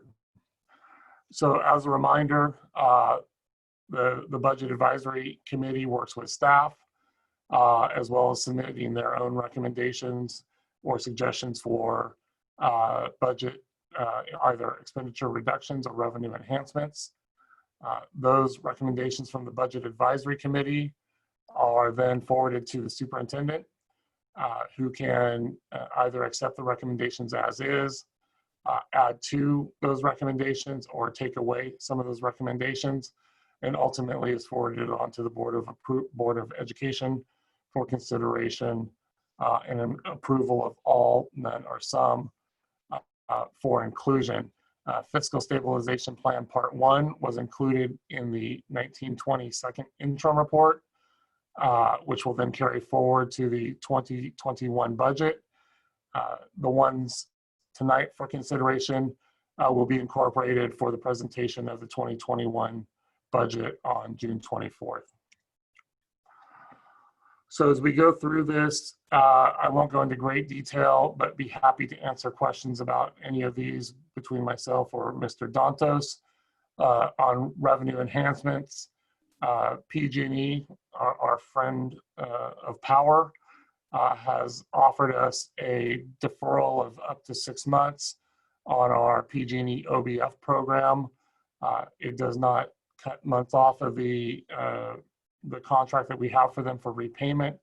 It adds it on at the end, but it gives us positive cash during that time period, during this time.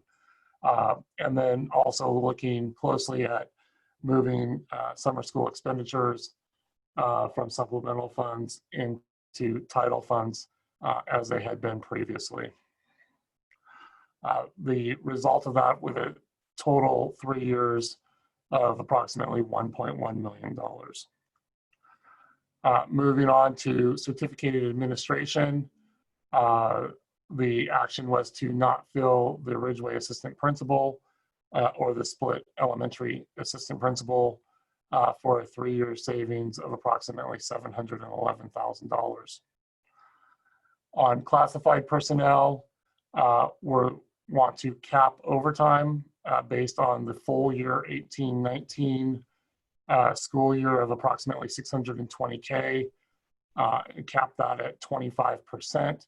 We know there is a need for some overtime for different things that come up throughout the school year, but we want to try and minimize that as much as possible and reduce that expenditure. Item E2, the mild and moderate instructional aides. Currently we have approximately 28 positions that are open. We are not saying to close these positions, but rather realize budget savings now rather than at the end of the year, and create a pool of these positions where the initial pool would be 8 positions. And as those fill, we would open up additional positions for the pool based on need. These are in many times a requirement, but are very hard to fill and often remain vacant for the entirety of a school year. You can see through the 3 years proposed budget amount, we are acknowledging that we will be able to hire some of these through that savings. And obviously, if we could hire them all, we'll have to make some additional recommendations for this money to find the same amount of money.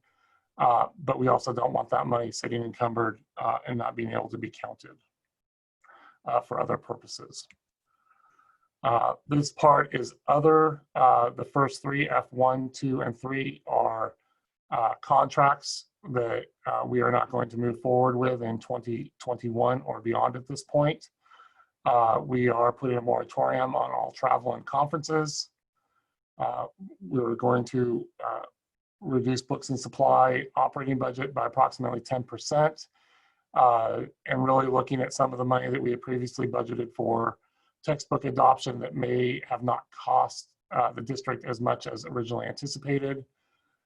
And then Assistant Superintendent Mazzara is looking at identifying students in SCO or non-public school placement, where we are already providing those services for other students in our district and bringing them through his processes to put those back into our school system at our school sites with an estimated 3-year savings of $3.5 million for all of the F items. On this slide, I'm showing the total of these reductions I mentioned earlier, approximately $8.1 million, with $3.1 million coming next year, $2.5 million in 21-22, and then our new out year as of July 1, 2.3 or nearly 2.4 million counted towards that year at this point.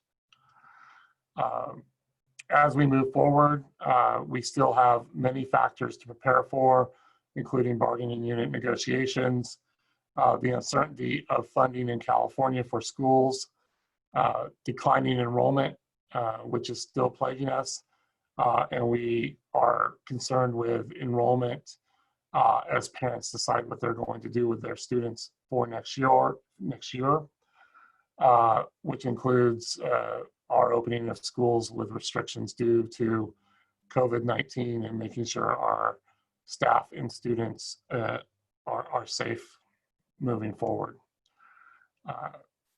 Next, as noted, we are expecting the Budget Act to be passed by Monday the 15th. Shortly thereafter, we'll present the board the 2021 budget, as well as hold the public hearing. Right now, it's still amazing to me the uncertainty that we have with what's going to come out of Sacramento.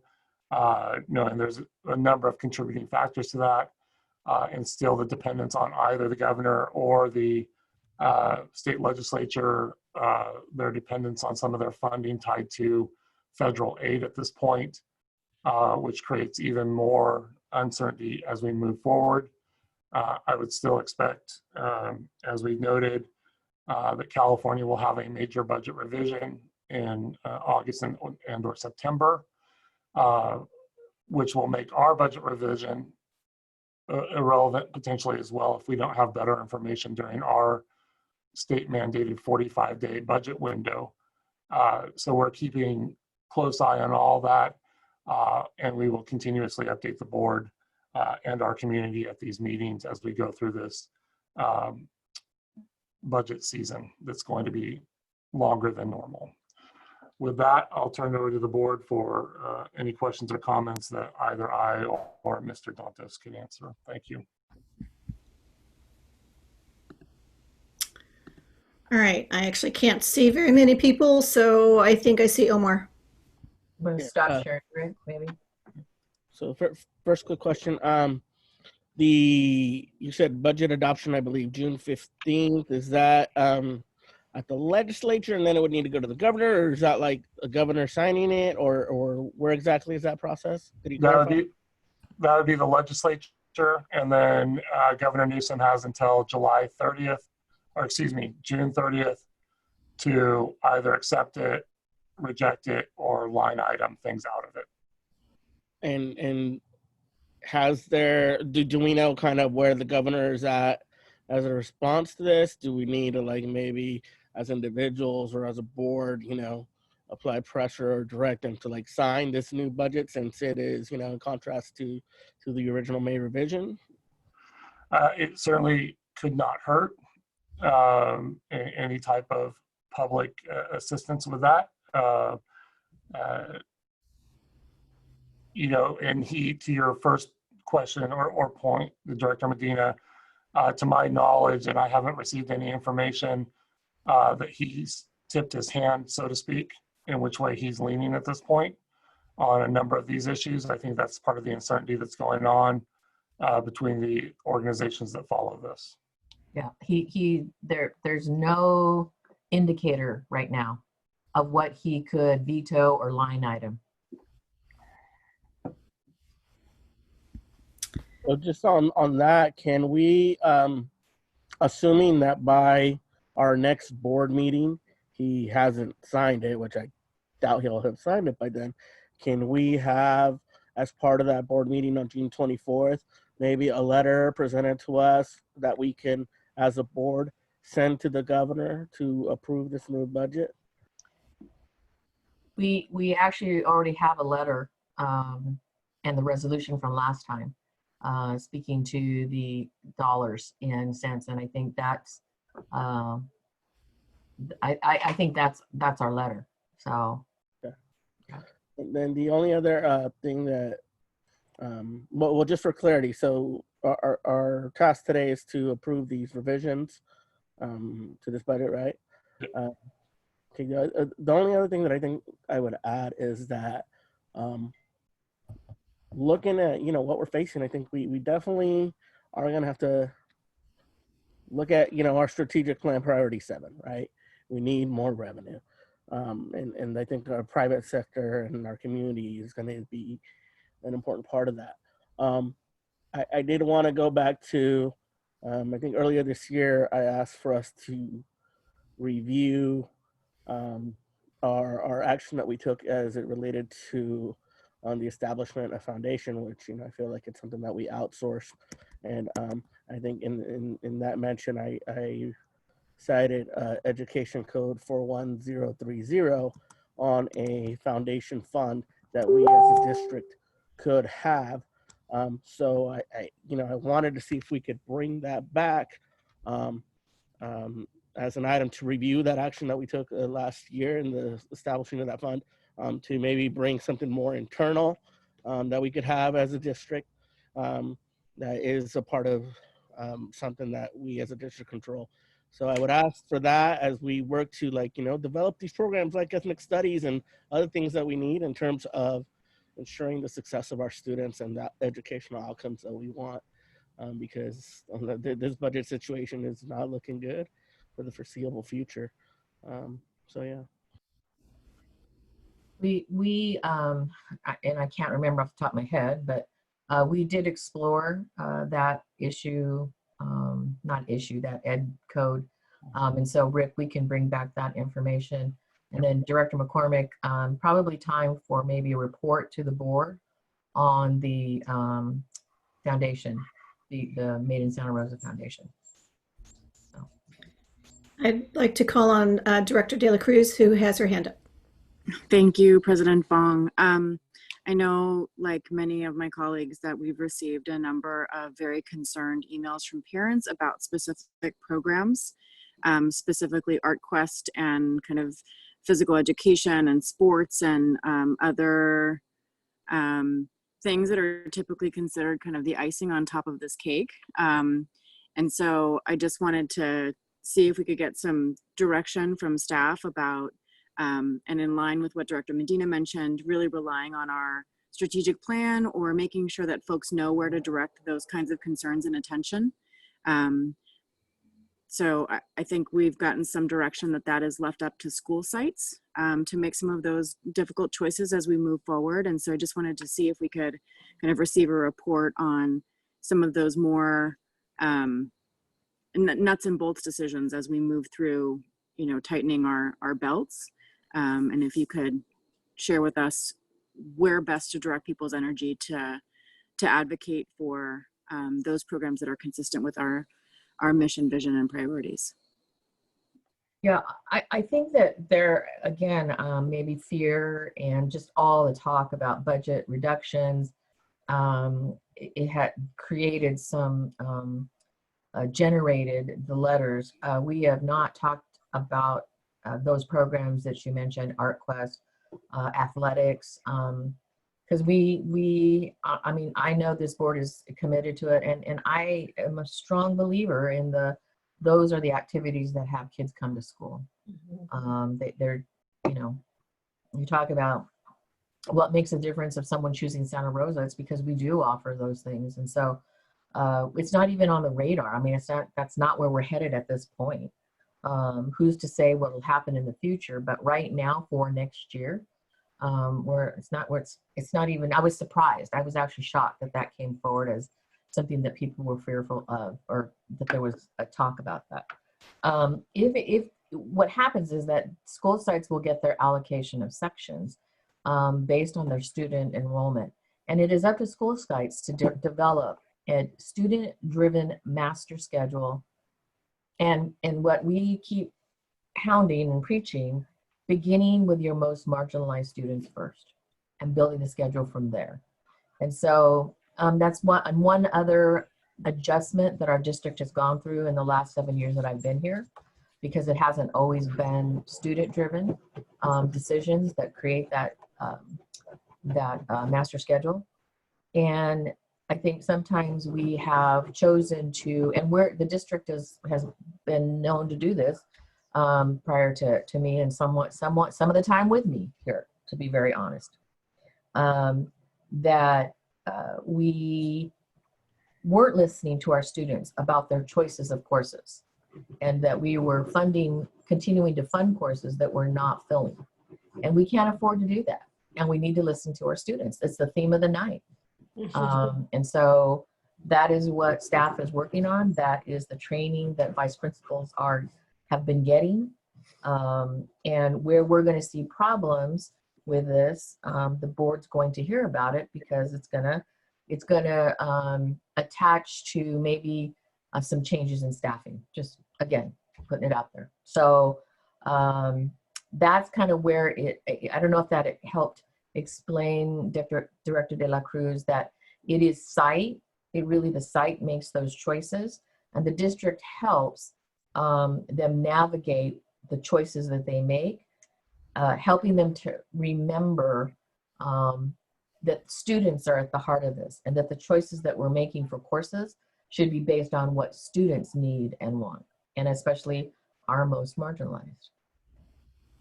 Thank you. That's very helpful.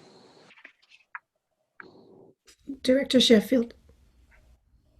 I just also want to highlight one thing that Deputy Superintendent Edson had brought up was what is being proposed, considered about the state pushing deep cuts down the road a few months. And even though we might have a promising outlook from the fight that the legislators are making right now, in what might come out on the 15th, and what the governor might actually sign, everything is sort of resting on this uncertainty of what the federal proposed HEROES Act legislation numbers that we're going to come up with there. That's a really big one.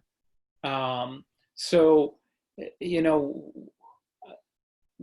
we have one hurdle to get over, possibly by the end of this week.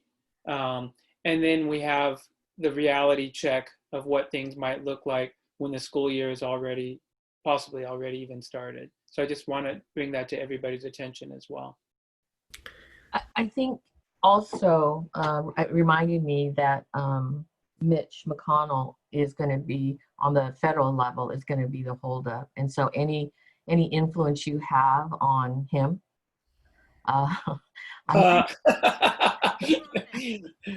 he's up for re-election, you know. And laugh though, made you guys giggle. It would be helpful. Mike Fine, the school services executive director, said the other day that every school district will be qualified. There's just no doubt about it. Yeah. With this fiscal. So Santa Rosa is not alone, doesn't really help our situation, but there's gonna have to be bailout. I mean, if you can bail out Boeing, you got to bail out the school districts. Exactly. Right. You know, and why? I hate to say it, but why not kick the can down the road with the assumption that we're all failing?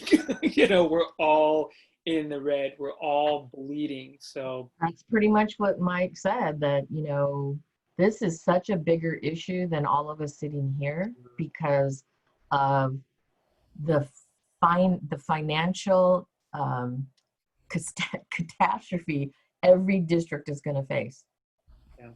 Yeah, there's 1,000 districts, and right now I think there's, well, he named some number, 100 and something that are qualified. So we're going to go from 100 and something qualified and 4 negative to 1,000, 900 qualified and 100 negative. Well, you know, and this goes back to what I said months ago, was that, you know, prior to financial collapse globally, that some action needs to be taken to send a real message to not just our legislators, but, you know, the executives, to our governor, to, you know, our presidents and potential presidents, that we can't keep treating education this way. We can't, we're not going to make it. Yeah. Steve Mazzaro just texted me, which you shouldn't be doing during a meeting. Education is too big to fail. I was just going to say that. Education is too big to fail. So, but see, I don't think that people consider that. People don't think about it. You know, we're not the Chryslers of the world. We're not the Boeings. We don't get You know, we're not the banks. We just don't get the attention that is needed. And you know, maybe it does take, you know, on the books failing of our system to highlight the fact that we're too big to fail. Yeah, I mean, I think it's going to send a message when 1,000 school districts are either qualified or negative. Yeah. Then they're going to change that law. You watch. They'll Right. change that law. But anyway. Can I add just something real quick? I think it's really interesting to your point, Director Sheffield, and to this board, you know, because we were qualified at second interim, we had to prepare a third interim report. And to Dr. Kitamura's number, there was, you know, roughly 100 districts that were in that same position as us. So in the course of the next couple of weeks, as school districts have their public hearings and adopt their budget, more and more information is going to be coming out that wasn't out like it was in Santa Rosa because of our requirement to do a third interim. So over the course of the next couple of weeks, all these school districts are going to start posting their budgets online. There's going to be, you know, the news media seeing that. There's going to be different discussions at board meetings depending on what they've done to prepare their boards. You know, I heard a school district down in the East Bay is going to report negative 47 million for next year, which is just incredible amount of money that's coming out of that school district. That's a little bit bigger than ours, but not that much. And then one other thing, I have to take this opportunity. I want to just point out that Mr. Fine, that Diane references, the CEO of FICMAT. Oh, that's right. Sorry. Yeah, and Sorry. John That's Gray is the executive director of school Sorry, services. John. Sorry, Mike. Just to give credit there. So.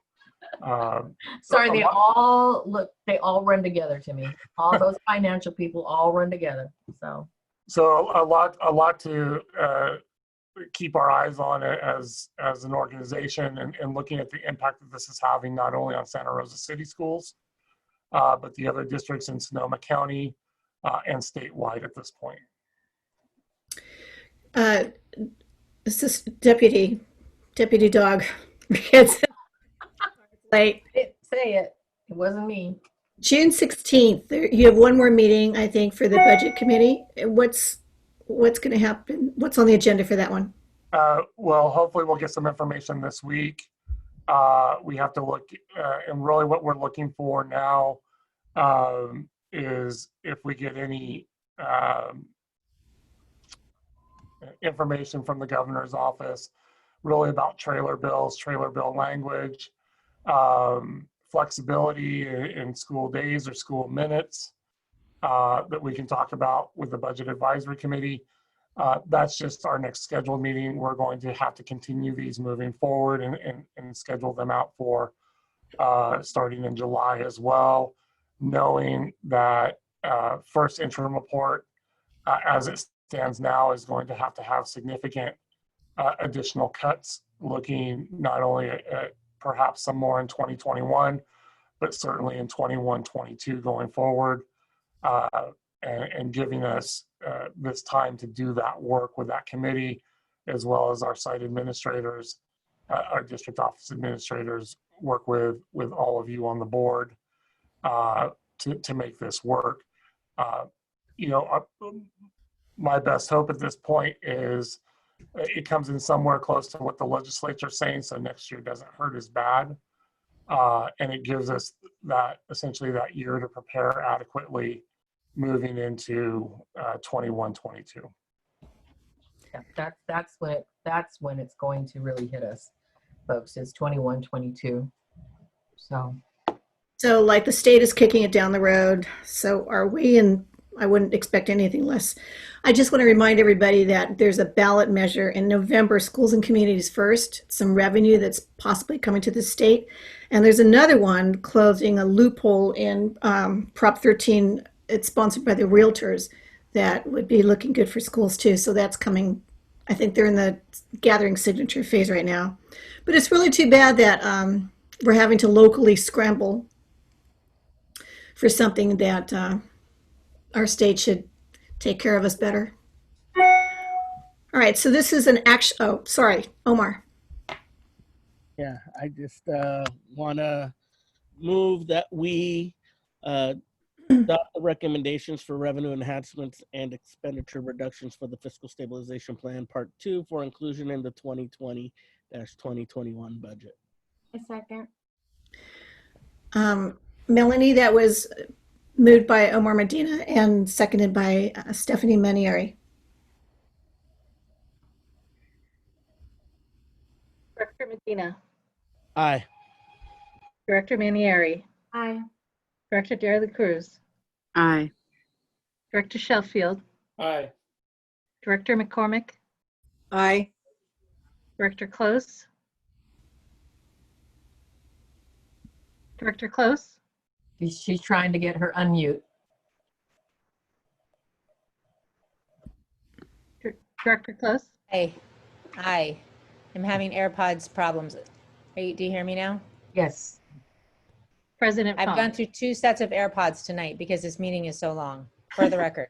That was aye, Director Close, and I say aye. So that passes. Thank you so much. Thank you. We're in consent items. We need a motion for approval of consent items F2 through F10. Move to approve consent items F2 through F10. Second. Moved by Director De La Cruz, seconded by Director Manieri. Melanie? Director De La Cruz, Aye. Director Manieri, Aye. Director Sheffield, Aye. Director McCormick, Aye. Director Close,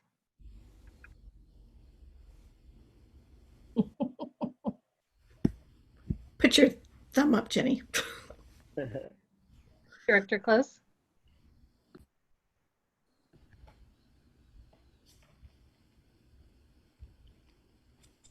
Aye. Oh, wait. Okay, we may have lost her. I vote aye. Director Medina, Aye. President Fong. Got it, aye. I'm here, aye. Sorry, Oh, there she is. Okay. trying to say aye. Okay, stay with us, Jenny. I'm trying. It's tech. Item G, approval of the minutes of the meeting held, the regular board meeting held on May 27th, 2020.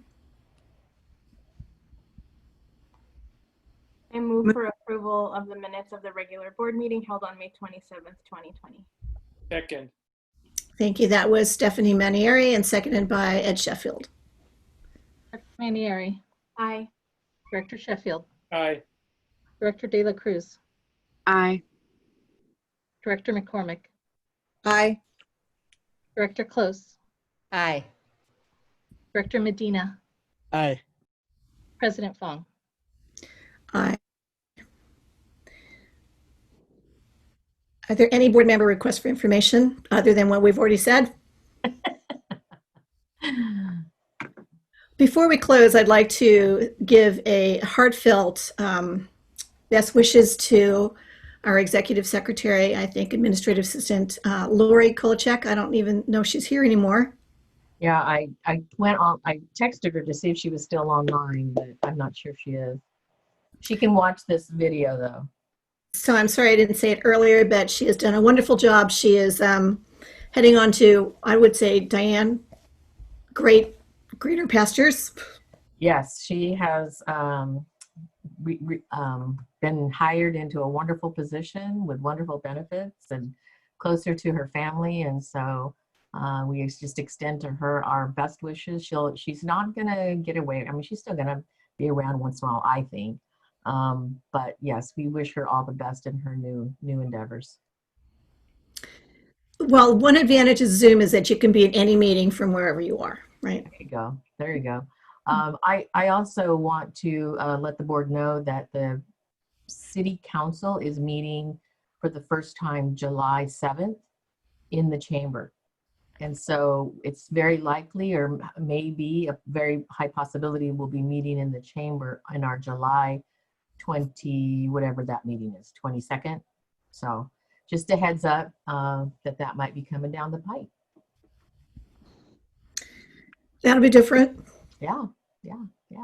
I want a hazmat suit.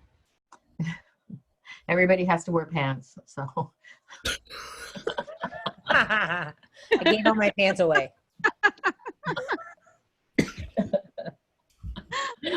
Okay, do I want to prove it by all of you standing up right now? No, I'm kidding. Okay, enough of this fancy fun. Thank you. Have a good night, everybody. Bye, everybody. Thank you. Great, wonderful meeting. Great job. Adjourned.